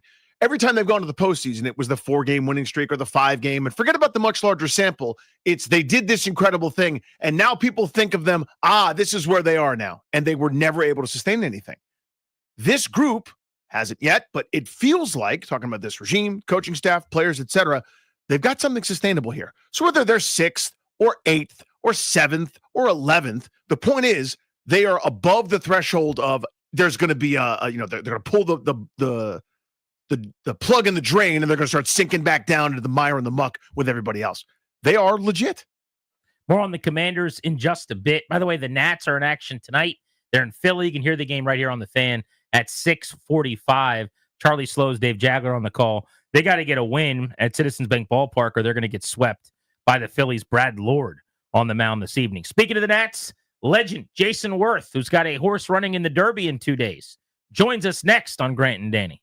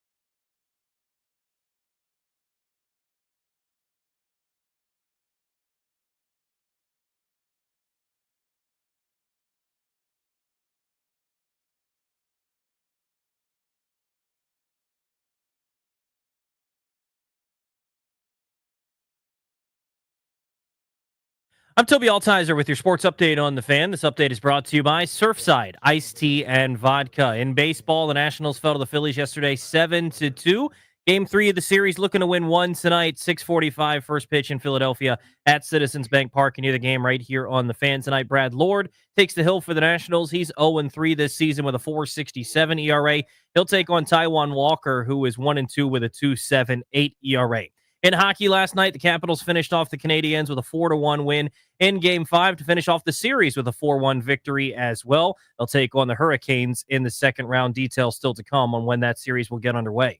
In the NBA last night, the Rockets beat the Warriors 131-116 to stay alive in the series. Golden State still up 3-2 in that series. Last night, the Timberwolves beat the Lakers 103-96. Minnesota finishes off that series with a 4-1 win.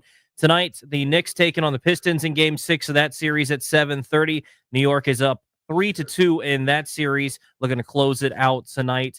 The Nuggets taking on the Clippers in Game 6 at 10 o'clock. Denver leads that series 3-2. Baseball is back, and the tailgate must-have is Surfside iced tea and vodka and Surfside lemonade and vodka. Each can of Surfside is only 100 calories, and the best part, 0 bubbles. They're absolutely delicious and pair perfectly with a day at the ballpark. Must be 21 years of age. Please drink responsibly. From the Crop Metcalf 5-Star Sports Desk, I'm Toby Altizer on The Fan.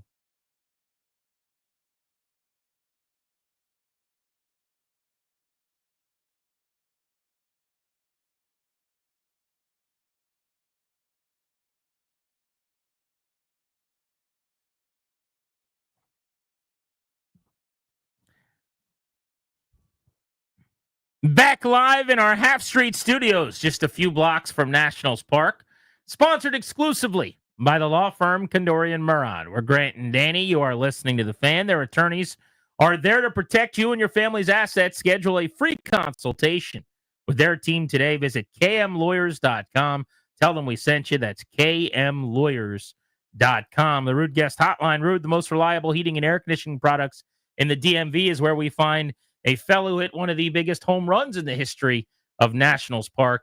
It's our show, Best Friend Forever, BFF Totes, the 3 best friends that anyone could ever have.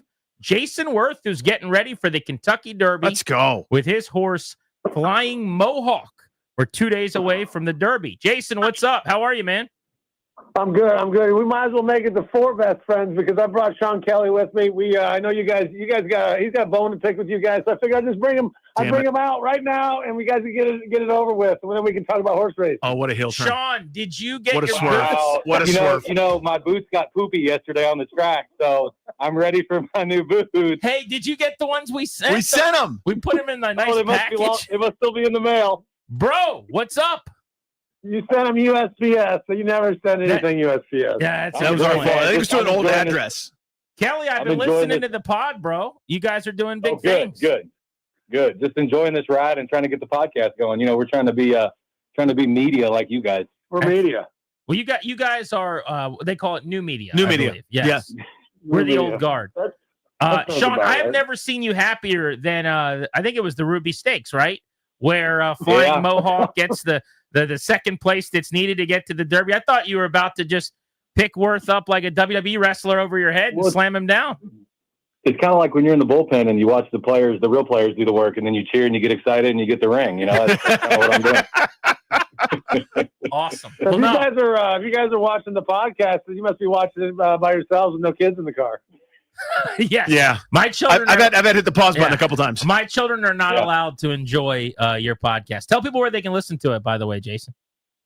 Well, we've got some interest in some sponsorships, and we might be going corporate soon, so we'll have to clean it up a little bit. Oh, you're selling out. You sellouts. Let's go. I mean, come on. We're having media. Fun. Of course, we're sellouts. 2020. No more cursing. The stories get edited a little bit, but at least we go mainstream. That's what we want, right? Bingo. You All right, J-Dub, I want to talk about Flying Mohawk. So everywhere I look, I'm like trying to get information on this horse. Nobody's talking about this horse. Is he is he one of the bigger underdogs, or why is he not getting love? Yeah, I mean, let's keep it right there. Let's not tell anybody. We'll get a good price on him. Look, he's come through the Jeff Ruby. He's a turf horse, ran on synthetic, ran all right. But if you look on the numbers, on the figures, he's definitely at a disadvantage. But turf horses, poly horses, they don't run as big of numbers. So we don't actually know how he's going to do on Saturday. We have no idea how he's going to run on dirt. First time we've ran on dirt, but look, life's about opportunities. This jockey that we're running on him was almost died in a bad motorcycle accident about 15, 18 months ago.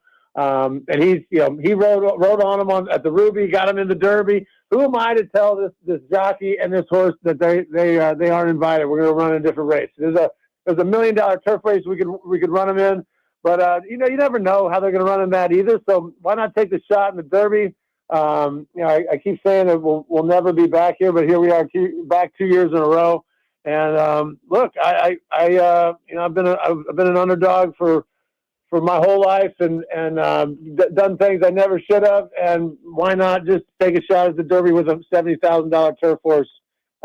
Seems to be about right. Jason Worth, our guy Sean Kelly, getting ready for the Kentucky Derby in 2 days. The horse is flying Mohawk. So Nats fans, that's who you're going to want to be backing here in the Derby. I think 30-1 odds I saw on FanDuel. Yeah, a few horses are. He's one of them. This morning. I saw the interview you did with the jockey. It's an amazing story. You just kind of went through it, but the kid almost died. And you mentioned keeping him on the horse. So do you have a choice then? Like when you get into the Derby, could you call up some legendary jockey and throw him on the horse and say, you go compete for us? And you just stuck with this kid anyway? Yeah, no, I'm giving him his chance, man. We're giving him his opportunity. I got my opportunity when two guys got hurt in 2007. Michael Bourne, Shane Victorino went down, and Pat Gillick, he could have traded for somebody, but he said, I'm giving you your chance. And, I didn't come off the field for like 10 years after that. So I'm all about, giving people opportunities if they deserve it. This kid deserves it. He rides with his hair on fire. He's fearless, and he thinks he can be the best rider in the world. And I love that about him. But he got the job done. He got us here. So who am I to go against him? Flavian Pratt is available, one of the top jockeys in the world right now. But I don't think it's right. We're riding with our guy Joey Ramos. Yeah, dancing with the guy that brung you. Let me ask you this. I know nothing. I'm a total ignoramus when it comes to this sort of thing. What would successful be in a Derby run? Like, you're obviously, it's already an amazing story that you're here. Like, what do you guys go, you know what, this is above the line and versus below where you'd be disappointed? Well, look, I'm just one of those psychopaths that thinks you can always win. So I'm looking at him to win the race. I'll have him singled in all the pick 3s, 4s, and 5s. Obviously, I'll make some other bets to cover it in case he doesn't win. But I think, the horse can run all day. Whether or not he likes the dirt when it comes down to it, we won't know till the gates open. But I know Joey's going to be riding him hard. He's going to have a late run to him with that long stretch at Churchill. Anything can happen. There's going to be a lot of pace in the race, which means it's going to be hot up front. The horse is going to be running fast, which is what we want. If it rains, it'll be a sloppy track. That'll help us out. So a lot of things got to go your way to win the Derby, no doubt. But look, the favorites don't win this race most of the time. So anything can go, and it typically does. And we're here, we're live, and we'll be freaking out. And hopefully, we don't no one passes out before the race, including Sean. Yeah, well, Sean, I guess you got to watch. Are you going seersucker on Saturday? What are you going to be wearing? We've all got a little bit of a neon theme because I don't know if you've seen this, but his colors are pretty bright. So one sponsor we do have is Sur Mesure, suit maker. We got they made us suits for the Oaks and Derby. We're hosting in the SI Club at Churchill on Friday and Saturday. Friday's Livy Dunn, and Saturday's me and Sean. So if you're looking for a place to hang out on Derby Day, if Livy Dunn's at your party, or is she just throwing a party in the same place the day before? No, we're at the SI Club. She's the Oaks is on Friday is the girls' race, right? It's a pink themed day, and Livy Dunn's the ambassador for Sports Illustrated at the SI Club on Friday, and we are on Saturday. Just incredibly attractive people in the same place, just on different days. Right, very similar. That's what it is. You guys aren't. You wouldn't take it personally if I told you I'd rather go to the Friday party, would you? Well, when you buy tickets, you get Friday and Saturday. Oh, then I'll be there. No problem. Me, Livy, you. I get the math. I get what you're saying. Yeah. I mean, I get size for Sean Kelly. We're and Sean Jason Kelly Worth. guys, but let's tell some good old Matt Williams stories at the Kentucky Derby, but I got to meet Livy first. That's all. We get it. That's what it's all about. Hey, I don't know if you saw the promo, but they put out a flyer to announce it, and there was a picture of her, and then there was a picture of me. Yep. If you haven't seen it, it's worth finding because of all the pictures that they could have found of me, they picked like, I don't know, maybe the most scariest. That's great. I think what he's trying to say is most people are trying to just get one-day tickets on Friday. Yeah, I get that. I thought they were trying to promote the deal. How about Race for the Crown? So, Danny, are you up on this? No so file. This Netflix series. Oh, come on, Danny, get it together. Sorry, I was just looking up the picture. Jason, you're right. It looks like like the caption should read Jason Worth before a crime. Like, look at Look, see, there's Livy Dunn. I'm just showing Grant Livy Dunn first. I'm very familiar with her work. Now look at Jason. You're sick. Jason. No, I'm a big LSU gymnastics guy. You creep. Yeah, we know. Yeah, exactly. I was a gymnast. You wouldn't know now, but it was back when I played. Uneven bars. Jason. That looks like while he was driving on that road really fast. Wow. Yeah. Right after I got the gun pointed it was at right me. after you told the cop you played for the Nats, and he said he didn't care. Yeah, just cosplaying as a vampire on that thing. That's tough. You get grumpy when you get held at gunpoint. It's just not the same. I've actually had one of those experiences. We should share some stories. Mine, though, was I came out of a Chipotle. That was my crime. And they thought that I stole my car that I didn't steal. It was my vehicle. And there were several officers of the law there that thought I was a really bad guy, I will say. Surrounded. I thought you were going somewhere with like coming out of a LSU gymnast meet. But you got a different direction. No, I was not on the LSU gymnastics. I had these binoculars from a tree. Right, not at that time. But Danny, Race for the Crown. So this is literally the thing you and I love. Yes. It's Netflix behind the scenes access about things that we tangentially know nothing about, but watch from afar. And you learn so much. Worth's involved in this. It's all about the horse racing industry and the that's awesome. Lead up to the Derby. It's very, very good. Were cameras around you constantly? What was that like? Was that intrusive? So going into it, you sign this waiver, which basically you sign your life away, and then they have cameras all around. They have mics on you. You gloss over it because you don't know what they're going to use or how it's going to be shot. But like the reality of it is, like if the horse doesn't win one of the races, they just as soon as the race is over, they come get the stuff off you, and like all that stuff gets erased because it's they shoot it fast paced. It's got to be focused on the winner. So at the Belmont, there was actually a different crew that wasn't even Netflix that was on us.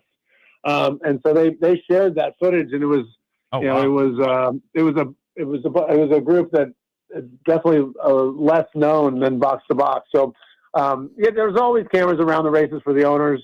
Not that big a deal. We're used to having cameras on us or whatever. But at the end of the day, when it came on at like 3 a.m., they released it like 3 a.m. Eastern, and going into it, like I was fairly nervous as what they were going to use or how they were going to portray us because they can make you look however they want. So after set our alarms, we got up 3 o'clock, we watched it, and after the first 2 episodes, Julie and I looked at each other, we're like, oh my god, they're gonna crush us. If you watch the show after the first 2 episodes, you're like, these people are idiots. Like, what is wrong with these people in horse races? So we were definitely very pleased with how it came out. They took care of us.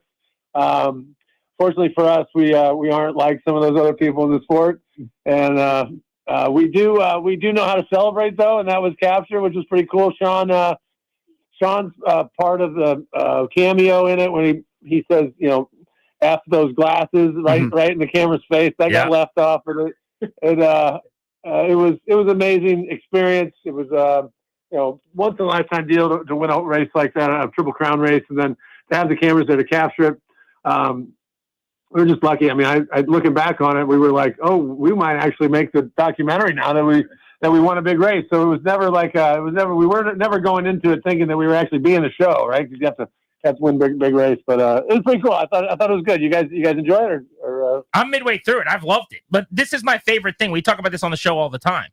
Like I don't really watch a ton of golf, but with Full Swing, I'm all in. Or F1. Yeah, I don't watch Formula One, but that documentary is incredible. Like whatever this genre was made for me. I'm a Hard Knocks guy, and I just want the behind the scenes. But you guys got to check it out. It's 6 episodes.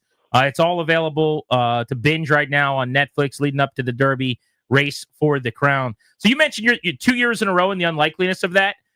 Can you explain just how insane this is? I remember talking to someone, a guest we had on before the Derby last year, and they were basically saying like this was a once in a lifetime thing for you guys to be there, and now you're there this year. And what is the difference? Did you own more of that horse or this horse, or like what is the deal there? Yeah, I mean, I was a minority owner in Dornoch. I owned 10%, and people run their mouths and talk smack on social media and say, "What an idiot! This guy owns 10% of Dornoch and acts like he owns the whole thing." And I'm like, yeah, like, well, what percentage did you own? And like, 10% was enough, right? I thought it was.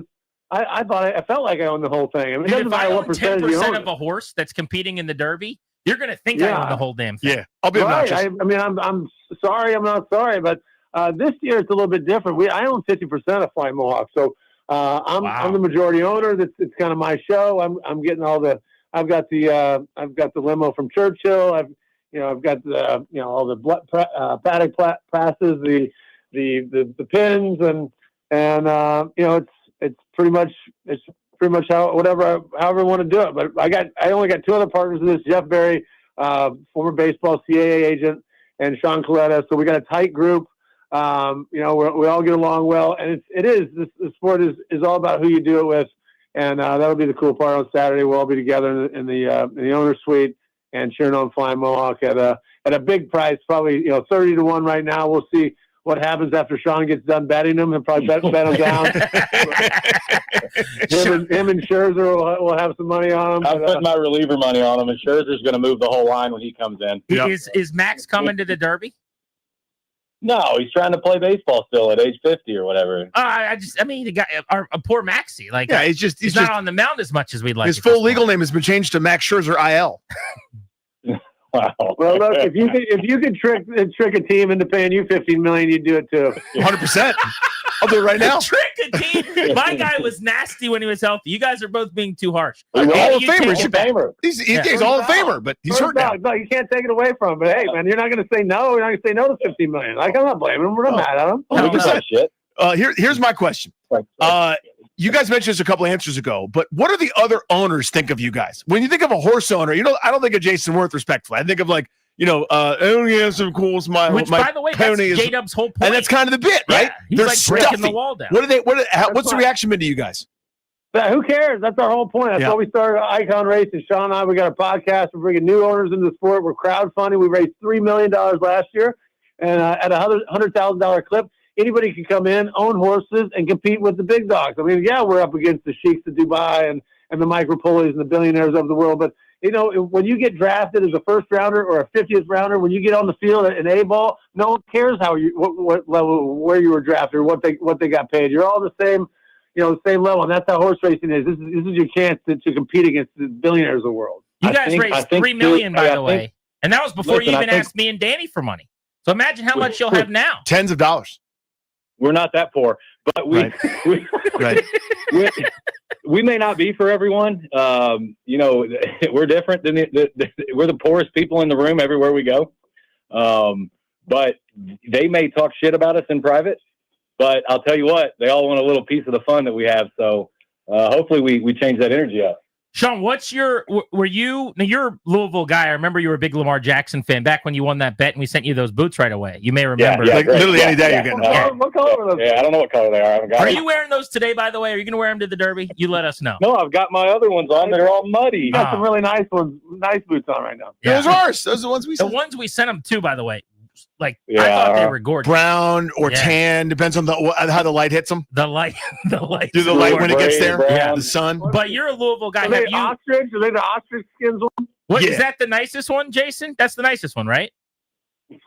It's up there. Up the line. Yeah. Right. Then those are the ones we sent them for sure. Yeah. There's some rhino involved for they some were reason. made out of like flamingo and dinosaur. Yeah. It was pretty cool. Rhino ass. Get the rhino ass. Right. Yeah.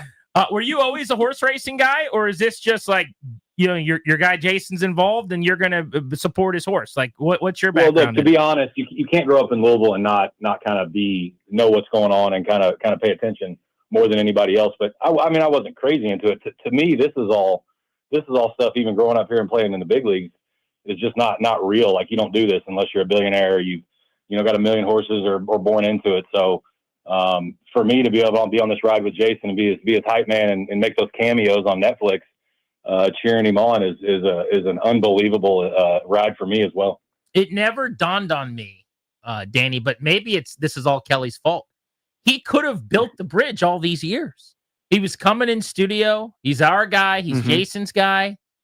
But he could have been the ambassador between the two warring nations. Why didn't you bring the two countries together? You had years to do it. To end this opportunity feud. lost, guys. You can't go back. You guys had your chance. The amount of great segments we missed out on is unbelievable. I blame Sean Kelly. You guys thought I was somebody that I wasn't. You ran your mouth one too many times. Oh, Sean tried to cover it up, but hey, here we are. We're all friends now. Ask him what he thinks of his critics.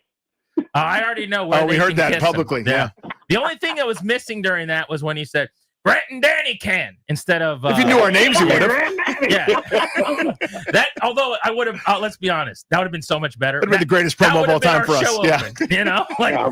You guys, have you guys? I've been in the news lately again for obviously for the horse racing deal, Flying Mohawk, but I've been maybe hypercritical of the New York Mets. Have you guys following this stuff? I've said some things that have riled up the Mets fan base once again. We've been on the wrong end of that fan base's anguish a couple of times. They're very loud and annoying.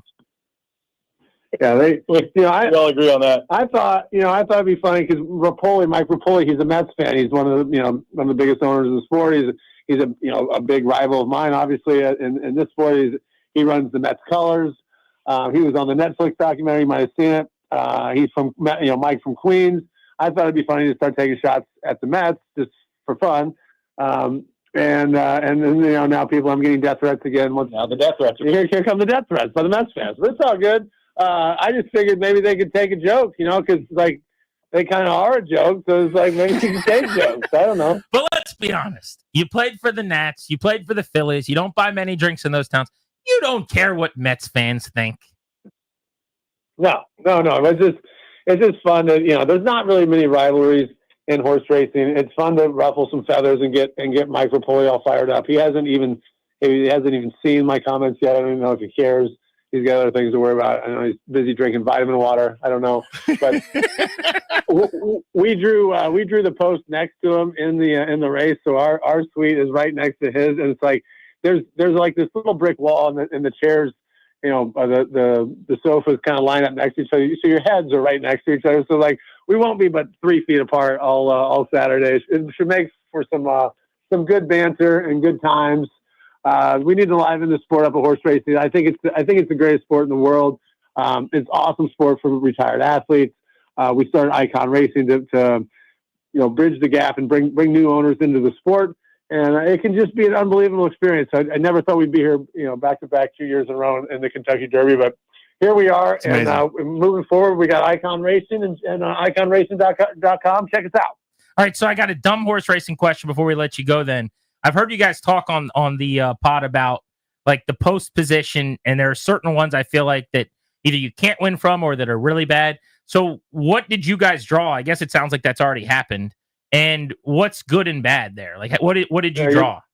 You're really up to date on this horse racing thing. So on last Saturday, they did the draw. They've done it for the last 150 years.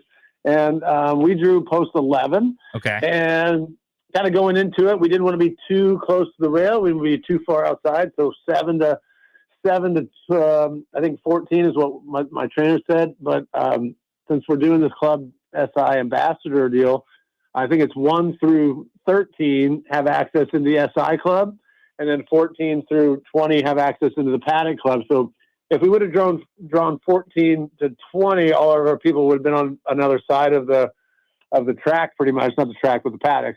So I was hoping for like 13 to like maybe 7. So 11 was right in the middle of that. So I think we drew a good post. It's going to be a good time. We got all my family and friends are coming. I tell people, in professional sports, you win with your teammates, you win and lose with your teammates, and you do it on the field with the guys that you have to be around. You make it work. And then if you win at the highest level or any level, you wave to your family and friends up in their seats, up in the booth, whatever it is.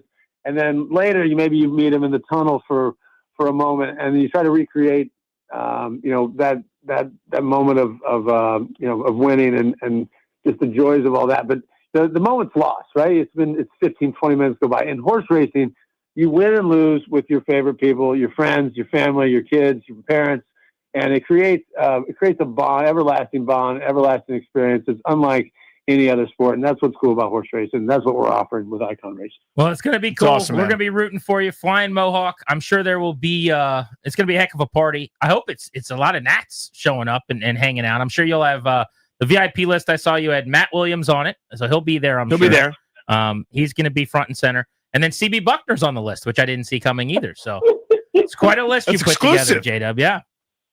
That one got me. Well, you know what? Let's let bygones be bygones. And he's ready we've for the moved on weekend. to horse racing. I'm even on your show. It's like the third or fourth time I've come on your show. You guys get Matt on here. Let's. Oh, that's a great idea. We'll try to make that You happen. know what? That's a great bit. We're going to work on that. I've got my Marga hat on right now. I'm here to make horse racing great again. Let's do it. All right, I'm gonna get a Flying Mohawk hat. I won't get it in time for the race, I guess, but I'm gonna have to support. All right, now how does that work? Jackson's got a website. He's slinging merch. There we go. Flyingmohawk.com. We'll have some stuff up on our website, iconracing.com, going forward. Yeah, man, let's get you guys maybe up to the Preakness if we end up there. Hell yeah! If you guys are in the Preakness, we'll see you there. Sean, we miss you, buddy. Be good. See you, boys. Miss you guys too. Thank you. All right, guys. Stay easy. The boots, by the way, I just checked. They should be delivered at like noon tomorrow, so you'll have them in time. Gotcha. You'll have 8 p.m., right?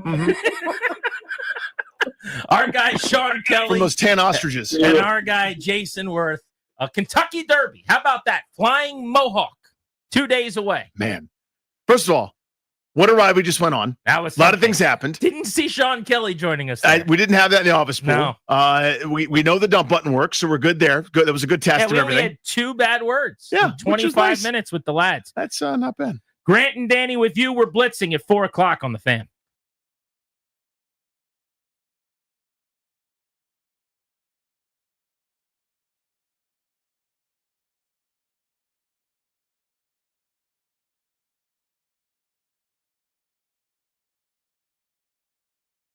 What's up, guys? Grant and Danny here. Still a great time to spruce up around your house. Window Nation, let them take care of you the way they've taken care of us. Get rid of those old, ugly, drafty, hard-to-open windows and start fresh, especially during Window Nation's Buy 4, Get 4 free sale that's going on right now. No limit to how much you could save. And if you buy a house full of windows, check this. They'll include a free entry door, too. We love Window Nation. I have had Window Nation take care of a couple of my homes. Windows, doors. Danny's done the same. Dave is our guy. We reach out to him. He comes out. He sizes things. They get it right the first time. They got an A+ rating in the Better Business Bureau. They don't leave a screw on the floor. Some of the best windows money can buy at a fraction of the price of those other brands. Just imagine what you could do with all that extra money. These windows will end up paying for themselves pretty much with the energy savings. Sale ends soon. Don't miss your chance to take advantage of the Buy 4, Get 4 free sale and pay nothing until 2027. Schedule your estimate right meow at 866-90Nation. That's 866-90Nation or visit windownation.com.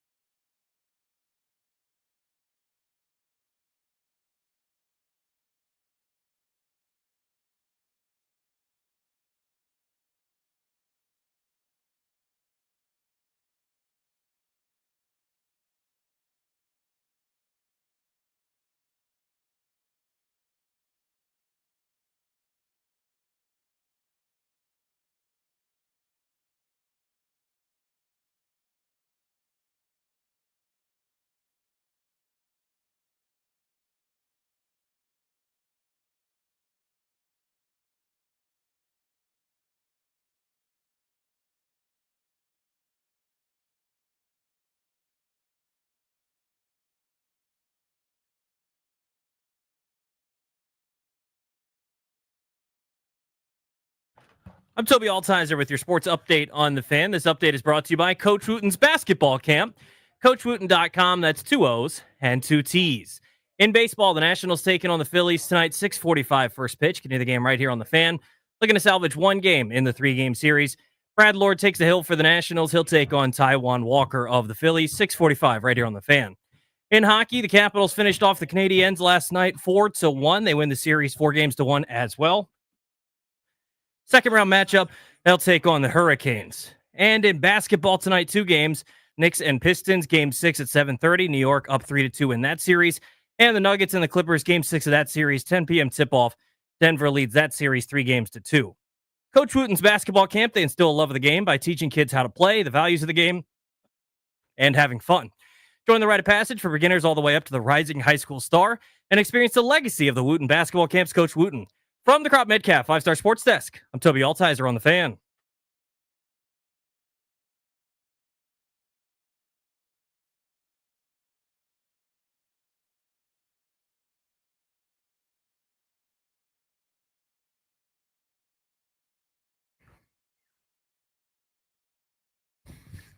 So what do we need to do to get Flying Mohawk to get to the Preakness? Because it sounds like we're invited to the Preakness in the owner's suite if we can get that horse to the Baltimore race. Does he have to place at the Derby? I mean, you may as well ask me how to do calculus. I mean, I got no idea. We got to ask Rick Snyder. Ask our guy, Rick Snyder. Hit up Rick.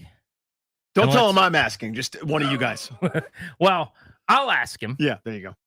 The Flying Mohawk gear is silly, though. I just love it.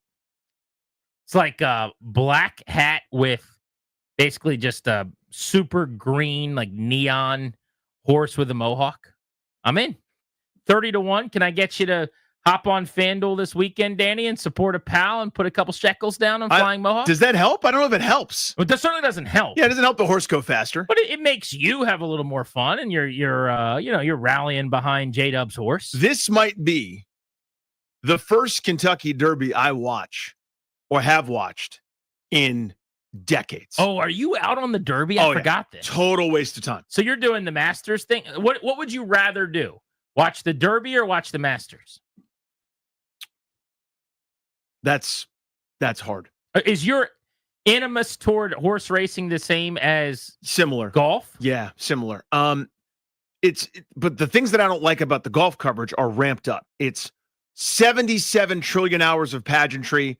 It's dudes with headset ons and like, yep, that's there's dirt on the ground and grass, and they're in the paddock now. And then like look at the hats, and like it's so unentertaining and uninteresting to me. And then the race lasts for 17 seconds. Guy, I love the Derby. Right. I hate it. But I might watch this one because I have a vet. This is the first time there's any kind of thing that's interesting to me. You have a friend who owns the horse. Yeah. He said we're friends? Yeah, he did say that. So he said stick that. aside, though. Mm-hmm. You have no interest in the Kentucky Derby? Never have. Wow. I am fixated and enamored. I love the coverage. I like the big network feel. I like that NBC brings in all their top dogs like Mike Tirico to anchor everything. The broadcast is immaculate. The high definition is gorgeous. Everything about it, it's covered so well and beautifully, and it's an awesome event. It's athletes I've never heard of, aka horses. And I've never heard of the people on them. There's nothing for me. Like if you told me tomorrow, dude, the World Skateboarding Championships are tomorrow, the best in the world, and it's in high definition, and they brought in everybody that's important with the network. I don't know any of the skateboarders are. Yeah, but it's the same level to me. There's no history to it. I watched movies about horse racing, throughout my childhood. Seabiscuit was one of the classic films, and there were others. Like there's no romanticism there's no history behind skateboarding in that way. This was the biggest sport in America for decades. Now, it's granted back when my grandfather was a teenager. There's no good TV. Yeah, I mean, but at least there's like human athletes when it comes to skateboarding. See, I like the fact that it's an animal. I think it's awesome that the horses are kind of the star. Yeah, I can't buy a horse's jersey. I guess I can buy a T-shirt of Flying Mohawk. Dude, I'm going to get you a Flying Mohawk hat. I'm good. You buy it for yourself. I can't get just can't get invested. To say that I've tried is disingenuous, but it holds no appeal to me. It never has. 1 to 10. 1, you could never watch 1 minute of Derby coverage again and be fine. Mm-hmm. 10, You will watch the majority of it. You'll have people over. You'll dress up and do mint juleps. What is your interest in a derby? One. That's without this. I think I am a normally 8.5. We've never done the party, but I'd love to do one. Mm-hmm. With this, 10 out of 10. Flying Mohawk is my guy. I'm all in. What about you, Dad? Horse racing guy? Kentucky Derby guy? Yay or nay? Absolutely no interest at all. In the Derby? Horse racing at all in general. I have no interest in ever watching it. Will you watch it knowing that Jason Worth's horse Flying Mohawk is in the mix this weekend? So no. You're still not interested. That's where it's not interesting to me watching horses run a track. Have you ever watched the Kentucky Derby? No. I think you'd like it. I don't think I would. I don't think you would. Here's why. You're a broadcast guy. You're a play-by-play guy. You enjoy the pageantry of sport. I'm telling you, there is a like a romanticism to the event that you would like. There's dudes wearing these strange outfits, playing strange instruments. Sure. I will say I do appreciate the broadcast element of it. The guys making the call of the race. Also, That's incredible. It's like it a is an incredible skill. 90-person NBC telecast that day. They have now they're overdoing it with like random celebrities, and they bring in like I don't know why Aqib Talib will be there for some reason, like telling me what horse he likes. Like they do Von Miller bits, and I don't understand why they do that. But I mean, the amount of work, and I think other than a Super Bowl, there's nothing that a network could cover that takes more moving parts, and I am enamored by that. There's more pageantry per minute of coverage than there is for any other sport because the actual sport lasts 90 seconds. So what are the things that you hate the most about like an NFL pregame show or any kind of pregame show? Do that for 10 hours. Now you've got the Kentucky Derby. That just seems excessive. It's to me, it's so unwatchable. Clary, despite all the great personalities. Kentucky Derby, in or out? It's one of those things where I'll turn it on if there's nothing else on. But like I'll watch it. It's a minute. It's cool. But I'll never set things aside just to watch. So you're not going full tough guy, but no, you're not. Like if I'm at home on my couch and I'm watching a game and I'll get the notification like, oh, the Kentucky Derby's about to start. I'll turn over to the race, watch it for a minute, and be like, oh, cool, this horse won.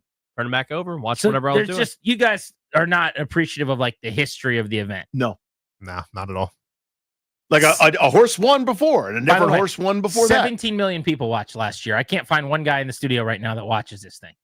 Tobes. I will watch for about a 10-minute window. I'll turn on to see a little bit of the pageantry. I'll watch the race. I'll maybe watch a little bit of the celebration, and then it goes right back off. But I enjoy watching the actual Kentucky Derby race. You do? It's so much fun. So it's an annual staple for you. Do you need a rooting interest? No, not at all. That's what I don't get. I don't either. I think it's the biggest reason I don't watch racing in general. Like there's no, I can't like just pretend to root for a driver or that something like that. That is a difference between you and I as a sports fan, we found. Mm-hmm. I don't need a rooting interest. Although I will say, I make my own. Like that day, what I'll do tomorrow. Because you'll bet, right? I do it every year. I'll bet on a horse. I'll read a bunch of stuff in the morning. I don't know anything about the horses right now. Honestly, for tomorrow, I'll probably make 2 or 3 bets on horses that have a chance, and then I'm going to ride with Flying Mohawk. But I'll get on the horn with my family and then my wife's family, and we'll do like $1 a horse. We'll have a pool going, and I will make it fun that way. Mm-hmm. It's just an opportunity to have a little fun. That's what I'll do. But my wheelhouse, like, we won't do this, but what would be awesome is to have people over, do some mint juleps. Everybody hangs out and just a reason to have a little watch party, like a Super Bowl. Do squares at the Super Bowl. We're betting on the ponies. But I just think maybe it's the broadcast nerd. I think the telecast is sick. I think it's awesome. There's 8,000 moving parts, and I'd love to know what's going on in those trucks with the producers and the directors. And they fill so many hours. Yeah, like I watch the whole thing, but I watch, like Toby said, he said 10 minutes or so. I'll tune in for 30 or 40. Then my kid needs something. Then I'll come back and I'll do 20 or 30 minutes. And Mike Tirico's telling me the story of the jockey on Worth's horse who literally almost died in a crash. Mm-hmm. And so I'll get 10, 12 minutes. And then eventually we run this thing. And the 15 minutes before, when they start loading up the gates until they run it, until about 5 minutes after, those 20 minutes are a top 10 sporting event of the year, as far as I'm concerned. Top 10, wow. I mean, it's not even top 10 in May for me. Like, not even top 10 on May 3rd. Grant and Danny, are you guys going to watch the Kentucky Derby? 800-636-1067 is the number. Plus, we got our double play.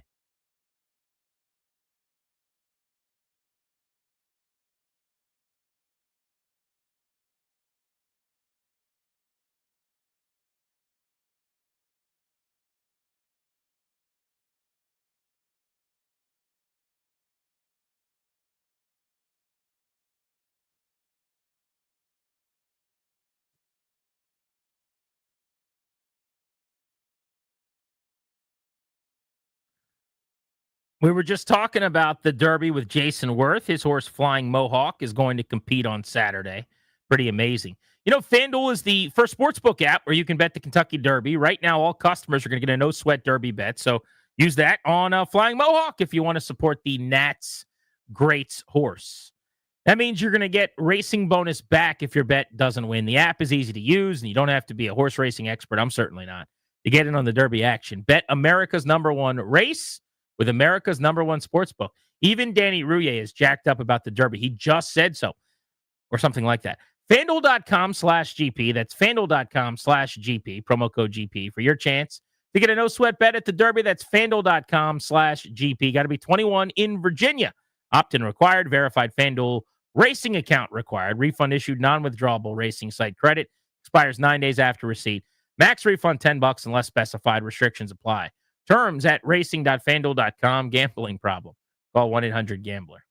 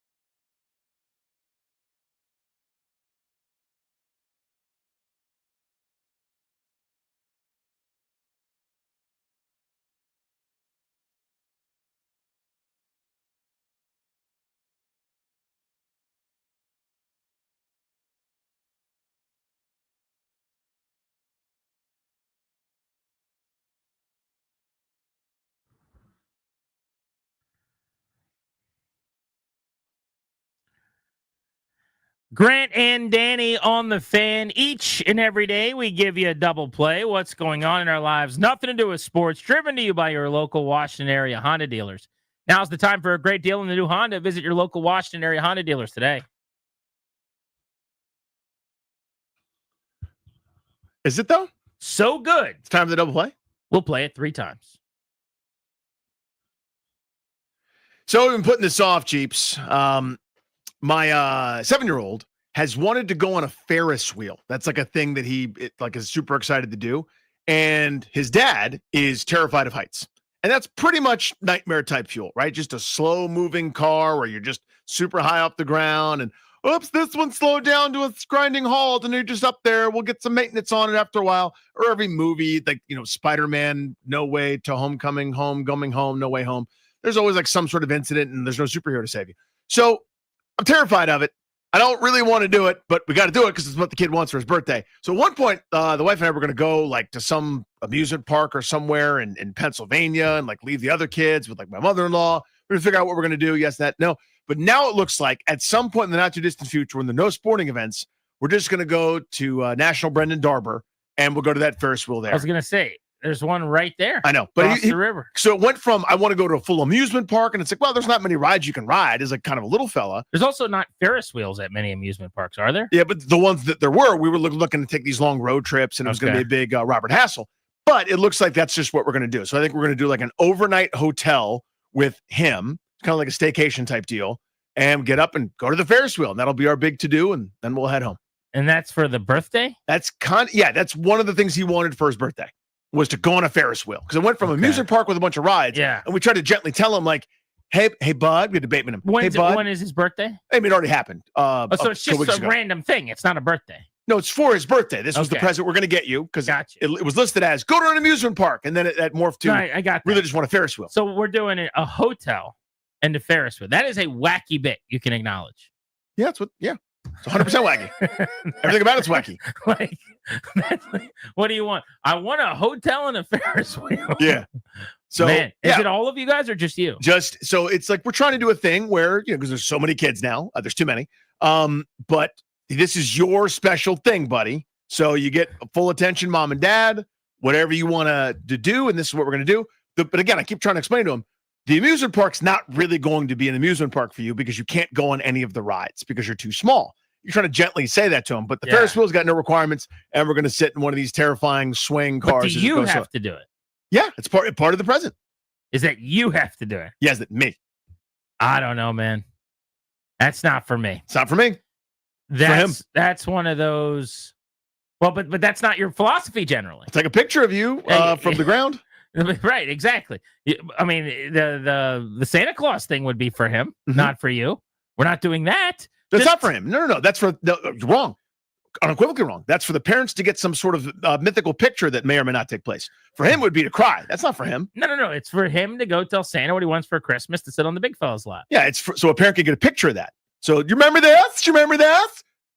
I don't want to remember that. Terrible screaming, crying. Well, I'm just not going in the Ferris wheel. So what's next? What do we do? What else can we do? I'll give you a ride. The last thing I would do, I think. What's your level of afraid of heights? Pretty high. King's Dominion.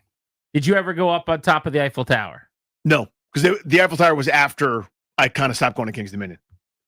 Really? Yeah. Wow, that's been there my whole life. That's crazy. Okay, but you would not do that. No.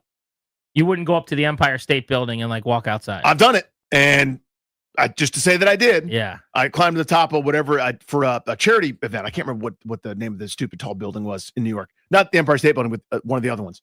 We did that one, and I did the kind of thing where I got semi close to the edge just to be able to look out. But if there's any indication of looking down, it's I can't handle it, man. I've done the top of the Washington Monument. I went to the top of the stupid arch in St. Louis. I wouldn't do that. And it moves, by the way, with the wind. Here's why I opted out of that one. I refuse to do that. It's less, well, I don't like heights. I've gotten better with them, but it's not my favorite thing. Right. It's like going up very, very high and grabbing onto the railing and looking out. As you said, out's better than over and down, but like all of it is uncomfortable and queasy, and I have that feeling in my stomach that I don't want to have. So yeah, I would say there's a fear of heights. But for me, my claustrophobia is way bigger than that, or just a fear of being caught stuck in something. And those little carts that you take to the top of the You get in what is basically a enclosed golf cart, kind of. Yep. And you just ride it for it's. I asked, like, how long is this to get up to the top of the arch? They're like, oh, it's about 4 minutes. No, it's not. It is absolutely not that, because I won't be in there. Maybe it is. It is for somebody. I'll never know. Also, what if it gets stuck? Yeah. You're talking about the arch? Anything, really. Anything that I'm in that's closed that's very small. An elevator's tough enough. I try not to think about it. The chances are very slim. But like these little carts that are just click, click, click, click all day long on the arch, man-made, built by the lowest bidder, I'm out. Yeah, if you've ever been to the St. Louis Arch, by the way, it is nubs. But we all did it. We went up to the top of it, and because the whole thing is obviously it's an arch, so you can't just go straight up or straight to the side. You do this up and over, up and over, up and over, up and over. Correct. And you're just in there for a while, and you don't feel great about it. And you get up the top, and and it distressed you. The view is pretty amazing, I suppose, if you're not in a sweaty panic. Right. The wind blows, and so do you. Oh, In order for it to maintain its structural integrity, the engineers, this is what you have to do for like big buildings or big things like this, that it's got to give a little bit. If it's too like hard and fast, a tornado or something would come through and it would snap it and it would fall. So it needs to be able to move a little bit pliable, like a tree in the wind. And it moves when you're up there. And boy, that can swallow a whole bunch of, you know what? When are you doing this hotel arch thing? Couple weeks. We're not going to the arch, just a Ferris wheel. Oh, just no, a Bueller. I said arch. We're going to the Bueller. Yeah, to the Ferris. Why are you Bueller. doing Arch of the Movies bits? I don't know. I don't know, man. Good for you. I would just say no to that. It's nice that you're doing a hotel because you could just drive in the morning. I know. And that would be an easy trip. But we're trying to sell it as like, no, we're going away. This is your amusement park. Because like you can't really do an amusement park. You don't want to go to King's Dominion and just let him do the stuff that he can do in the kiddie area? Because he wants a Ferris wheel. See what I'm saying? So like the two part of the Venn diagram, it was like there's one spot in Pennsylvania. I can't remember which one it is. I don't know if it's got some flags or what. Who knows? And then the Ferris wheel. So we're just going to do the Ferris wheel. And the amusement park is National Harbor. You doing a Ferris wheel. That is fun. Yeah. All right. I want a full report. I want a video for 106.7 The Fan. I don't know if I'll be able to do that. I'll try. You know what? I'll hit record and just hold it out the window while I'm sitting there with my eyes closed. Is it enclosed? I'm sure it is. Yeah. See, that's the other part for me. Now, that one is less like you're going to be stuck in there forever. But just the idea of being enclosed for like 9 minutes while it goes in a really slow circle. I need the closure. And also, it's probably swaying back and forth a little bit. So much swing. Yeah. I've seen that from the bridge, from the Woodrow Wilson Bridge enough. Yep. I'm sure it's fun for somebody, but I'm not that somebody. You're not that someone. But happy birthday. Yay. That sounds like a great time Can't for the wait. Houtiers. The Beltway Blitz is next on The Fan.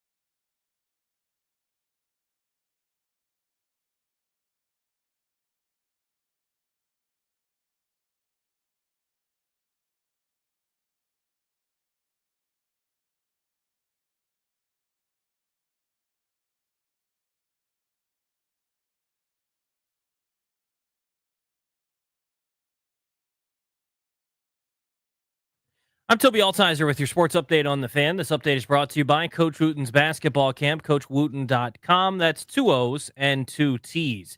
In the NBA last night, the Rockets beat the Warriors 131-116. Golden State leads that series 3-2 still. The Timberwolves beat the Lakers to finish off that series with a 103-96 win in Game 5. Today, 2 games on the docket, both Game 6s. The Knicks taking on the Pistons at 7:30. New York up 3-2 in that series. Nuggets and Clippers at 10 o'clock tonight. Denver looking to close it out. They lead that series 3-2. In baseball last night, the Nationals fell to the Phillies 7-2. They'll look to salvage 1 game in the 3-game set in Philadelphia tonight. 6:45 first pitch. Can hear the game right here on the Fan. Brad Lord takes the hill for the Nationals. He's 0-3 this season with a 4.67 ERA. He'll take on Taijuan Walker, who is 1-2 with a 2.78 ERA. 6:45 right here on the Fan. And in hockey, the Capitals beat the Canadiens 4-1 in Game 5 last night at Capital One Arena. They wrapped up the series 4-1 and advanced to the second round. They'll take on the Carolina Hurricanes. We'll get you more details as they come out. Game 1 will be at Capital One Arena. Coach Wooten's basketball camp, they instill a love of the game by teaching kids how to play, the values of the game, and having fun. Join the rite of passage for beginners all the way up to the rising high school star and experience the legacy of the Wooten basketball camps. Coach Wooten. From the Crop Medcalf 5-Star Sports Desk, I'm Toby Altizer on the Fan.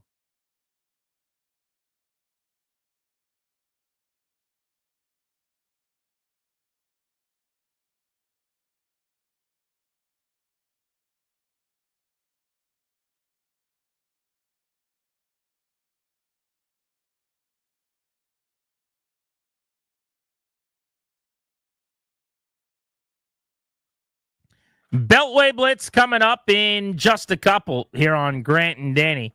Sponsored by the law firm Kandori and Murad. Those guys are fired up. Got a text from what seemed right as the final second ticked off the clock last night and the Caps advanced. We went with them to a game last year. They're huge fans. Estate planning, elder law, real estate transactions, probate administration. Their attorneys are always there to protect you and your family's assets. Schedule a free consultation with their teams today. Visit kmlawyers.com. Be sure to tell them we sent you. That's kmlawyers.com. The Capitals advanced. They took out the Canadiens in 5 games. Did a nice detailed breakdown of last night's win in the series off the top of the show. If you missed that, thefandc.com. All of our Caps playoff coverage comes to you via Ace Trim Carpentry. For 25 years, they have been a trusted trade partner for new home builders in the DMV. Ace Trim, specializing full-service interior trim carpentry, handling everything from supply to installation, turnkey and hassle-free. Contact acetrim.com today. That's Ace Trim, the home builders trade partner. Let's get you a Beltway Blitz. And to discuss the Capitals, we are joined by Katie Florio of the Capitals Radio Network. 5 games, a seamless 4-1 series win, a fairly seamless 4-1 game last night. This is not what we're used to around these parts, Katie. That seemed fairly easy. Yeah, well, I'd like to think my first year covering the Capitals that I came in as the good luck charm, but no, I think it was a testament to kind of what we've seen all season, and I think the Capitals, they certainly didn't go into this series overlooking Montreal. I know I did not at any point think of this as, the top seed in the Eastern Conference versus the second wild card. There was times when Montreal did show. I mean, they have a very young, solid, skilled forward core, and I think that they will be a successful team in the years to come. But like you mentioned, in these 5 games, I think the Capitals were just the better team. Obviously, that Game 3, kind of a fluke. You had a little bit of everything. I think there were 17 giveaways by the Capitals in that game. So obviously, if you're going to do that, that's going to bite you. And then Logan Thompson in and out, and luckily he's obviously doing just fine now. But overall, it was a good physical series, that's for sure. A lot of fireworks that got the fans fired up, especially in Montreal. And now it's on to a tough Carolina team. Katie, how important was it to dispatch Montreal quickly? Just given, A, the Carolinas looming, but just B, the history and everything else. How important was it for these guys to get it done as soon as possible? Oh, absolutely. Like you mentioned, you obviously look at your next opponent who had gotten their business taken care of the night before. And so the last thing you want is, well, the guys that you're potentially going to play next are at home resting up. You're in this battle. And like I said, obviously playoff hockey is always going to be a battle, but these were some physical games. They have some physical guys, Arbor Jacki and Josh Anderson. And so these games can take a toll on you physically. And so it was very, very important for the Capitals and any team to try to take care of business quickly. Now they have a few days to rest up, to prepare, whether it's video, on the ice practice, whatever it may be. But obviously really good to get the job done in 5. Katie Florio, the Capitals radio network. Alexi Protas played for the first time in the series last night. I love getting him out there to just get him some minutes, get up to speed before the Carolina series. But what did you see from him? Yeah, I think he looked great. Obviously, he's been practicing with the team now for quite a while. And I know all of us who were in Montreal, we would see him taking part in the full morning skate, thinking, oh, is this the day? Is this the day? So glad that it finally happened last night. And I thought he looked really good. I think as far as, I think the first thing with the injury and what it was is you're going to look at his skating and is he kind of favoring one leg over the other? And I thought he looked totally fine. I know walking around the practice rink, he looks fine, back to himself. But I think first and foremost, that's just now you're getting size and strength back into your lineup. And then obviously another guy that's great on the PK. You lose Martin Faravari for injury, unfortunately. And so it was hard losing two of them. And I think he fit in nicely once again. I think his scoring opportunities and chances will come down the stretch with Carolina. But I think for a first game back since April 4th, we definitely saw the Protas that we all are used to and like seeing. Katie, where does he end up in terms of the lines right now? It's almost like everything's going so well, you don't want to disrupt it, but at the same time, he's really good. He's a full 200-foot player. What do you do? Yeah, no, that's a good question because obviously the initial thought was to throw him right back on that top line. But the way Anthony Beauvillier is playing and the way he's meshing with his line mates on that top line, it's almost that, that phrase, if it ain't broke, don't fix it. And so I think it was the smart decision to start him back on that fourth line yesterday to start the game with Duhaime in doubt, and like you said, get the minutes and kind of see where it goes. But it's a good problem to have because it would be a lot worse if who you had to replace Protas with was not doing anything. But the fact that Beauvillier has gone up there and produced has obviously been huge for this team, and getting Pro back in just bolsters his lineup even more. You mentioned the Hurricanes, but I just wanted to get a little deeper into the series. And I know we're getting ahead of ourselves because we don't even have a schedule. But what are your thoughts on that matchup? I think Carolina got points in 3 of the 4 games this year. They are the favorites in the series. Drill down a little more on what kind of problems they present and what the Caps would have to do to win the series. Yeah, I think it's going to be a hard, physical, but exciting matchup. I think these two teams, I know, it's two of the best. And I just saw a stat today. I believe Logan Thompson and Freddie Anderson are, I think, save percentage, the 2 highest in playoffs so far. Obviously, Anderson gets hurt in the first series, and I hear he's day-to-day, so will most likely be back by round 2.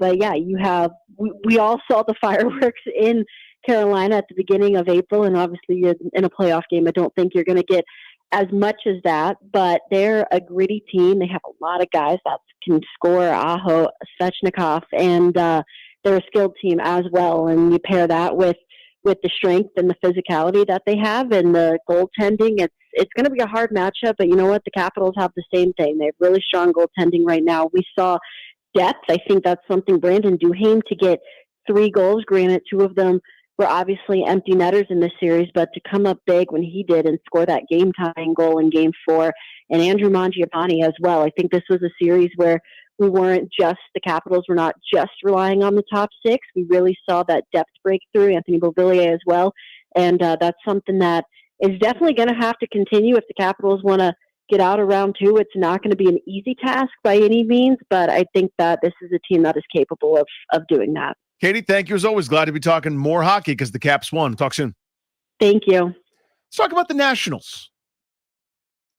Why, Grant and I will do that here. The Nats getting sunned a little bit up there in Philadelphia, GP, going up against one of the best teams in baseball, World Series aspirations. They had your 2 best going on the mound, lost 2 games. Yeah, and the tough thing was going into this series, they were only 2 games behind Philadelphia, believe it or not. They were 13-15. The Phillies were 15-13 on the season, and It hasn't been as lopsided as it looks to have lost both of these games, but they came back and they lost their most demoralizing game that they have not won this season in game 1 of this series. They got a 3-run home run from Nathaniel Lowe. Think about this, guys. They're on their final pitch with 2 outs, 2 strikes. They're down 2 runs, and Lowe hits a 3-run homer. That should be a win of the year candidate, Danny. That's the kind of game we're talking about in September. Hey, remember back in late April when they won that game against Philadelphia? And then they blew it. In that game, they had their closer with a 1-run lead. Finnegan come on. He has to slam the door. He couldn't do it. They lose the game. So now you've lost a game essentially that you should have won. You go into game 2 of the series after Gore, your number 1, pitched in an L. And now you've got Jake Irvin, your number 2. And just like in the first game of the series when Kyle Schwarber hit a 2-run first-inning home run, all this guy does is torment the Nats. The former National, I think he homers against them in every game he plays against them. It feels like Murphy against the Mets. It's preposterous. Yeah. So he hits a 3-run home run. They're down 3-0. Jake Irvin ends up giving up 6 earnings. ERA goes over 4 for the season. He had been just stupendous in his last few starts, but he had a really rough first couple outings. Now this one, so his ERA balloons to over 4. And I don't know if you're worried, but Jake Irvin's velocity is down 2 miles an hour this season. I was going to bring up.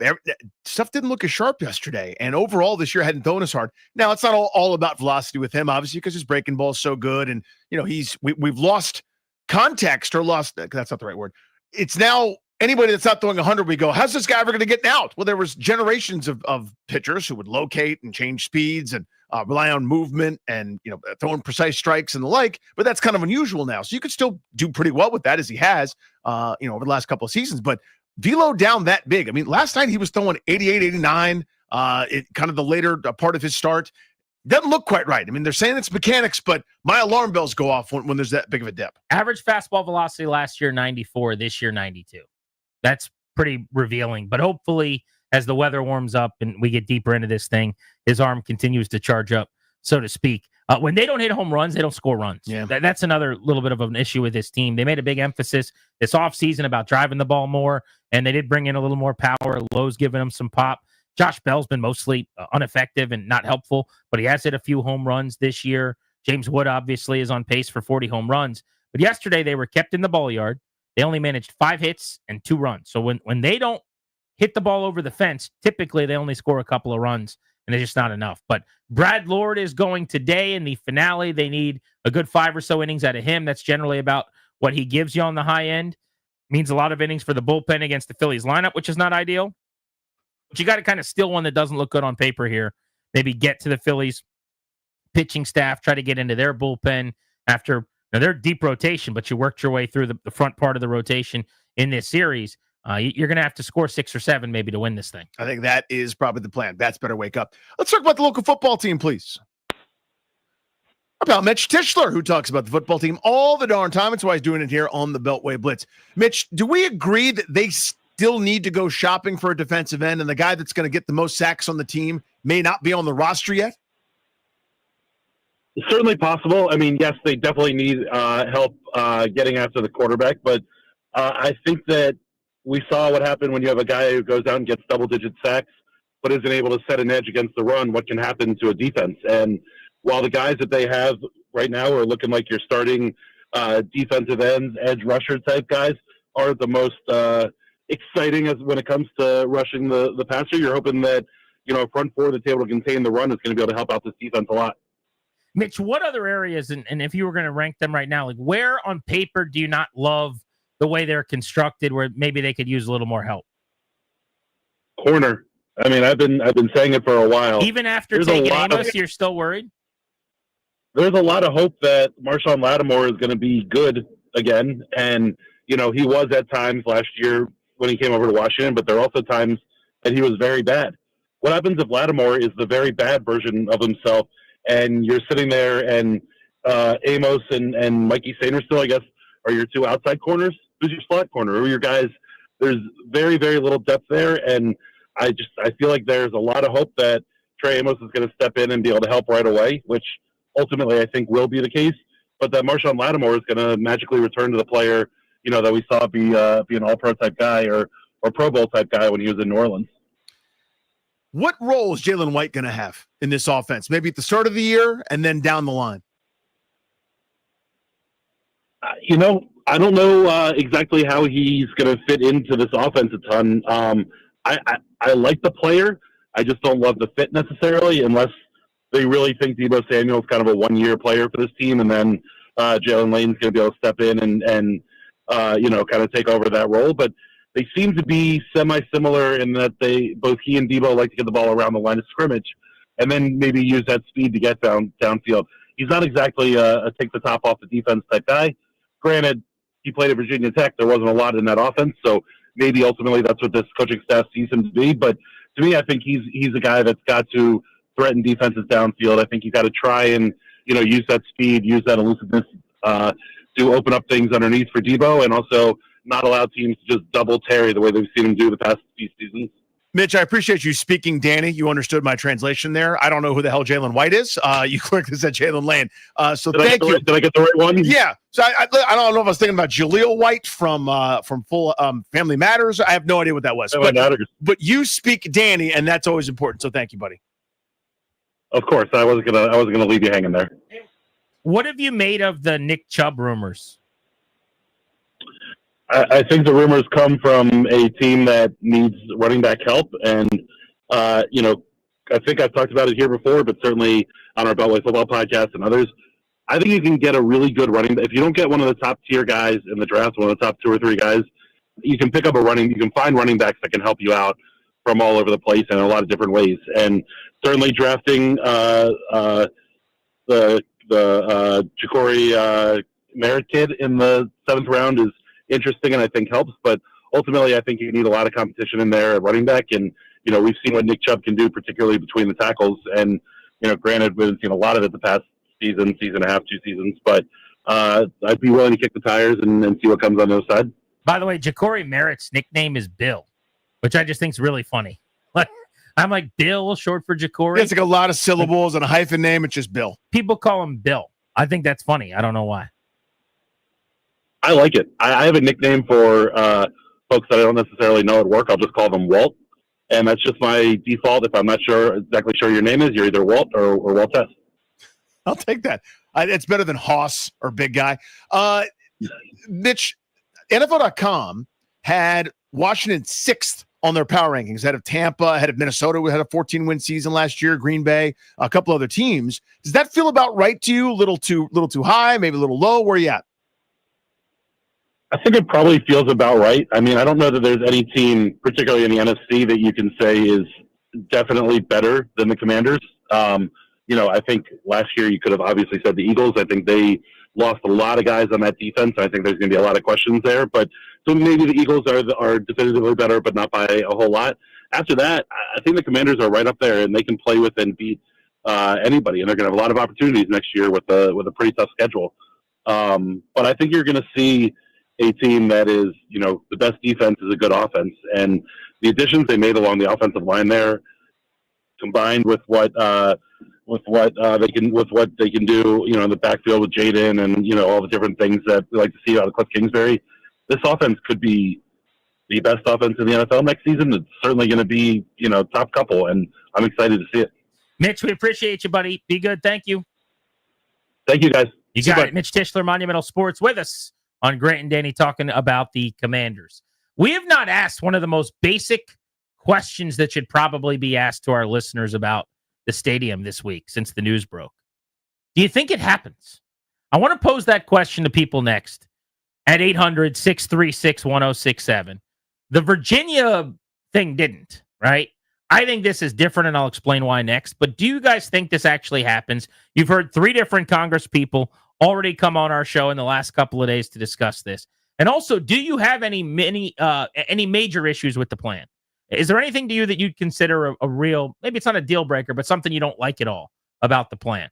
Phones are open, 800-636-1067 on Grant and Danny.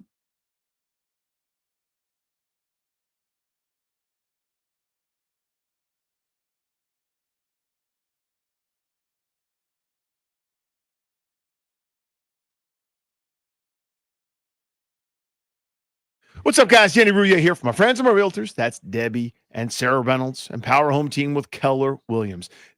I'm here to share with you what could be the easiest and fastest way to sell your home. All right. Now, There's so much stress that comes with selling, and they want to remove it for you. Who wants showing after showing, or to get the kids and the dogs out of the house and constantly having to keep the house spotless and clean, ready for showings? It's the easiest, most simple way to sell your home. Here is how the program works. You call Debbie and Sarah, just like my family did, and tell them about your home. They will bring you multiple cash offer options. You pick one. Then you get to choose the closing date. No showings, no hassle. That's right. Multiple cash offers presented to you instantly. Reynolds and Power Home team was honored to help John sell his home in only 5 days with a cash offer that was $15,000 over the asking price. Call the only ones that you should trust to sell your home. I did. Debbie, Sarah, and Reynolds and Power Home team. Call them today at 844-654-SOLD. That's 844-654-SOLD, or Debbie has thebuyers.com.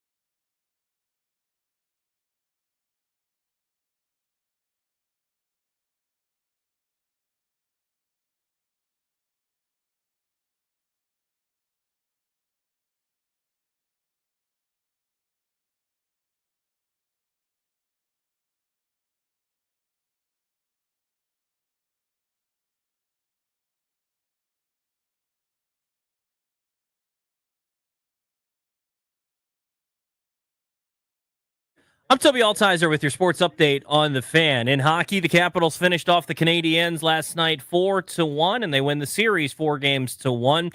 They advance to the second round where they'll meet the Carolina Hurricanes. Game 1 and 2 will be at Capital One Arena. Details still to come on when those dates will be. In baseball, the Nationals lost to the Phillies once again last night 7-2. They'll look to salvage one game in the 3-game set in Philadelphia tonight.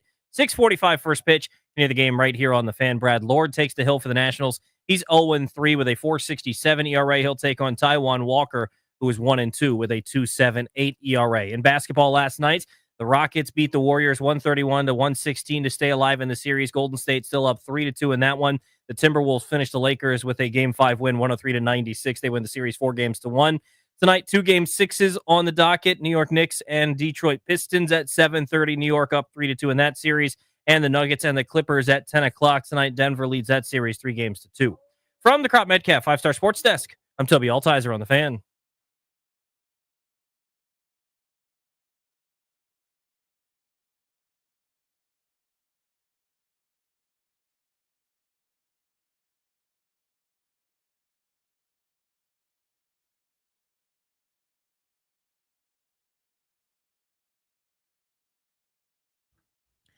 What a week in DC sports. The Capitals have moved on. They'll take on the Carolina Hurricanes in round 2.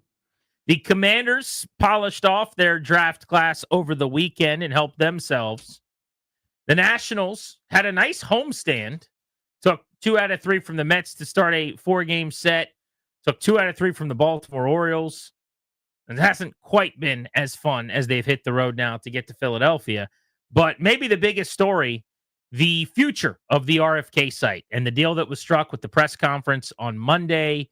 Mayor Muriel Bowser with owner Josh Harris saying that RFK2 is happening, that it's going to be what the city needs and what the team needs to push forward and to have the future that we all want, both in DC and for the Commanders. The question we've got for you guys is, and we haven't asked the most simple question yet, do you think they crossed the finish line here? Is this going to go down? This press conference, like years and years ago, I would have thought, you have this press conference, it's over.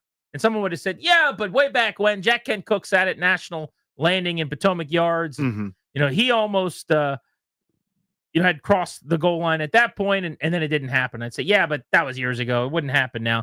I just lived the Virginia thing. So it doesn't mean that it will. Do you think that this eventually is a winner and that they get the 7 votes from the DC Council with this proposal that they need? 800-636-1067. I was at the Caps game last night, and I was talking with someone, and they kept bringing up, oh, Virginia happened. I'm nervous. I don't think Virginia and this are very similar, to be honest. I don't know how comparable they are, other than that it's a team trying to move a stadium. Here's what I mean by this.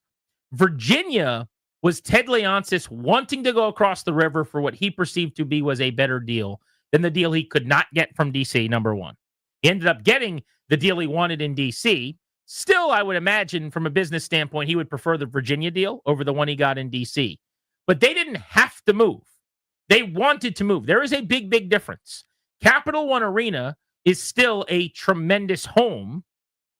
They're refurbishing it for closer to $1 billion than $500,000 at this point.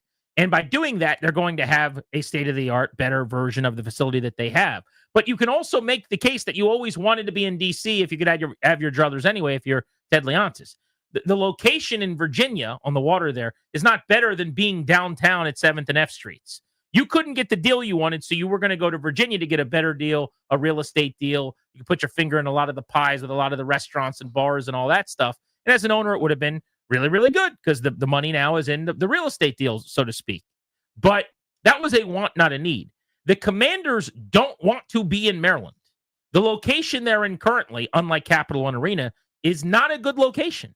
Even as a guy who's okay with them building another stadium there if it has to happen that way, if I get a great stadium, I acknowledge it's a terrible location. For them, there is a desperation to get into the city.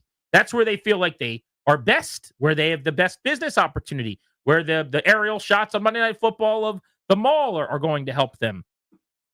Ted's already in D.C. talking about leaving and getting outside of the city. So I think it's very, very different, whereas that was I can't get what I want from D.C., So I'm going to go to Virginia, leave a pretty good situation and get a better one. This is leaving a really bad situation in terms of the Landover area and going to a very, very good situation. And there's more desperation here. So I just don't think that they're overly comparable. So let me tell you why it is comparable, because everything you said is correct. But let me do this. What am I talking about? The most senior high elected official in a given place negotiates a deal. The deal is completed. Then it goes to a lesser voting body who can potentially get in the way. Which one am I talking about? That's why it's the same. The politics are similar, but I also think, again, the politics of the Virginia deal, Virginia's never had a stadium because largely Virginia's never wanted one. Like there's never really been an aggression to get one. Whereas that's not the case for the city. We just saw them move mountains and find money they supposedly didn't have to keep the Caps and the Wizards there because, and I hate to say it this way, but I kind of feel this way. I think that the team, certainly the building at Cap One Arena, is holding neighborhoods up. I mean, it's holding the city afloat in a lot of ways from a business standpoint right now. No, sure. I guess, but there are plenty of folks on the council that never want one, have already released statements. But I guess, my point is I understand a person going, there's a lot of Virginia here. There are differences. You've pointed them out, and you're right about that. I guess from a macro view, I would go, yeah, I get it. Where we had a celebration, we had an announcement, we had a press conference, and then members of a council, one posted memes, and that was their response. But then the local DC council going, not so fast, my friend. The answer is going to be no. So I understand the reticence, I guess, is my only point. I understand the nerves because you just dealt with this. I'm just saying I think that they're both cars, right? It's politics. You need votes. There are people that could be a pain in the ass. But when you lift up the hood, I think the engines are very, very different. Of the Virginia situation, where you're going from a good situation that a lot of people would tell you is actually the preferred idyllic situation, which is the DC team being in DC and leaving DC, versus this, which is nobody thinks that's a good location. It's a terrible location where they are now. It's really the only other option they have. It's a way worse location than the one that they are desperate for. Ted Leonsis, by the way, before Virginia, tried to do the thing that DC eventually did. We had Brooke Pinto on the show. She's the councilwoman, or the council member, I guess, to be correct, in that Ward 2 there where the arena is. And she said they screwed up. She said, we almost blew it. I forget her exact quote. Yeah, but it was along those lines. But she acknowledged, like, we learned our lesson. She kept saying over and over again. He kept saying, here's what I need. Here's what I need. Here's what I need. Help me help you. Help me help you. And they go, nah. And he goes, okay, fine. He didn't just, it wasn't like from day one, he's like, we got to be in Virginia. From day one, Josh Harris hasn't said it publicly. Him and his people are trying to figure out how they can get into DC. And I just think that's different because there's an urgency. There's I overuse desperation, but there's an aggression. They feel like the ceiling of a Maryland location versus a DC location is night and day. I don't think Ted felt that way about Capital One Arena refurbished versus Virginia. Yeah, I agree with that sound. Which is good or better. 800-636-1067. Also, and you mentioned this is a good point. Louise Lucas is not in DC. So she can't single-handedly hold this thing up and post a bunch of memes. Yeah. We got that going for us too. I haven't seen any memes to like let people know which way people stand. That's a or good whatever. point. Right. We've been meme free for a little while. I should have asked Charles Allen about that. I was told that when you didn't want a stadium, you're supposed to post memes of yourself in a graveyard over top of like a picture of Josh Harris or something. Yeah. What you want to be is the lowest level internet commenter. That's the standard. Anyway, somebody asked me yesterday, what's the chance that this thing happens? I'm making this up because I don't know, and how do you even begin that? I say 80%. I mean, I think it's very, very likely. I guess I won't say slam dunk. I also wonder if there's going to be more negotiation. The team would tell you this is the deal. Like they don't really want to negotiate the deal. The city would say, in some cases, Allen, maybe Mendelson, whoever, we have to negotiate. So maybe it changes a little bit. Yeah, I think there's some tweaking possible. So if it's end game, stadium or no stadium, I think it ends up happening. Now, do I think that it's as it's written right now this second? Maybe not. I think that's the complicated part, right? Where I think a couple members of the council could be swayed by one concession or one extra stipulation or one thing being removed or one kind of data point, and they would go, this is my holdup. I'm just making this up. So Charles Allen, for example, could go, 8,000 parking spots is too many. They go, what about 6,000? He could go, okay. Now, I'm not saying you would, but you know what I mean? But that still means stadium is happening. To me, I think there's there's too much opportunity for grandstanding, too much opportunity for let me get my voice out there, let me go do every bit of media and swashbuckle and show you that I'm a hero for my ward and my residents and my city and my this and my that. At the end of the day, though, there is so much money that's going to change hands.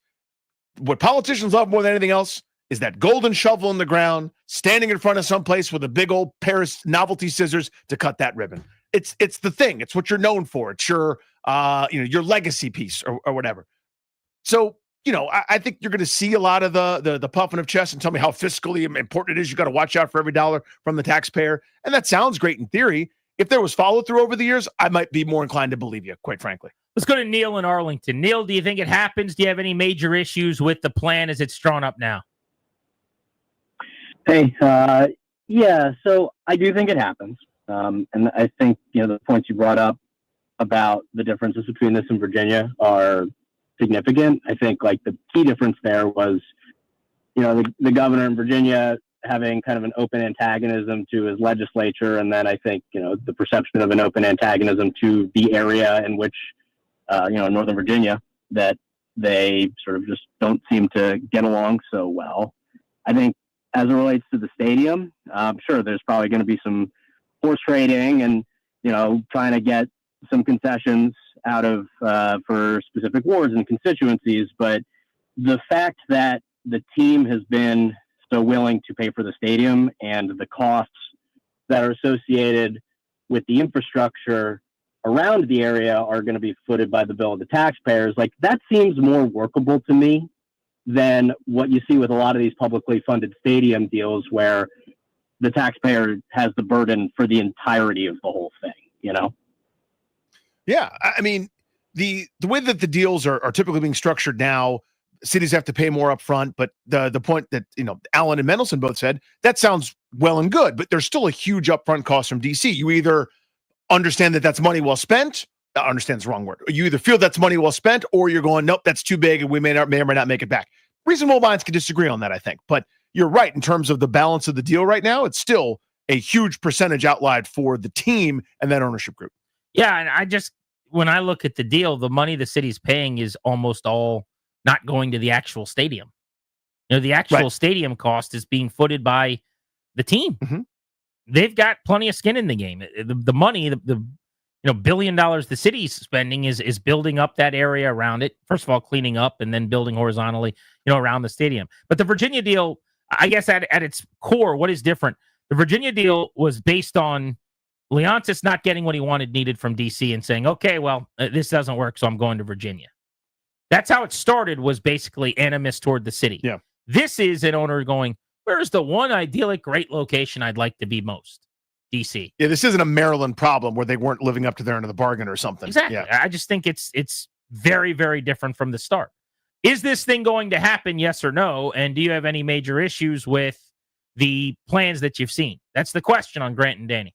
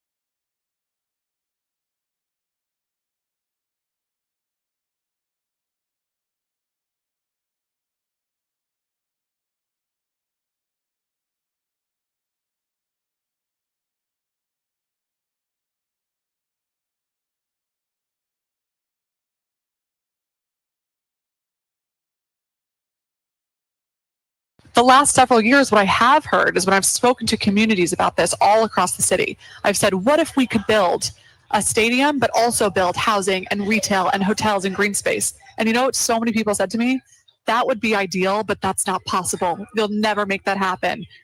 It's happening. It's all in the term sheet. This is what people have been calling for. And so this idea that we're going to, turn our back on the opportunity for the largest economic development opportunity in our history is short-sighted, and I don't think is where we should be headed. That is council member Brooke Pinto, who was on the show yesterday. We have had 3 council members on to this point.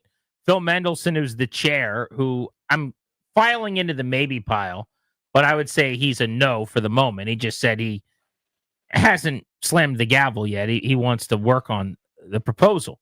But it seemed to me like his biggest frustration was just that he was uninvolved by the mayor. Yeah, he has a gripe. long-standing, again, I'm not trying to trivialize these things, a long-standing beef or disagreement, whatever, with the mayor. They're professional, I'm sure. But so I think that was his gripe, is that we weren't included in this. We're just seeing this now, and she has a budget that's been due that's this many weeks overdue, and we're sort of like, that sounds great. What about the stadium part? Like, we're the sports show here, right? You could do a somebody's podcast about local politics, and I can't wait to hear it. I'll be riveting. I'll make sure to download it immediately. But what about that part? But he was kind of joined us. Charles Allen was fantastic. He's a no. I disagree with him, but I thought he was a great guest. And Brooke Pinto's a yes. She was also a really, really good guest, and she was kind enough to actually come to Capital One Arena, which is in her ward, yesterday to join us on site before the Caps game. So that was pretty cool. But right now there's 4 yeses on the record. One of those yeses is from McDuffie, who's hopefully going to be on the show with us tomorrow. So that'll make 4 of the 12 that we've already had on, which is instructive. But 4 yeses, 2 nos, and 6 maybes is kind of where we're at. Do you think that this happens? They need 7 yeses. Mendelson made it clear he doesn't think there's some support for this. Allen said he didn't know. He just hasn't heard from enough people to know if there's support. And then Pinto seemed to think that there was plenty of support. She disagrees with the idea that there wouldn't be 7 votes right now. Nick and Sterling, what's up? Good day, gentlemen. Love the show. Always appreciate you guys. Love the topic. Thanks, I think I'm like a 60-70% chance that this goes through. I think the hurdles have more to do with the city. Don't forget that they're still trying to chase down $1 billion in federal funding, and their bond rating just went down, so the cost of borrowing goes up. So all of those things are the things council people have to deal with. But Josh Harris and the ownership team brought a hell of a deal to the table. I think it's a good thing for the city. The question is, can the city pull together to make that happen? It's well said. Thanks, bud. I haven't mentioned this yet, but another reason I'm confident, I trust this ownership group. They do things well. They're smart. People want to work with them. They get deals done. They have. They've reached across any of the various boundaries to this point to do things faster and more effectively than we thought they were going to. That's the football operation. That's the business operation. So I trust them, and I think in a way that nobody wanted to work with Dan Snyder, people want to work with this group. They are successful.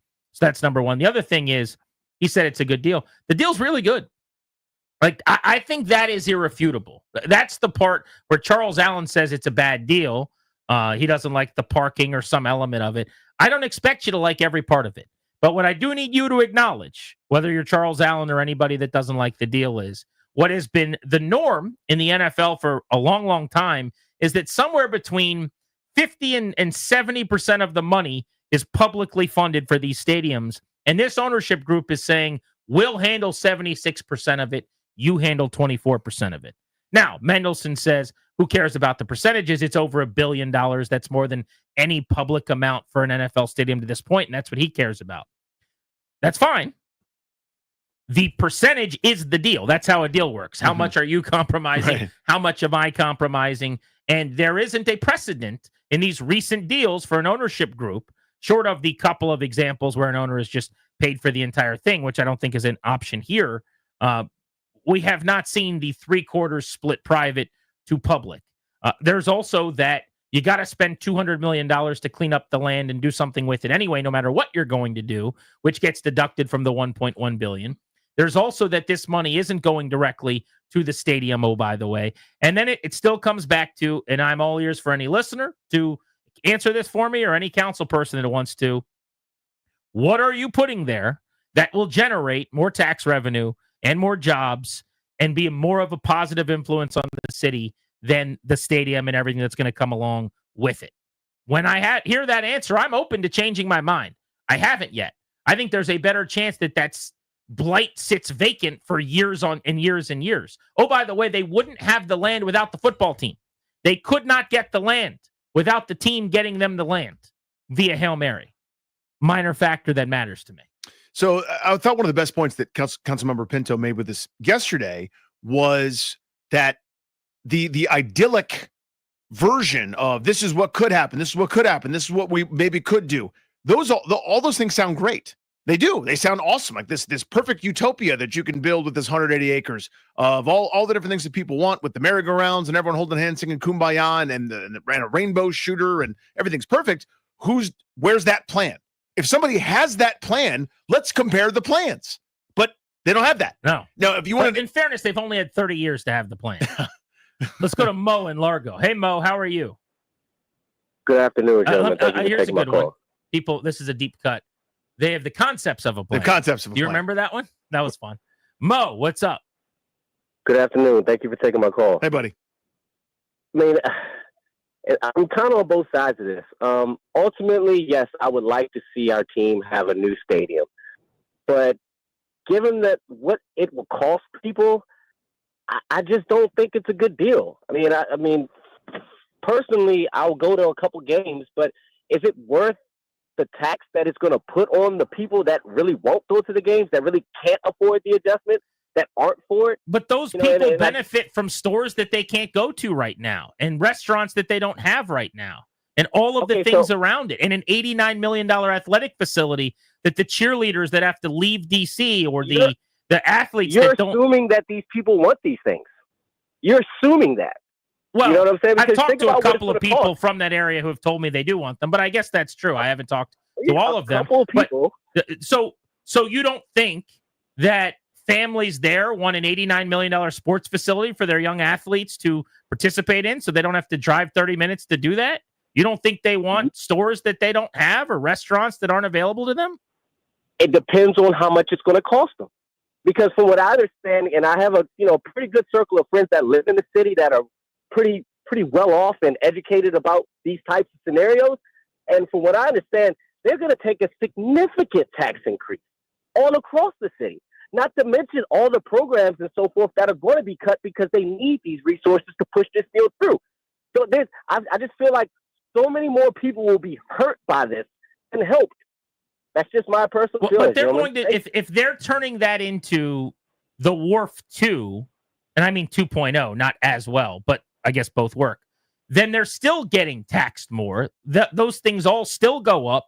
They're still paying for the city, which would now be spending $1 billion still to do all of that. And you're not getting a Super Bowl, which generates revenue that nothing at the Wharf 2.0 would. You're not getting the Final Four. You're not getting the WrestleMania. You're not getting the NFL draft and all of those things that could come that generate unbelievable good. You're not getting the 2,000 jobs that a stadium would provide. So I'm not saying it's a slam dunk necessarily. I'm just comparing it to another option. Unless you're saying just let it sit vacant and not have to pay a penny. If that's the better idea, sure, okay, fine.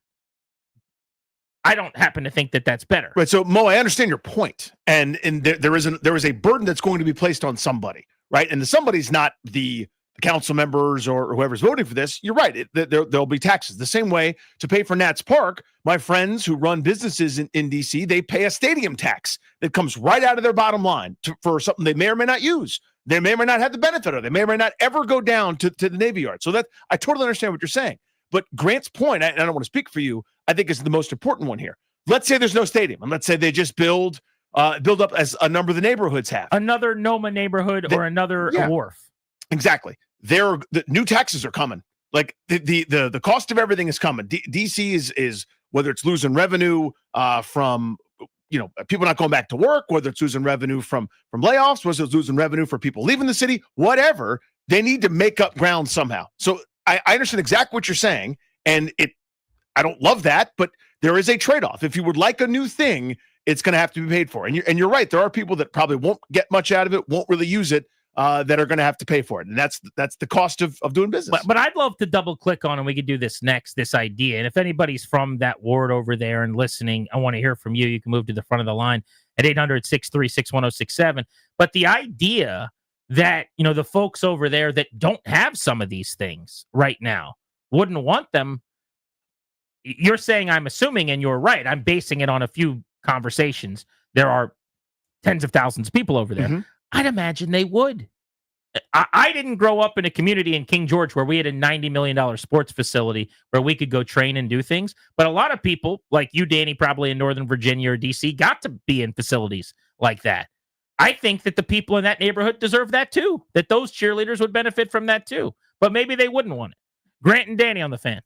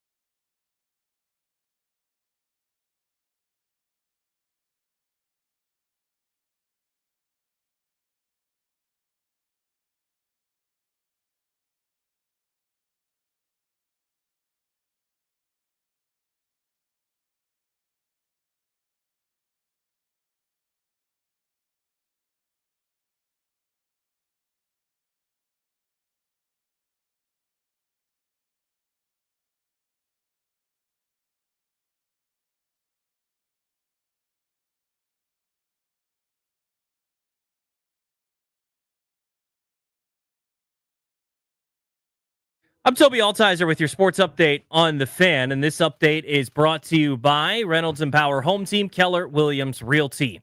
In hockey, the Capitals finished off the Canadiens in Game 5 with a 4-1 win last night. They win the series 4-1. They'll take on the Hurricanes in the second round. Games 1 and 2 will be at Capital One Arena. We'll get you the dates and times of those games as they're released. In baseball, the Nationals fell to the Phillies last night 7-2 in Game 2 of the series. They'll look to salvage one in Game 3 of the series tonight, 6:45 first pitch at Citizens Bank Park. You know the game right here on The Fan. Brad Lord takes the hill for the Nationals. He's 0-3 with a 4.67 ERA. Taijuan Walker goes to the hill for the Phillies. He's 1-2 with a 2.78 ERA. In the NBA last night, 2 games. The Rockets beat the Warriors 131-116. Golden State leads that series 3-2. Timberwolves beat the Lakers to finish off their season. Timberwolves win 103-96. Minnesota wins the series 4-1. Tonight, 2 games. Knicks and Pistons, Game 6 at 7:30. New York leads the series 3-2. Nuggets and Clippers, Game 6 at 10 o'clock tonight. Denver looking to close out the series. They lead the series 3-2. Want to hear the fastest way to know what your home would sell for? Reach out to Empower Home Team. Simply text your address to 800-763-3000. No phone call, just text your address to 800-763-3000. That's 800-763-3000. From the Crop Metcalf 5-Star Sports Desk, I'm Toby Altizer on The Fan.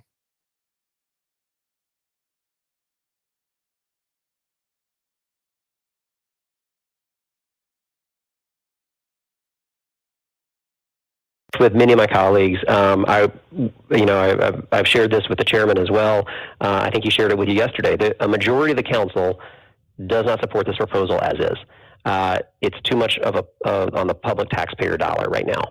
I believe I have several colleagues, though, and I think all of us should be going into this process to try to get to a better deal, try to think through what could this look like.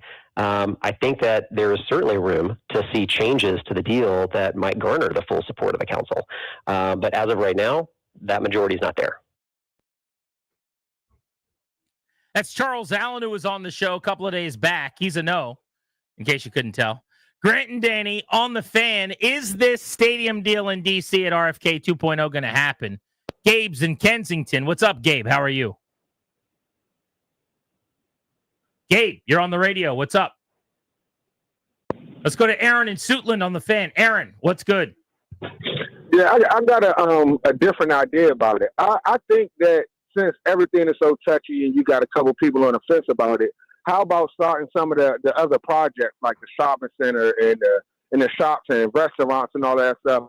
And it'll kind of get some of the people that's on the fence kind of off the fence about it, because some of that revenue is already coming back before you taking a major hit with the stadium. Like, what do you guys think about that? So it's a good suggestion. The way Councilmember Pinto explained it to us yesterday was this is all part of the mayor's budget. So you don't just get to, I don't think you get to do like an a la carte thing where we go, oh, I want to build a skate rink. And so we'll take that $10 million out and just start doing that. This is basically, hey, this is what we're doing over the next calendar year, and this is a big part of that. But I think the sentiment is right, where you go, okay, fine, we won't do a stadium first. We'll do it third. We still got to knock down the current building that's there, the old RFK thing, and we could start these other kind of projects right now to sort of build the nest. Well, there's also a timeline. They're playing in 2030. That's the goal. You got to start building by 2027 and change 2028. So you don't have a lot of time. I mean, you're not building all that stuff up and then not starting the stadium. They can't just stay in Maryland with a decrepit, okay, we'll use that. Yeah. Dilapidated, falling apart, awful stadium in perpetuity. Number one. Number two, you don't know, you're leaving Maryland. Are they just going to keep pushing the lease back and giving you that time? That's the other thing. The third is, let's say you open the restaurants, the bars, the stores. Now you got massive construction and dust and everything that comes along with. You ever seen a stadium get built in a smallish footprint in a downtown environment? It's awful. Yeah. In terms of like what it does for the surrounding area in that short term. So, while you're building, so to think about a room in your house and the inconvenience, the restaurants can't have people coming and going. The waterfront isn't going to be flourishing. That all gets open when the stadium gets open, and it all kind of happens in unison. Let's go to John in Southeast DC. What's up, John? Hey, I'm really glad that you guys are talking about this because I live in Road 7, so you want to hear some people who live in the neighborhood? Yeah, right on. Yeah, please. We wanted to hear from you, yeah. Well, the fact is that there's a whole lot of things we can do. They're in such a big hurry to give the NFL $1 billion. I mean, a normal process is the government puts 100 acres out there, says, hey, developers, what are you going to do for us? How much is it going to cost? And just to let you know that the acreage alone, it's worth $6.6 million an acre over there. So even at 100 acres, that's like 600 plus million that we can get if we leased it to someone. So the idea that like this is our only option, it's our only option because the mayor came up with this option. Plus, we've only had a few weeks to look it over. It hasn't been 30 years because no one ever thought that they'd give it up, but they did. Well, the and at team this got point, we to should have give a it up. careful process. DC wouldn't have the land without the team getting the land, but that doesn't necessarily matter now. I understand, but it's not like DC just suddenly got the Because land. I think from we the all federal agree government. that they should have control over it, but they didn't for a long time. And I think Grant's point is the team's lobbying efforts were instrumental in that happening. They would not have it without the team. They should have always had it. I totally agree with you. So we should pay them $1 billion because they lobbied for us? Is that the plan? You should pay him $1 billion you- because it's going to do more for DC than anything else you're going to put there. Well, that's the thing. Like when you say there's nothing else we can put there, like if you're familiar with the St. James and Springfield, people could actually use that in the neighborhood. That would bring a lot. And there's all kinds of development that have brought people to neighborhoods. It's just that we're not considering them because the NFL is basically holding us hostage and saying, hey, if you don't give us $1 billion, we're not coming. Well, in LA, you know what? They didn't do that, and they didn't pay anything, and they have a stadium. So there are other alternatives that I wish you guys would look at. And look at PG County. It's not like a whole lot of development happened near that stadium. Frankly, it's been kind of a disaster for PG County. So, you know, this whole precedent that it's all going to be perfect, look at what happened in the past to get a sense of what it's going to be like. The NFL with 10 games a year does not actually generate anything near like a baseball stadium or the arena downtown. It's just not the same thing. That's true, but using Landover is not a good comp because there's no roof. There will be way more events here, and it's a much bigger stadium. This will be much smaller. So some of the studies on this, hang on one second. Some of the studies on this, while accurate, are a little bit antiquated. If you're enclosed with your roof, which this one will be, and it's a smaller stadium, you can host events that you wouldn't be able to host in an 80, 90,000 seat stadium that's open.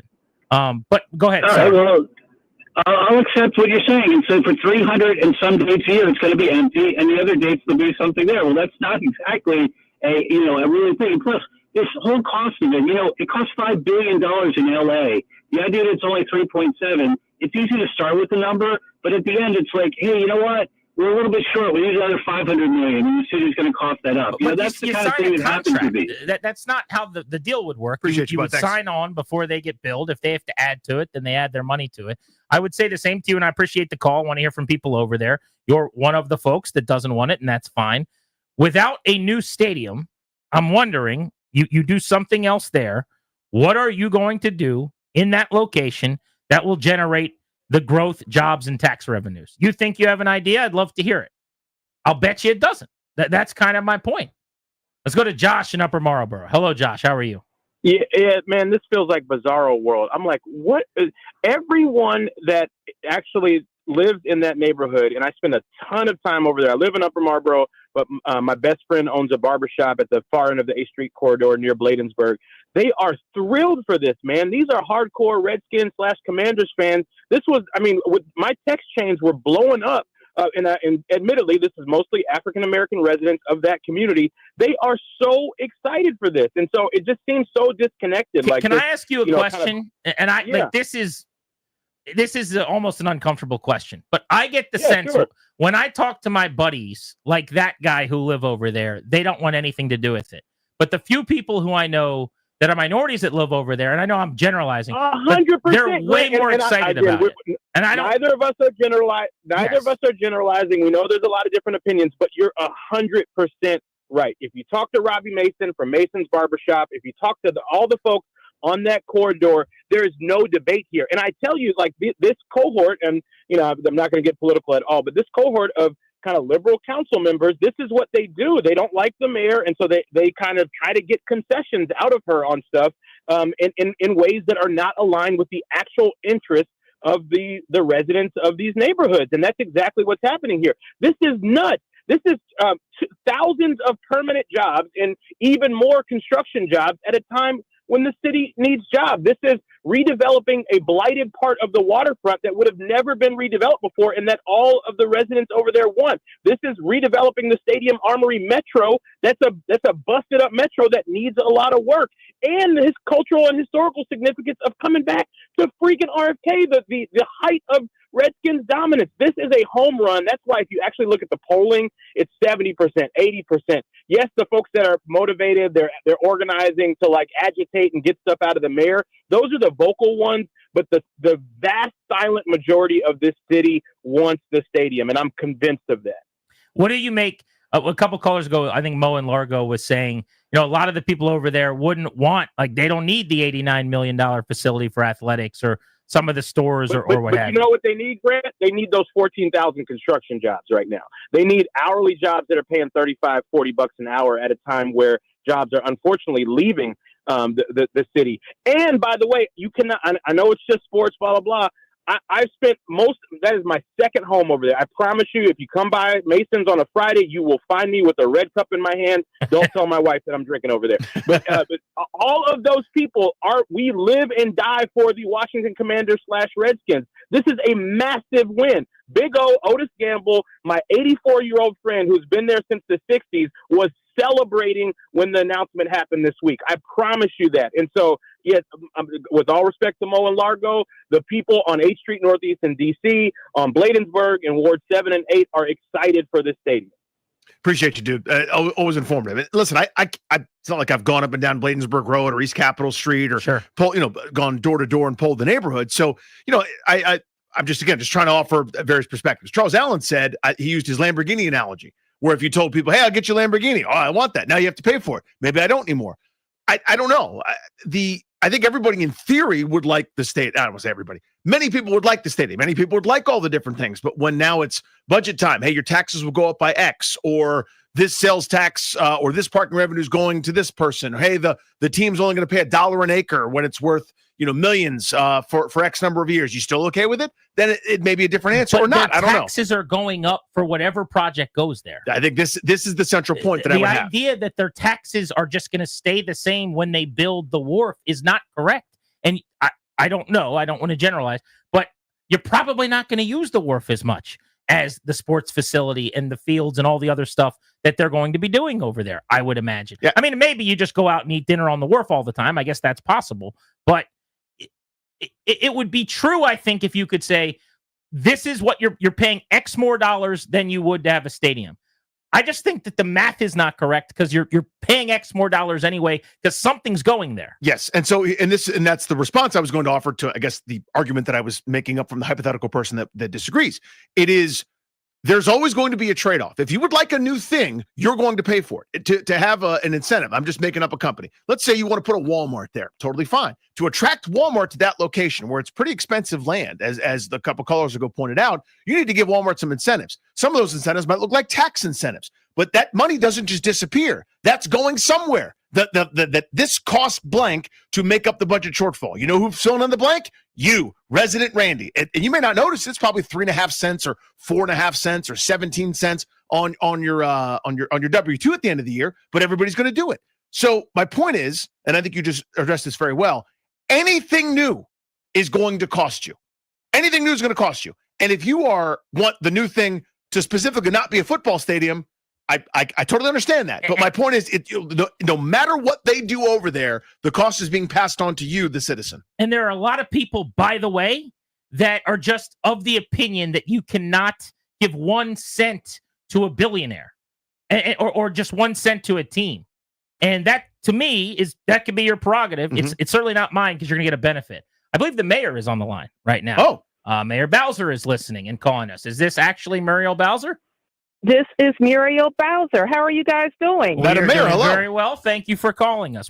I don't know if you know anything about what we're talking about. Have you been in touch on all this stuff? A little bit. Yeah, I got in the car. I'm headed uptown to a meeting, and I just wanted to chime in because I love the presentation, but like so many economic development projects, there's a lot of misinformation, and we're looking forward to getting people all the information that they need. But the one thing that I have to say, I heard one of the members of the council who is opposed to this project, was opposed to it before anything was announced, is opposed to having an NFL stadium there at all, say that a majority of the council members don't support it, and that is false. He and one other council member have registered that they will vote no. and all other council members are working with us and the team to get the information that they need. We've been keeping them up to date for weeks about how negotiations were going, and they're very excited for the opportunity. Madam Mayor, what are people getting wrong when they're rebutting things in public, or trying to argue against certain points or otherwise? You mentioned misinformation, and listen, we're sports guys. We're good at talking about linebackers and right wingers on the hockey team. What are people missing here that you'd like to correct? Well, the biggest thing that I want to correct is that this is going to be one thing or the other. I think people have in their minds the current RFK Stadium and the sea of parking that surrounds it. But what we're proposing is a vibrant, vital, mixed-use development with a built-in anchor. So there are going to be 5 separate districts. Arts and entertainment district, the stadium district, Kingman Park, where we think we can build up to 5,000 to 6,000 units of housing. There's going to be 30 acres of park space, and there's going to be the opportunity for us to have our own indoor sportsplex where our children who now go out to Maryland and Virginia for indoor track and gymnastics and cheerleading will have a world-class space for themselves that the district is going to build. So these are all of the opportunities. But here's the other thing that I think is the big missing piece. And that is that you just snap your fingers and 180 acres is developed with housing. It doesn't happen that way. What housing providers need is they need a catalytic anchor to get a site like that going. And having a built-in anchor that's bringing $2.7 billion in worldwide expertise is the jumpstart that this site needs. Without it, in 2030, we won't have a vibrant stadium that's generating revenue. What we will have is a slew of community meetings talking about what's going to happen there and the hope that it will deliver in the following 10 years. So the time for RFK is now. I heard some thoughtful comments about why don't we wait or why don't we try this first? We don't have that opportunity. We come to terms with the team, or the team is going to have to find a new location. The 1.1 billion figure in terms of what you guys would be spending, am I correct when I say, based on the way I saw the presentation, that money is not building the stadium? The team is building the stadium. You guys are spending money around it on things that are going to benefit DC. Is that fair? We're building the horizontal and roads, sportsplex, infrastructure like sewer and water. And by the way, we would do that regardless of anything that's there. That's what we're doing on the St. Elizabeth's campus. That's what we're doing at Walter Reed. That's what we're doing next door at Hill East. And Hill East is kind of a good example of what could happen if we don't have a catalytic anchor to kickstart the project. We have, great vacant parcels at Hill East right now that are developing very slowly, getting interest from the private sector, getting the capital investment that's needed to start the affordable housing is going slowly. We still have 30 acres there. So the last thing that any of us wants, I certainly wouldn't. I know that Councilmember Felder from Ward 7 doesn't want to see in 5 years from now, nothing having happened at RFK. Now we have the opportunity to get this approved. We can make the investment in this budget. And to break down the money, $500 million will go towards the stadium infrastructure. Another $356 million is for parking infrastructure. And the other $202 million is for our roads, and $89 million is for our sports complex. Now, just contrast that to all of the other stadium investments we've made, by the way. We've invested public money in every stadium that we have in Washington, D.C. The Nats Park, for example, is a $600 million stadium. You know how much the Lerners paid towards it? 4%, maybe? Yeah, exactly. We paid over $600 million at the end of the day for that stadium. In today's dollars, that would be over $1 billion and almost a 100% investment in the stadium.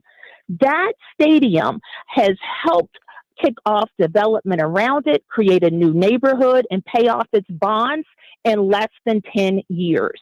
We just invested $515 million in Cap One Arena, and that's on top of what we invested when Abe Poland and Marion Barry made the decision to build it. Again, a huge public investment in infrastructure, in modernizing the building, and on top of the infrastructure and parking support we provided all of those years ago.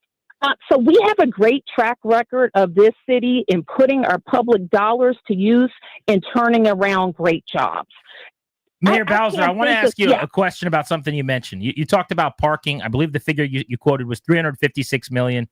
The 8,000 parking spots are mostly going to be garages. We had Charles Allen on, who's obviously you know this, but for our listeners, a council member on who's against the stadium. This is what he said. This is a quick clip, but I want you to respond to this. We would not only pay to build them, we would own them, and then under the terms of the deal, the Commanders get all the parking revenue from it, from the parking garages that we build and own.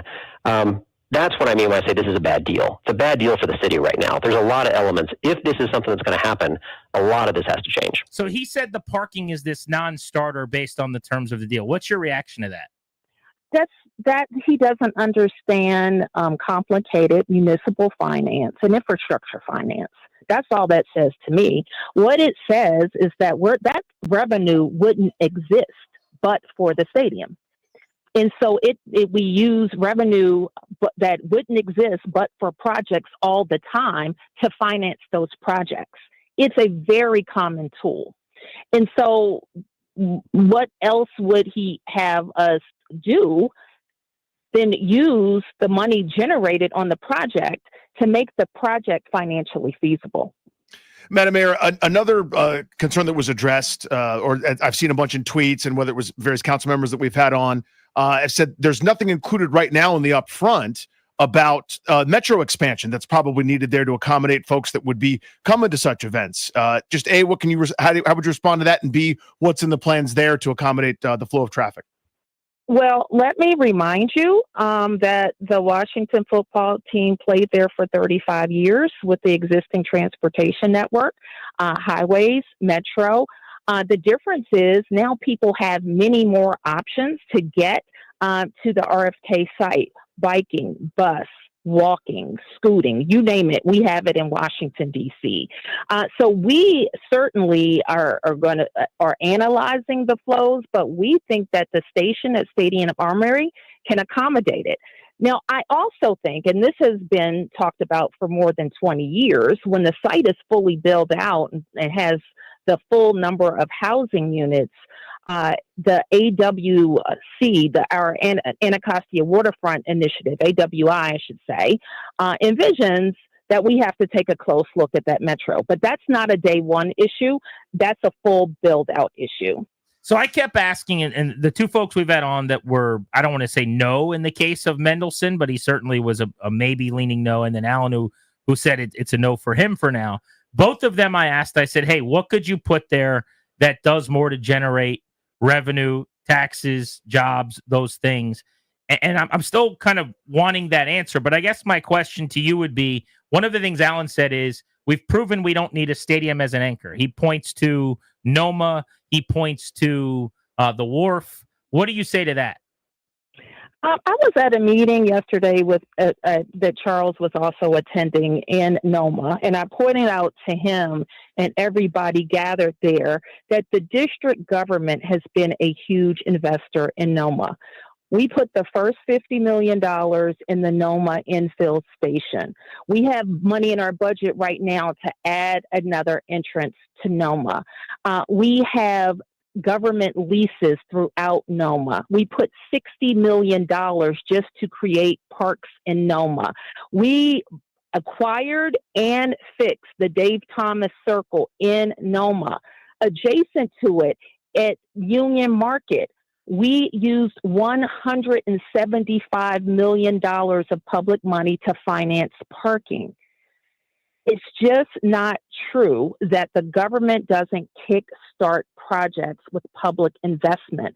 Some of those are in the form of big catalytic investments like the stadium, and others come in other forms of public dollars that make it feasible for these projects to go. The wharf has huge public investment, and the wharf does have an anchor. The wharf has the anthem that brings thousands of people up there to shows all the time. So Charles Allen's ward has enjoyed a lot of public investment, including 2 stadiums that he supported very recently, public dollars going to Audi Field. We acquired it and we built the horizontal development just like we are proposing here. It's not fair to the people of Ward 7. It's not fair that they've waited their turn, and now certain people who are already opposed are trying to spoil the rest. But I don't want to concentrate on Charles Allen because there's nothing that we could say about this project that's going to satisfy him.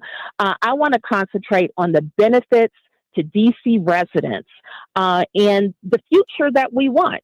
In 2030, we want to be going to a vibrant field that's generating jobs and revenue, not talking about plans that may or may not materialize.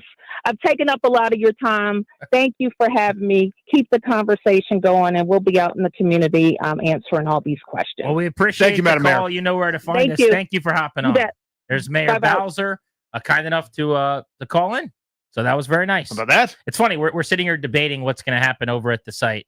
And we're like, the mayor has to think about this and do that. And then Toby gets in my ear. Mayor Bowser on line 4. I'm like, okay, cool prank call, All right. Toby. Nice job. I said, who's on line 4? Why is someone going by Mayor Bowser? That's a really weird way to try to get on the radio. He's like, no, the actual mayor. She goes to the front of the line. Okay. If you've been on hold, you'll have to wait. It's the mayor. Grant and Danny, what'd you guys think of that? 800-636-1067. But many of you want to hop in. I'm seeing a lot of people from that Ward 7 area on hold that want to discuss their feelings on a stadium. So let's dive into that on the Fan.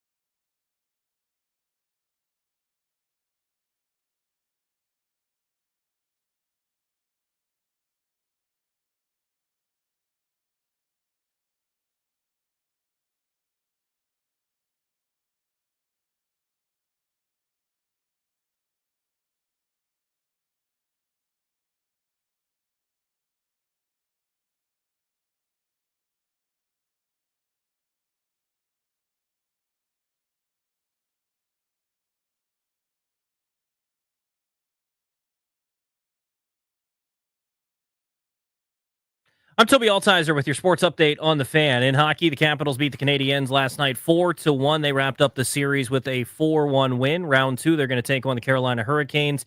Second round matchup, we'll see when the dates and times get released, but games 1 and 2 will be at Capital One Arena.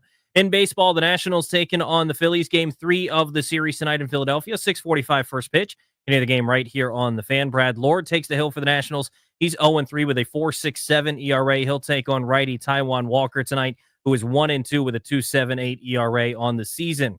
Tonight in basketball, the New York Knicks taking on the Detroit Pistons at 7:30. Game 6 of that series. New York leads that series 3-2. And the Nuggets taking on the Clippers in Game 6 of that series. 10 p.m. tip-off. Denver looking to close it out. They lead the series 3-2. From the Crop Metcalf 5-Star Sports Desk, I'm Toby Altizer on the Fan.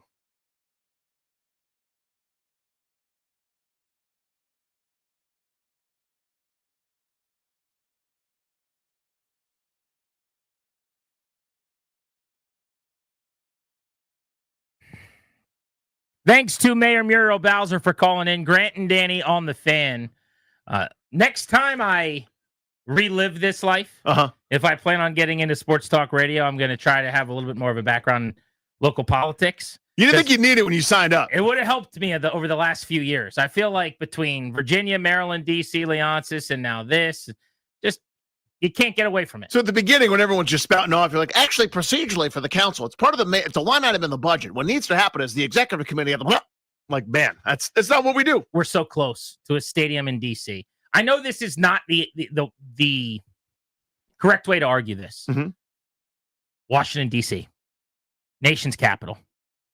The Washington now Commanders, but Redskins. There shouldn't have to be a lot more said, right? I mean, it shouldn't be that complicated. We went through this with the Caps and the Wizards leaving DC for Virginia when I just thought that was the better deal because Ted couldn't get the money. Yes, the team should be in DC, period. There's one spot for it. It happens to be the site where they were at their apex, where many of our listeners and their dads and grandparents went to games. Figure this out. Make it work for everyone. And you just can't convince me it's not a good deal. It's a lot of public money. It's a record amount of public money for an NFL operation. I understand that. Percentages. That's how marriage, right? Compromise. How much are you giving? How much am I giving? 76% private, 24% public. That's way better than a lot of us thought a year or two ago. This is not a bad deal. Let's go to Robert in Northeast. What's up? Hey, Granddaddy, man. Thanks for taking my call. Got it, buddy. Of course, the mayor stole some of my thunder and the caller before the mayor as far as our community. I live maybe 10-minute walk from the projected site. Oh, wow. My whole, oh, my goodness, I want to say a mile or two radius around. Everybody wants that stadium. I haven't heard nothing negative about it. The Redskins / Commanders are the number one seed in Washington, D.C. You know, and it's like you put all this money up for the Nats and Audi Field and Capital One. Come on. I think it's only fair that you put it up for the Commanders. From what I understand, the 24% of public money is on the low end compared to places like Vegas and SoFi and them. They had to put up like 60%. Yeah, it's the lowest. Money. How much would you, and you mentioned just talking to people around you in the neighborhood, what have you, how much would you use all of the things over there that would be coming if this project gets complete? Everything. My children are grown, but my grandkids, we will be there on a regular. Appreciate you. I don't really understand, all the uproar and maybe the mayor not being transparent with the council. I kind of think she is, but I think once they sit down and, gather the facts and come up with some figures, it'll be a done deal. Let's go to Gabe in Kensington. Gabe, you think they're going to finish what they've started here and get this done? I do. I think the mayor just knocked it out of the park. I mean, and I don't think the two sides are that far apart. The proponents of the stadium have been really thoughtful in thinking through all of the issues that the opposition might have. And I thought the council member yesterday did a really great job enumerating all of those components. And I think it's just a lot of political posturing that's going on right now, people trying to get concessions. But at the end of the day, I think this deal gets done. And by the way, you guys are doing a great job covering this. I'm a council member in Montgomery County, and you guys now know the difference between a capital and operating budget. And it is Against our extraordinary. yeah, what you don't guys quiz are us, doing. Gabe. Yeah, I don't know if that's the ratings driver that Jaden Daniels or Drake May might have been, but yeah, we're learning things we didn't anticipate. You should, next time we have a prize to give away, let's do capital or project budget. Yeah, where's Clary explain it all when you need it? Let's go to Tom in Cayman Park on the Fan. Hey, Tom. Hey, boys. How you doing? Good, man. Good. So I just will speak for everyone in the neighborhood, especially the 300 block of 17 Place, and it's a very diverse block. We have younger families, folks who've been there a while, every kind of skin color. We all want it. We all want this deal to go through. So this narrative that Why is that? If you could explain that. Yeah, it's everything besides. I mean, the stadium will be great. Listen, I grew up going to Redskins games. We had season tickets, and it's a lot of fun. But it's everything else that this deal is going to bring. It's the restaurants, right? It's the shopping. It's having a grocery store to walk to. You know, it's not fun at 6 o'clock at night on a Thursday, driving across town to take your kid to gymnastics practice. Like, that's not pleasant. Trying to get across the city takes an hour. So I think for us in the neighborhood, it'll be great to have the team, and it brings back a lot of fun memories, but it's everything else that it will bring to the neighborhood. That's what everybody's in the neighborhood, that's what they're excited about. That's what we want. Appreciate you. Thanks, man.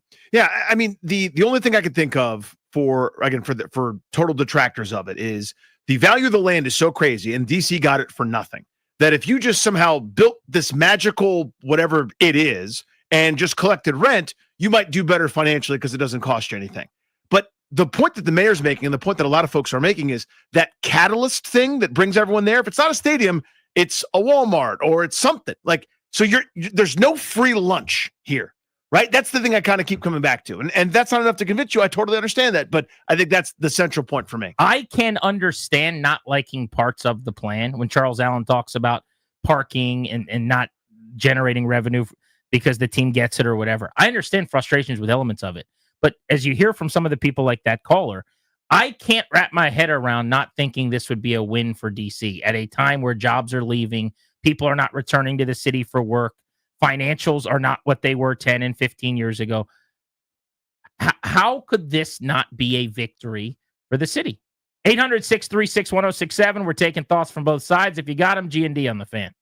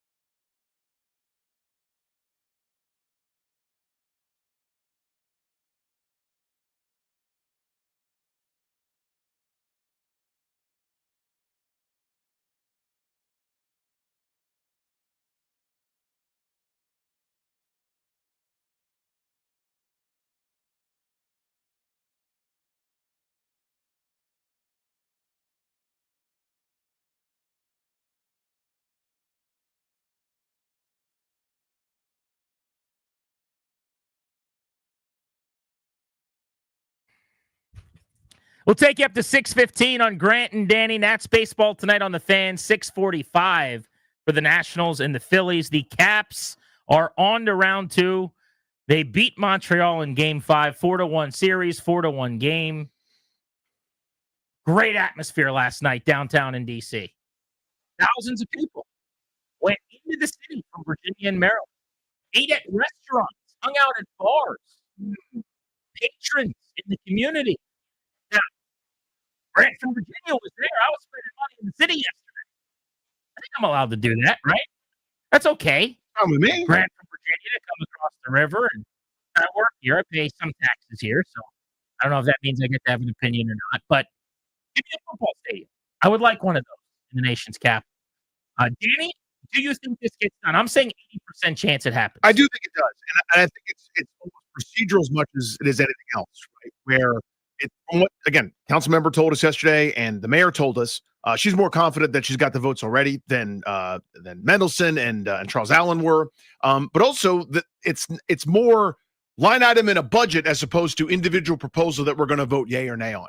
Right. So they're going to be budget tweaks. There's going to be pushback. That's normal. That's normal cost of not cost of doing business. That's normal procedure where I go, Grant, we have $1 million show budget. You go, well, let's make it 958,477. I go, what about 1.1? And we go back and forth. That's a normal part of it. So I think we're further down the road than we've been before. So I haven't thought a lot about the timing of all of this, but what the mayor said, and she called in this past hour, you should podcast it if you missed it, thefandc.com. Mayor Bowser line 4 was not a hotline, not a guest line. Just in the car calling in, which is funny. But one of the things she said that I found interesting was this idea of, I think what compelled her to call was saying it's too rough. The NFL's got a stranglehold on DC, and we got to just think about all the plans. Her point is it's now or it's not happening. The team is moving. They need to have a new stadium in 2030. They're either going to be building in Maryland, and PG County is going to get all the benefits, or DC is going to at this site. So the decision's got to come. And I know the team has put a timeline on the city, which they don't love very much, some of the council members, which is you got a few months to figure this out. But by July, we want to know what's what here. And my point is, I know it takes forever to do everything, but sometimes you got to make moves. So either it's going to be you or I'm moving on. Prom's in a couple of weeks. I got to know if you want to go. Let's go to Kat, who's in Woodbridge on G&D. How are you? Hey, really happy to be talking to you guys. Thank you. We appreciate it. So I used to work at RFK while it was still alive and well, back when we were still hosting DC United there. And I still currently work for DC United at Audi Field.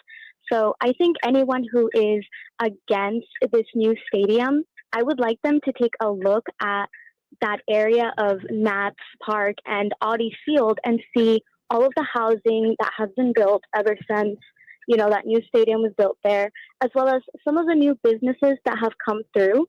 And I also want them to think about the fact that DC was not selected as a city to host a World Cup game because we lack the infrastructure currently to host an event of that size that is meant to welcome a lot of foreigners as well and a lot of tourists.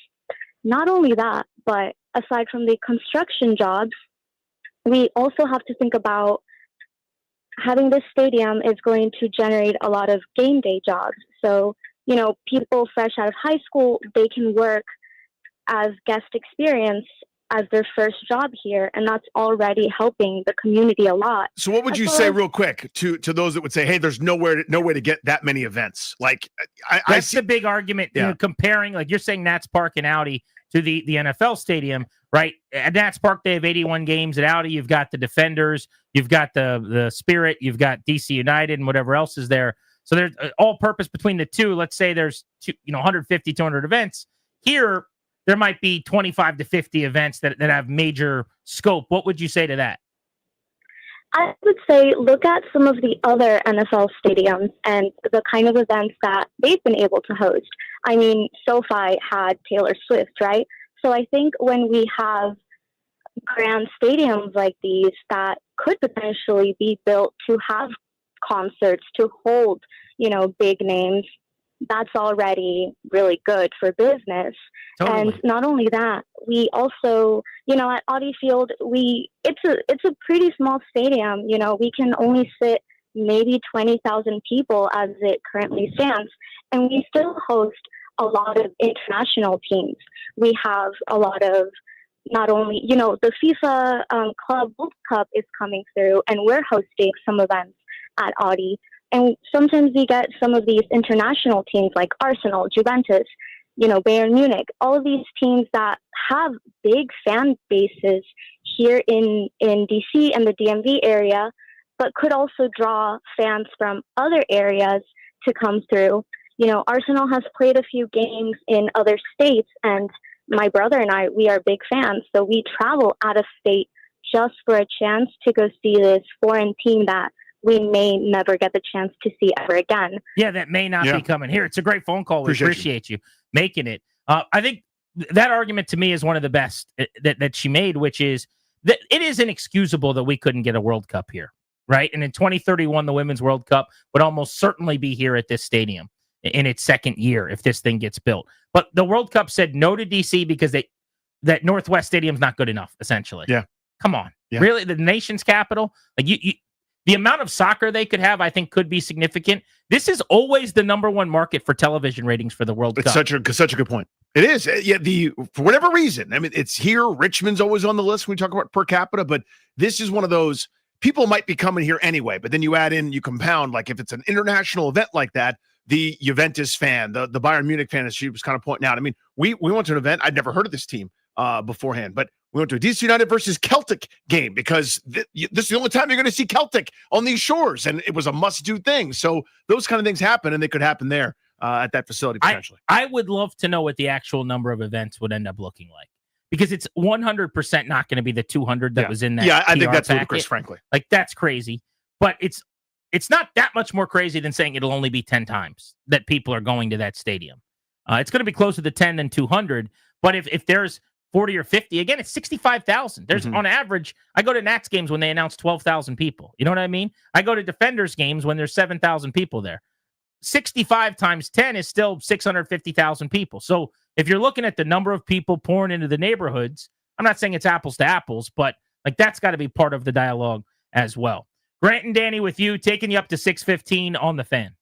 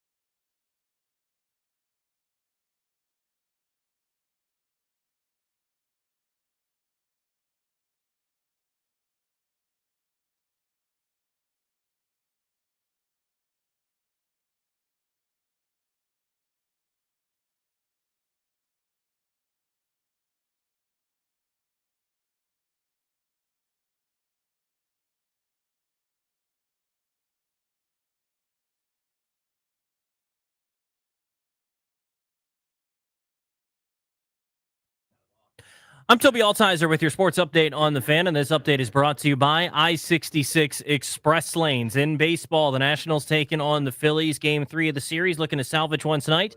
6:45 first pitch at Citizens Bank Park. You can hear the game right here on the Fan. Brad Lord takes the hill for the Nationals. He's 0-3 with a 4.67 ERA. He'll take on Taijuan Walker, who is 1-2 with a 2.78 ERA. In hockey, the Capitals finished up their series with the Canadiens last night. They win in Game 5, 4-1. They win the series 4-1. They'll take on the Hurricanes in round 2. Dates and times still yet to be announced, but the Capitals will host the Hurricanes for Games 1 and 2 at Capital One Arena. What's the road to a reliable commute in Virginia? That's easy. The 66 Express outside the Beltway is the answer you've been looking for. Get the inside track to express travel on I-66 outside the Beltway at ride66express.com. Guess less, no more. From the Crop Metcalf 5-Star Sports Desk, I'm Toby Altizer on the Fan.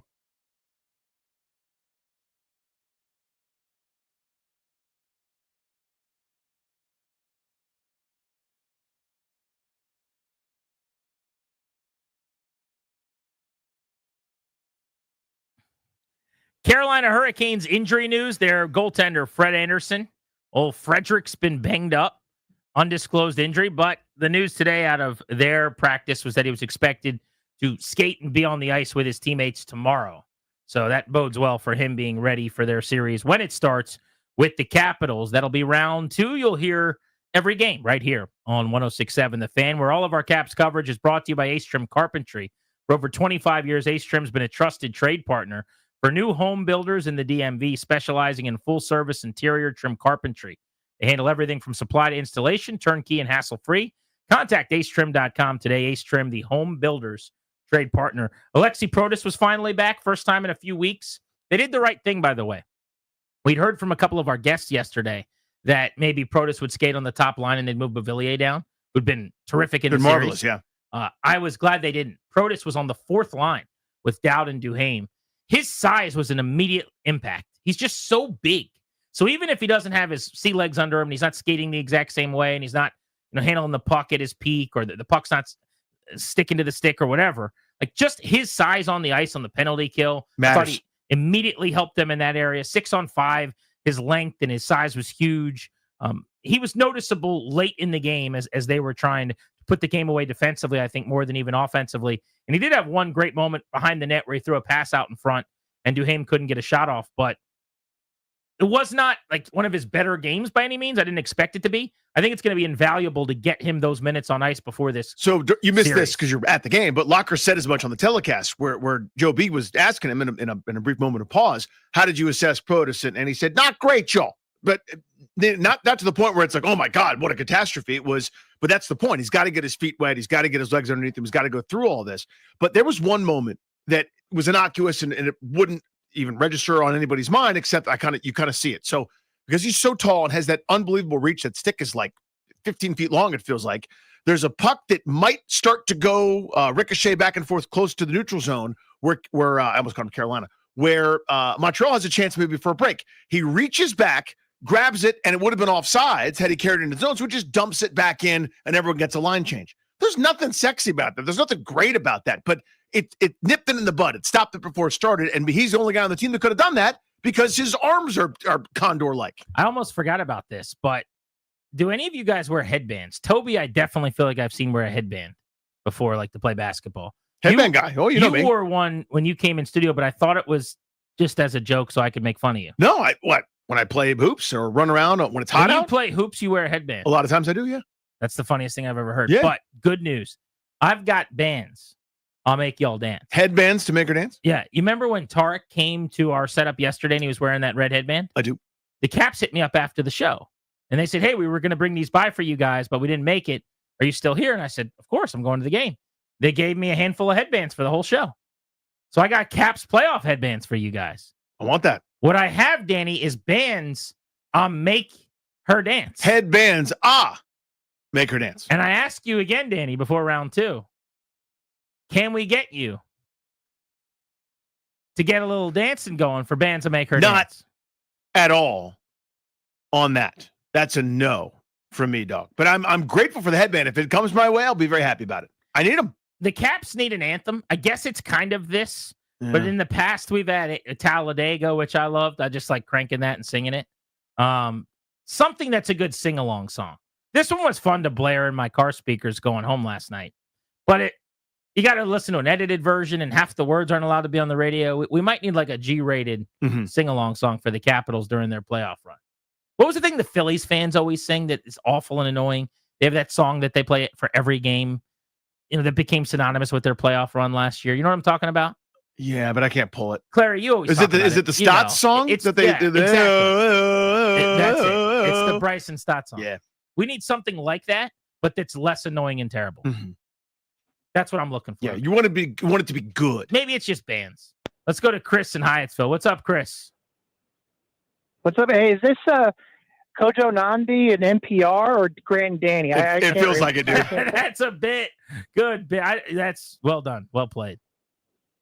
Listen, I want to say up front, I'm not against this deal, but what I am against is the mayor pretending like this is going to be some kind of boon for the city. This is a vanity project, and it's about her legacy because to a point that Danny made, standing in front of a stadium with a gold shovel is a very popular photo op. And Anthony Williams will be forever remembered as the mayor who brought baseball back to D.C. Sharon Pratt Kelly Dixon, I don't remember her name, will forever be the one who fumbled the ball and lost the Redskins. So I just, Grant, I know you are very adamantly in favor of this. Economic study after economic study has proven that municipal funding in sports stadiums does not really pay off. But, if it's about civic pride and, people being able to say, yes, my home football team, which I love so much, is in my city, and that's what they want, then the people have spoken. But I don't pretend for a minute. The city will be lucky to lose only a few $100 million on this deal. Yes, so we've gone round and around on this. You are a proponent, not to put words in your mouth, but you've kind of said it on the air. You don't believe in giving 1 cent to a billionaire. You never want to spend any money on a stadium. And that's your prerogative, and that's fine. I wouldn't want to live in your city if I'm a sports fan. I'll tell you that. It would be not a very fun place to be. But that's how you operate. And that's cool. We've for years and years and years, every time this comes up, we've talked about this. And we'll just disagree on it. I'm not saying I'm right. We just have different views. But I think it's very cynical to suggest that all the mayor cares about in this is the legacy in the picture. Is that a benefit to a politician? Of course. Politicians play politics. But the notion that it wouldn't do good, I just categorically disagree with. We've been making the case for a couple of days here. And in that neighborhood, you've heard a lot of people calling in that say they want the store. They want the restaurant. They want the thing that they don't have that comes with this project. You need the anchor, or maybe the anchor makes it easier. Charles Allen would say you don't need it. Although I hadn't thought about it, but you made a great point. The Anthem's a pretty good anchor. Yeah. He said, we don't have an anchor at the Wharf. Well, you kind of do. You got a venue that thousands of people go to all the time for shows. Absolutely. That's an anchor. That's the prime destination, and then everything sort of cascades around it. But, yeah, I mean, look, I get that not everyone's going to love every part of this. It's not as simple as it's Washington, D.C. The D.C. team should play in this town. I'm aware of that. But that's the 10,000-foot view, and then I can peel back more layers and make the case that, and Chris, we interact offline all the time. Go ahead and let me know what your better idea is to generate for the city. Because whatever you've got is not bringing in the $1 billion that the Super Bowl might, or the money that you're going to get from the other major events that you can hold at that place, at that stadium. It's not. So appreciate you though. Yeah, the response would always be in this hypothetical universe, the city didn't have to. So what usually has to happen is, like, my buddy, for example, is in commercial real estate. When they'll drive by a site and he goes, "Ooh, that strip mall, we could do better than what they're doing." They'll buy it, tear down whatever structure is there, then build edifices, office space, mixed use, whatever, and then lease it out and make their money back over time. That's the normal standard land acquisition deal. The city has this land for free. So this hypothetical vision of they just sit there, do nothing, somebody comes in and then leases it from them in perpetuity forever, builds this utopia, and you just collect money. That sounds awesome, right? Like, that's better than any deal or anything that anybody could ever construct. The point is, that's pie in the sky, and I don't think that's feasible or real, given the fact that RFK Stadium site is there and the stadium itself is there and needs to be destroyed. Well, I've also just take issue. A lot of those studies are antiquated.